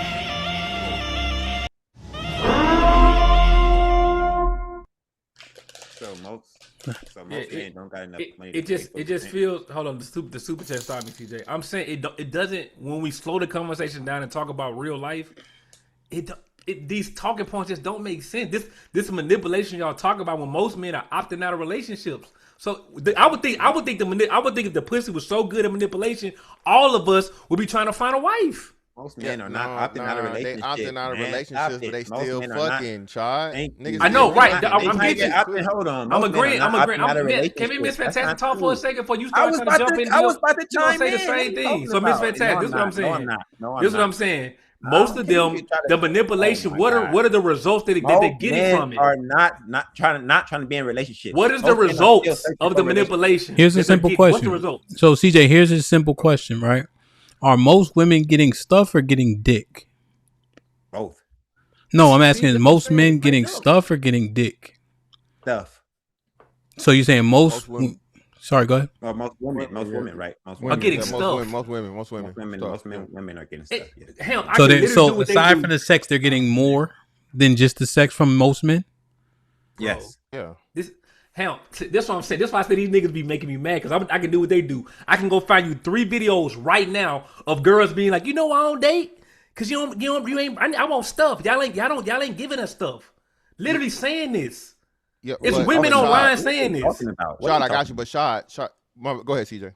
You don't hear women just saying they're not giving me stuff. They say I need stuff to talk to you, and men are supplying. I deal with multiple women. A lot of women, and they getting stuff from these niggas. A bitch said a nigga offered her $500 to eat her ass. Stop playing with me. They getting stuff. What are you talking about? That one, I think that goes against the red pill stuff. I thought the whole red pills thing is most men don't have things to give, especially in their earlier years. No, that's not true. Until they get to their 40s when they for marriage, Cheeky, for marriage is serious. All right, let me ask this question. Let me ask this question real quick, 2K, then you can get the floor, my heart. 2K, the chicks you smashed, you had to give them stuff, most of them? Yeah, stuff that wasn't stuff to me. Now, let's say I had $100 and she wanted 10. I wouldn't consider it as stuff for me because it's 10 me's last dollars. But she poverty stricken. Okay. She think this $10 is some real stuff. I wouldn't consider it to be nothing. She think it's the world. No, I'm not even discounting it. I'm not even saying amount. You saying that most women you smashed, you had to give them something other than penis. Yeah, you gave them something. Absolutely. No, you. Yeah. Mr. Fantastic? Yeah, at least fucking a meal or something. Your bitch got some. Most of them get like at least something out of the deal. Huh? I'm saying you had to bring them out. We doing some type of activity. Huh? I'm not just walking into the wrong Superman pose. Give me the pussy, bro. I'm not there. Okay. I'm just being real. Shot, because like I said, I'm not trying to eliminate nothing. So if you're saying a date from the gate, no. Nah, from the gate, no. Okay. You gave up your time, nigga. Okay, yeah, I get. Well, no. No for him. It's no. I'm discounting time, not time though. Not time. I'm not saying time. I'm saying like monetarily, a gift, something like that. That's what I'm trying to understand. Well, hold on. So are we counting dates? Are we counting like activities? Or are we just saying if we're qualifying, like, hey, I see a chick in the club. Hey, let's meet. Bro, off the strength, like we talking about. That's what I'm trying to clarify. We trying to do the same just saying off the strength. She want to fuck, you want to fuck, and y'all just do it. There's no. That's happening. That's not the majority. That's not the majority of pussy. I definitely got pussy off. Yeah, I think Hamp was just trying to gauge how often has that happened for you. Yeah, that's less often than not. So it's rare. It's rare for everybody. Yeah, she'll make you get an Uber or something, bro. Like you gonna everybody get turned down, bro. Bitch just curved Usher, and bitches just said they too good for Michael B. Jordan. So ain't no nigga never been curved. But hell, that's what I'm saying. But also, oh, man, bro, this is damn. I'm just saying, Shad. I'm saying, Shad. No, I'm with you. I'm just saying, like if we saying now, like getting her an Uber home, it's like significant. And then an hour ago, y'all saying that society changed because niggas won't. It's just the logic. It's not. It's not coherent for me, bro. Listen, what I'm saying. Yeah. I don't agree with that. Like I'm for me. I see what. That's why I asked him. Right. Yeah, I mean, so I was trying to allude to Ms. Fantastic. Did you have to trick off to get some cheap? No, hell no. I never had to trick for a bitch. Never. I refuse to. I'm too good for that shit. I'm too good. You tricked, but it wasn't enough to trick you to think that you was tricking. If like me, like I make over 100,000. If I get a chick a black truck, she in the group chat got me a black truck. That's not enough for me to talk about. She thinks she just came up off of something that was measly to me. So all of us trick is just not to a level where we gonna trick ourselves. Yeah, but I can't support that ministry. 2K. You can't support the ministry, but you can't say that you didn't buy a chick a 4 for 4. So that's what I'm saying. But that's what I'm saying. So listen, if it's something to where we're together and I'm both benefit, it's not tricking. It's just whatever. It's a part for the course. Now, if you throwing the bitch some bread, bro, and there's no benefit in it from you, and it's just something solely for her, that's tricking. Yeah, okay, I get you. That's all I'm saying. Yeah, that's the key. Like me Ubering her in the black trucks, I want her to get out of here ASAP, and the black truck got a 3-minute wait time as opposed to 10. That ain't even about nothing. Well, if I'm going to a crib and I get Chinese food, like what the fuck? But Hamp, she gonna write that off as tricking on your tab though. Yeah, that's big shit. Like you said, that's how she gonna bitch see ain't never did nothing. Hamp. It's just like you taking the bitch to Nobu for the first time and taking the bitch to the the 5-star joint for the first time. Hamp. This bitch ain't never had sat at a restaurant that had 3 different forks. I understand your understanding. I'm just thinking like, I mean, she gave definitely more than the $30 Uber ride. Yeah, I'm not. Yeah, but Hamp, that's what we saying. Go ahead, CJ. My bad. I wouldn't even count that. I'm thinking more like taking her out to eat or getting her breakfast in the morning, just a ride home. I wouldn't even count that as spending nothing. But she gonna count that to you. She gonna charge that as tricking to you. That's the stuff that she's talking about when she require other niggas to give her stuff. So now think about this: are we making it tricking, or did they make it tricking? Just so we clear. They made it. They definitely made it. I tell them like this all the time: if I'm a trick, you got to be a hoe. No, but what I'm asking is, are we making? You got the hoes. You got the hoes out here checking shit for that, Hamp. No, I got to turn everything into tricking, bro. But us, are we making a first date tricking? Is that what men are saying? Nah. I'd be a trick without a hoe, but they gonna call it tricking. It depends on who's spending the money, bro. Man, we be destroying shit day after day, bro. Man, when they go, when they report back to the group chat, that's looked at as tricking by her and her consensuals. You tricked, and you tricking yourself if you thinking you didn't trick. Problems is we care about how the shit sound too much. We don't sound like men saying it and all this. I don't care how it sounds. The truth is the truth. So, well, you can't say courting a woman is automatically tricking, and we have to accept that as fact. You didn't get nothing in return. What do you mean? You got to watch her eat and get to know her. You tricked. And that's the thing about men. Like we here's the problem, and this is what I'm talking about, bro. We put ourselves like Neanderthals. So God forbid I go out on a date with a chick, and I enjoy myself. Like men can't even do that. Like think about that. If we don't end with pussy that night, then we been got. Think about how low that puts us, just mentally. Shit crazy, son. And this the message that we selling. You heard? Bro, you technically did get got until you got her. That's just what it is. If she never want to talk to you again, nigga, you in a deficit. You shouldn't be going on a date though, nigga. If never mind. Bro. I'm just calling it what it is. I don't disagree with it. I'm cool, but that's what it is. See, and this is why I say, hell, when niggas start doing the black community shit, and they say shit like this, that's why I just my ear just the curtains come down because now. Courting a woman is tricking, like getting to know somebody and money being part of it is not tricking. But then the next conversation, we talking about debauchery in the black community. You can't even court a woman to get to know her without pussy having at the end of the day. That's because you don't like the way it makes you feel. You just don't like the way it makes you feel, but that's irrelevant. The way it makes you feel is irrelevant, man. We're not about to do this the way it makes you feel. Fucking scarecrows. We don't care how it makes you feel. 2K is right. It is what it is. Us putting a label on it is what it is. You could feel whatever you want to feel about it. Yeah, but I still don't agree with, like I say, a date being tricking, bro. Again, like I said, that's a process of just like socializing or whatever. Look, now there is reasonableness, right? Again, you shouldn't. Your first date shouldn't be a bag. You feel me? Like so if you spending the bag to try to impress a bitch, now that is tricking. You feel me? But I don't think most men don't do that, right? Most men can't do that, so that's not going on for the most part, right? That's what most women would wish for and hope for, though, right? And then to 2K's point, women do stack tabs up for certain niggas. Some niggas got a certain amount of money he got to spend before she even consider giving him the pussy. You feel me? Other niggas, you know what I'm saying? No, he off the rip. And shot to your point, I heard you say it right. I agree with you.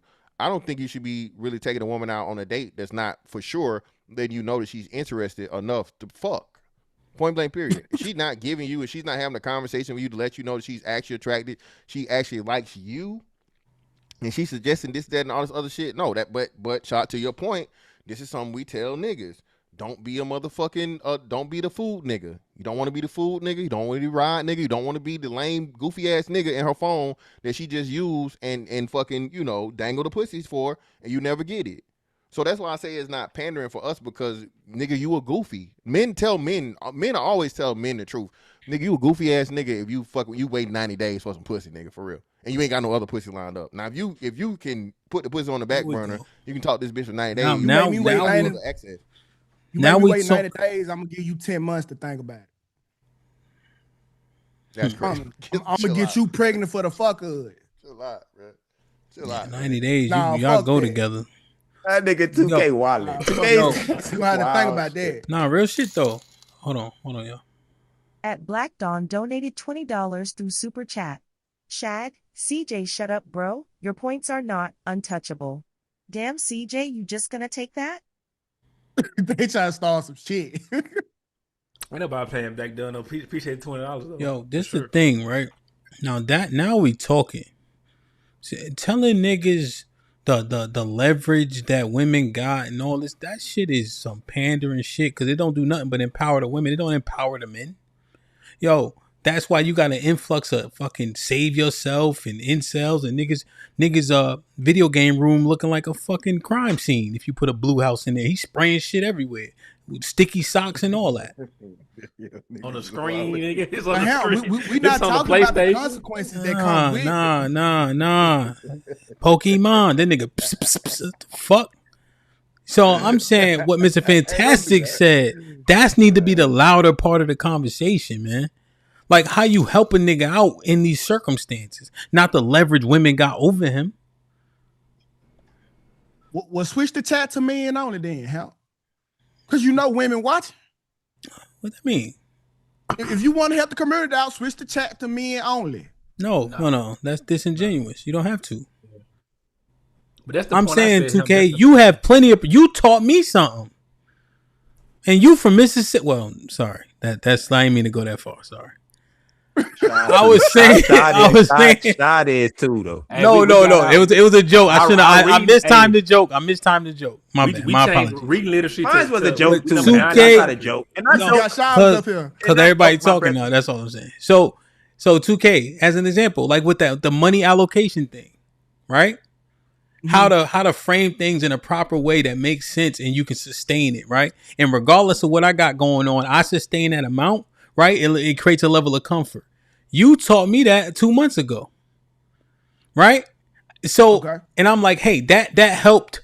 That also helped her too, kind of, because now it's like, okay, this is a decently substantial amount of money, along with like there's profits from one of the rental houses, and then with that, it's like a decent amount for 1 month. And you show me that. I'm saying, okay, this helped me baseline.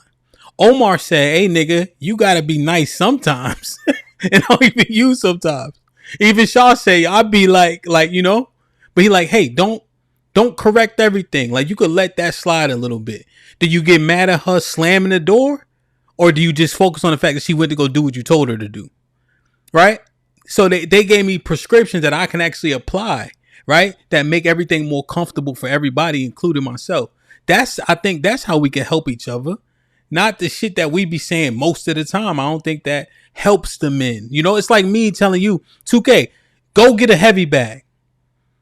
But if I don't show you nothing, you just got a heavy bag, See how I think telling them the prescription will do the exact opposite. If I tell CJ out loud how to fix this problem, now she's for to come up with a counter. So we'll tell you about the problem, but the prescription, hey, I'm gonna have to whisper that in your ear, CJ. Nah, think about this, right? Because think about what I said, 2K.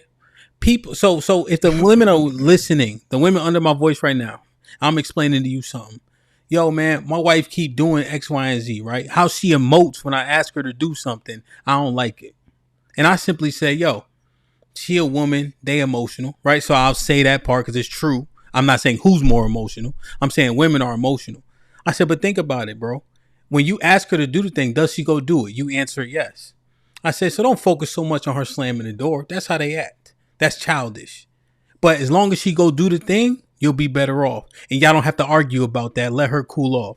Women will be like, that makes sense. See, they don't have no reason to push back because it is framed in a way in which it makes sense to everybody. See, that's how the prescriptions will work. Or she gonna slam the door harder because she know you ain't gonna do shit. Or she gonna slam the door harder because you know she ain't gonna do shit. Yeah, I'm talking about likelihood. No, she still went to go do the thing. See, if she don't go do what I asked her to do, that's different.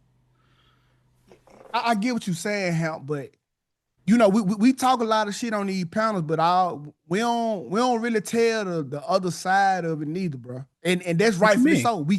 We can't tell the correction points. What you we mean? Can't tell, hey, how we really solve this problem. Mm-hmm. A lot of the shit that we don't really come up with the answers and give it to you online. Say it again.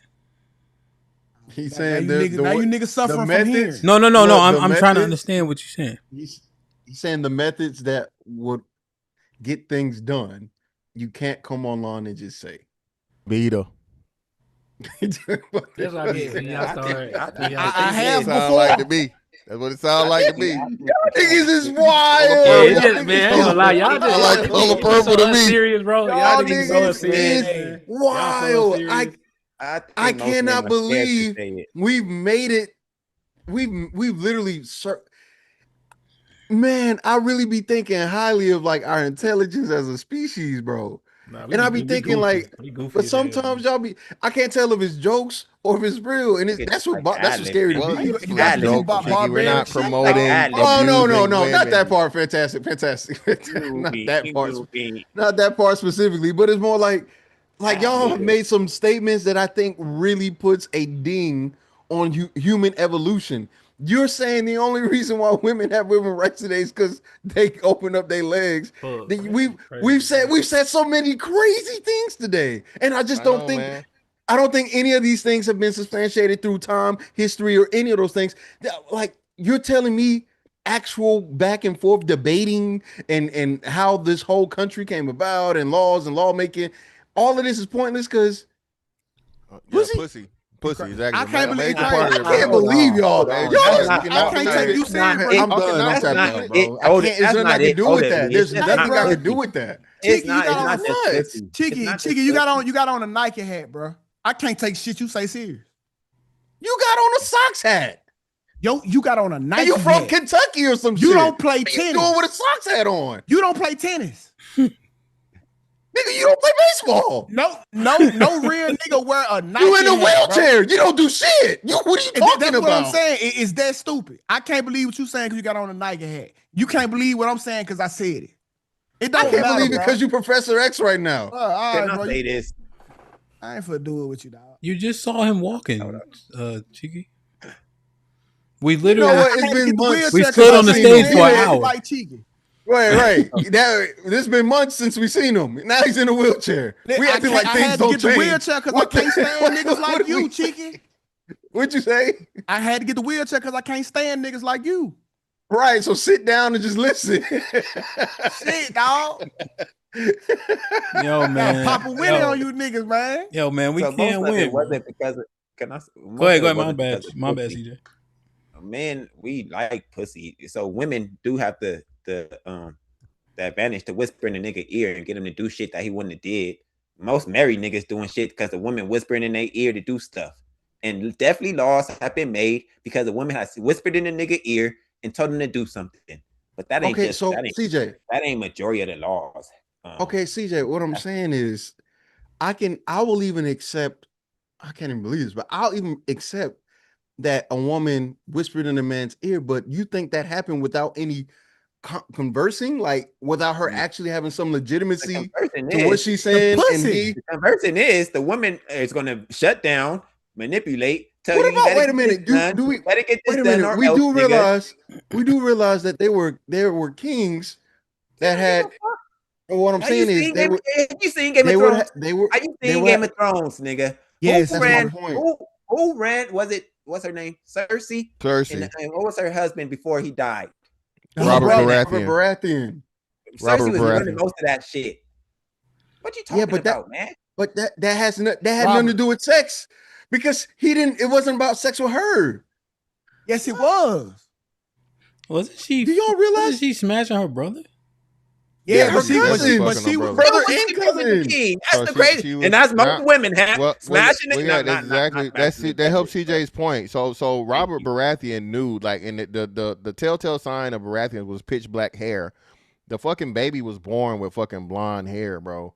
And he act like he didn't, and it was rumors about it, and he ignored the rumors because of whatever, for the sake of whatever. He was fucking hoes on the side, but you know, bro, that's my point. Like he stopped having sex with Cersei and literally got her brother to stand by the door and listen to him have sex with whores because he wasn't being manipulated. Anyways, fantasy. My point is this: I just think that we subscribing this to men and women because that says a lot about women too. If you think that way, it says a lot about how you view women and men. Yeah. I think it's too. Truthful. This shit is.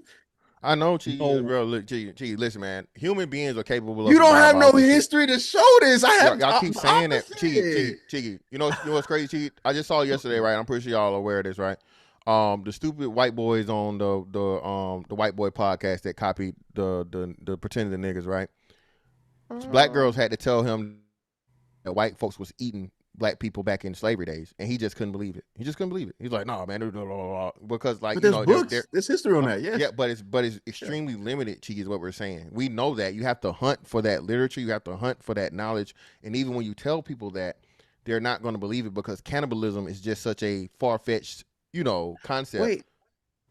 So are you saying I'm trying to? Are you The saying bestseller that is by Vincent Woodard? It's called The Delectable Negro. Yeah, but white folks don't even know that shit exists. Hamp is what I'm trying to tell you. No, It but is purposely fantastic. Yeah, Here's what I'm trying to get to. The point I'm trying to get to is you're telling me you read the book about women having sex or sleeping with men, that there's some literature that you have read, we just don't know about it? It's yes, bro. Like again, look, y'all, what's the name of the fucking? Hold on, just hear me out. I'm following. So the book about African civilization and how pretty much Africa, the fall of Africa, was due to a big part of it was niggas want some of that yellow pussy. Okay, they want some of that sideways. All right, that's bro. true. That's y'all asked me for it. I'm telling you the real shit. I'm kind of being funny, but at the same time, yeah, but it's literally in there, and it tells you that a big part of the things that happened was interbreeding and the men wanting exotic women, cheeky. So individualized single things and so on and so forth, maybe not far as, but again, we all know the stories of Cleopatra, right? Then you have a lot of allegorical things and so on and so forth and fantasy shit. But there's clearly going to be look, Marie Antoinette and all the fucking queens. How you think the queens took control in fucking Europe, right?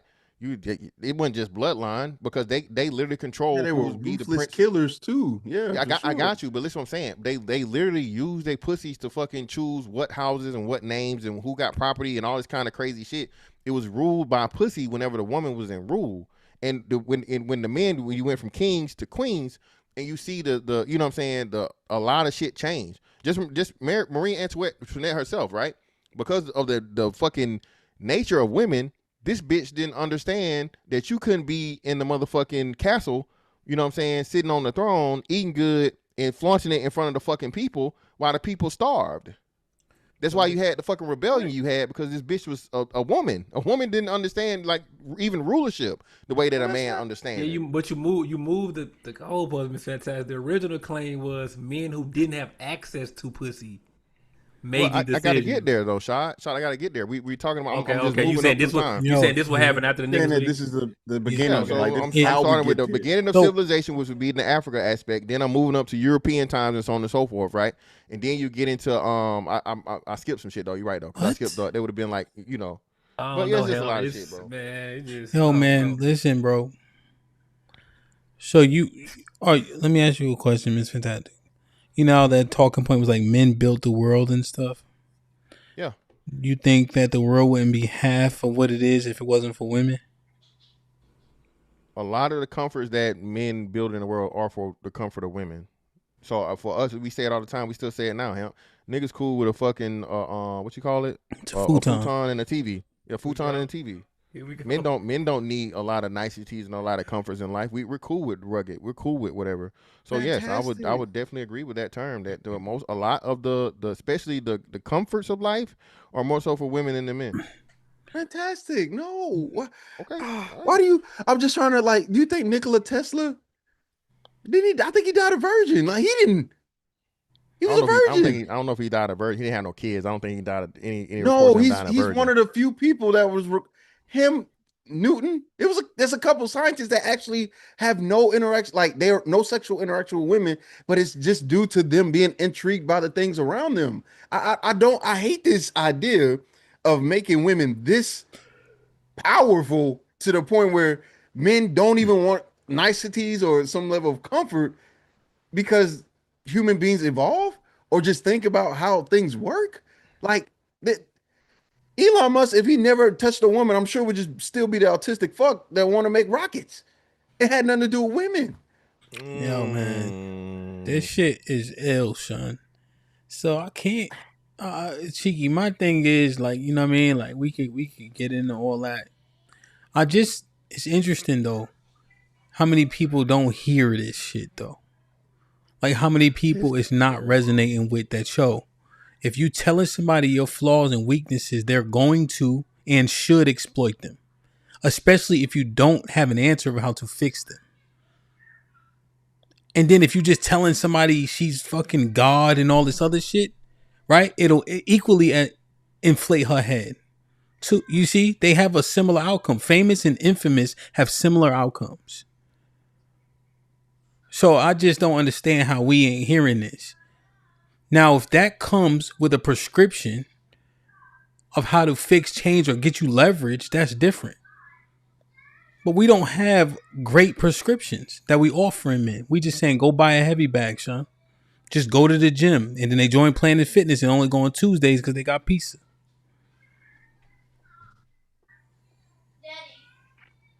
Like man. Damn. It's a stampede! DJ Hamp the Stampede. DJ Hamp the Stampede. Like, share, subscribe, tell a friend, man. Hit that like button right now if you can. That helps the channel the most. Rem, how you say that? Rem the Radical? Remil? Oh, Ramil the Radical. Shout out to Ramil, man. Hold on. At Black Dawn donated $20 through Super Chat. I wanted to do security research and hacking because I knew that would get me a lot of play. Really gets him dripping.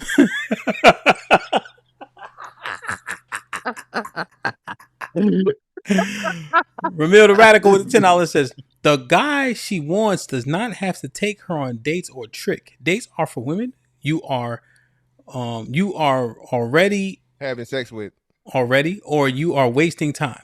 After she will burn it off with who she really wants. Yeah, I don't know. Little Rock with the $5 says big pimping spending cheese.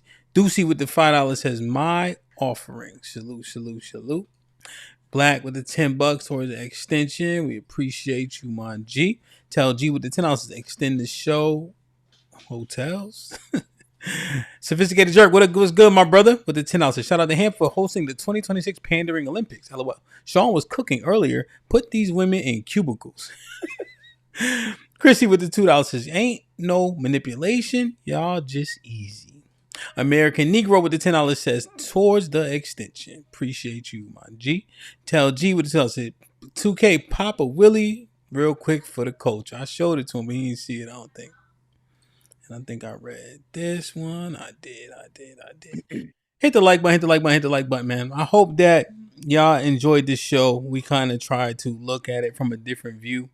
Here's what I'll say. I'll do my final thought first.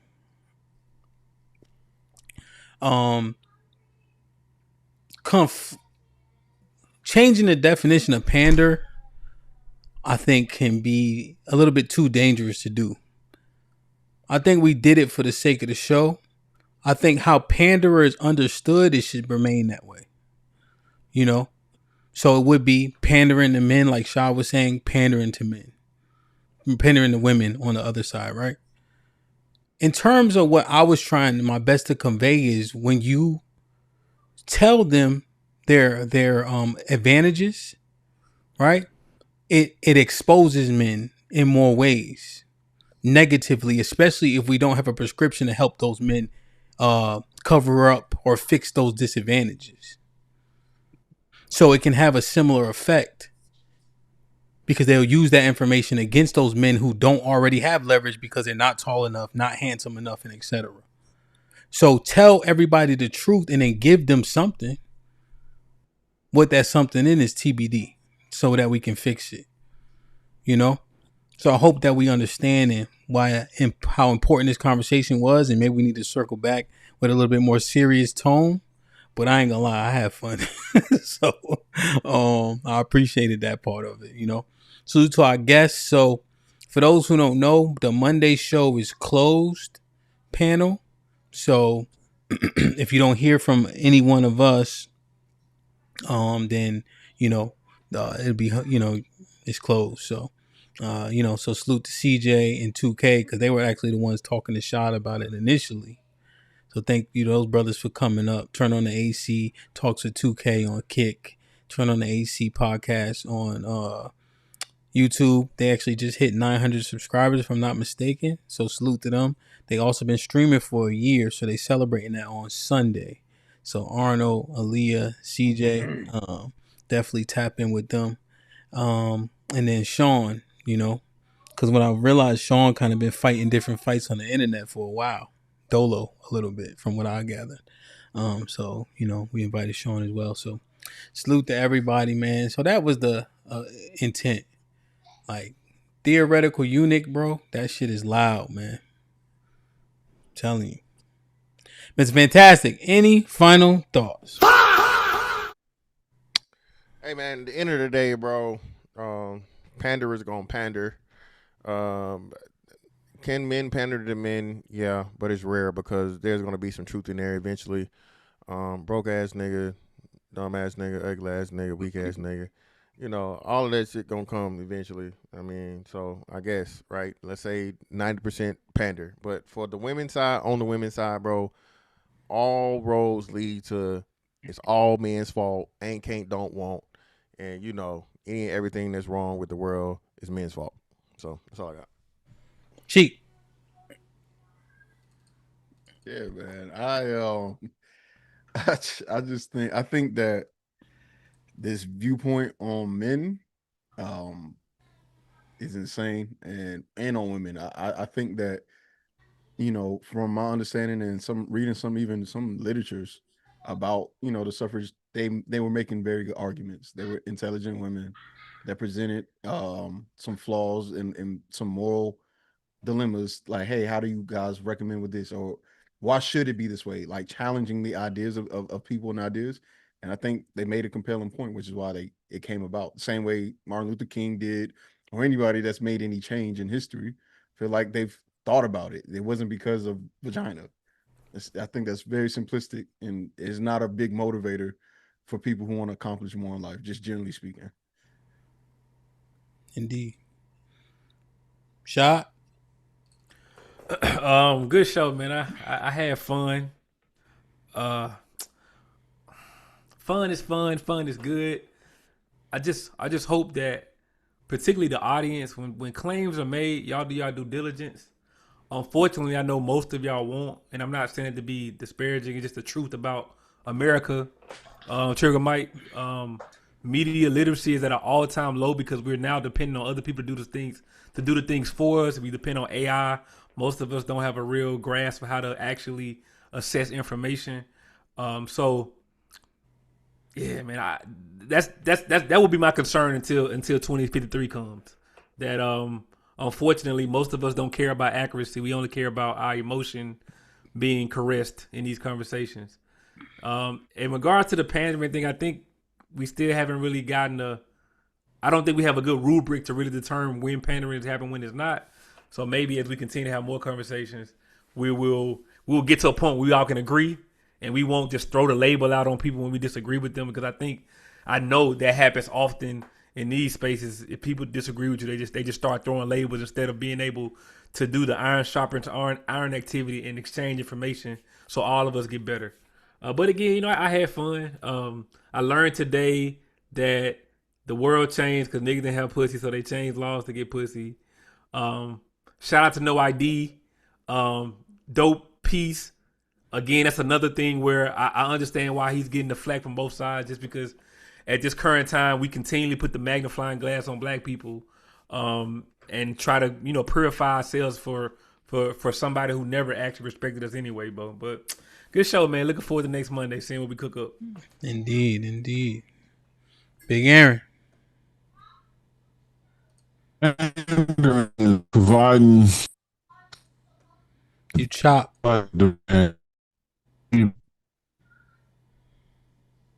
What? We're breaking up. What happened? I say you kind of low. Oh, can you hear me now? Yes. You can hear me? Yeah. Okay. Since technology apparently is not on my side today, if you don't go when you want to go, when you do go, you'll find you've gone later. Well, we can hear you. Oh, you can? Okay. I mean, pandering is providing someone with something that they want or demand, even though it's a bad thing, or enabling bad behavior and promoting it as a good thing or something that they should do. I think pandering is just that simple. It is supporting something that's negative, especially if it's at the detriment of the panderer or someone else. I think maybe an apology might be owed to Joel. I remember a conversation, and I think this was a part of the start of the super nigga concept. He went out on a date or something like that, and he refused to deal with this woman based on some standard that he set, and he was made fun of. I mean, dragged through the mud because he was not acting or behaving in a way that would be congruent with someone that's just interested in chasing a pussy. I don't remember what details were, but there was something that just did not meet his standard, and he wouldn't move off of that and was made fun of. I think he might be owed an apology if pandering is what we say it is. Indeed. Listen, man, I did a show with the ladies. They admitted this. We compared a couple different metrics between men and women. And at the end of that panel, every category, men came out on top. The women agreed on that panel, although albeit anecdotal, that the men were the A side.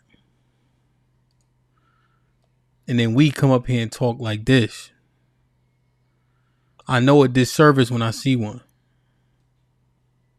Tell motherfuckers the truth. But God damn it, tell them all of it though. So we got to keep working, man.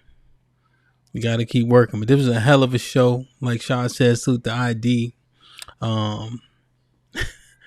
Salute to the Happy Ending King, Deshaun Watson.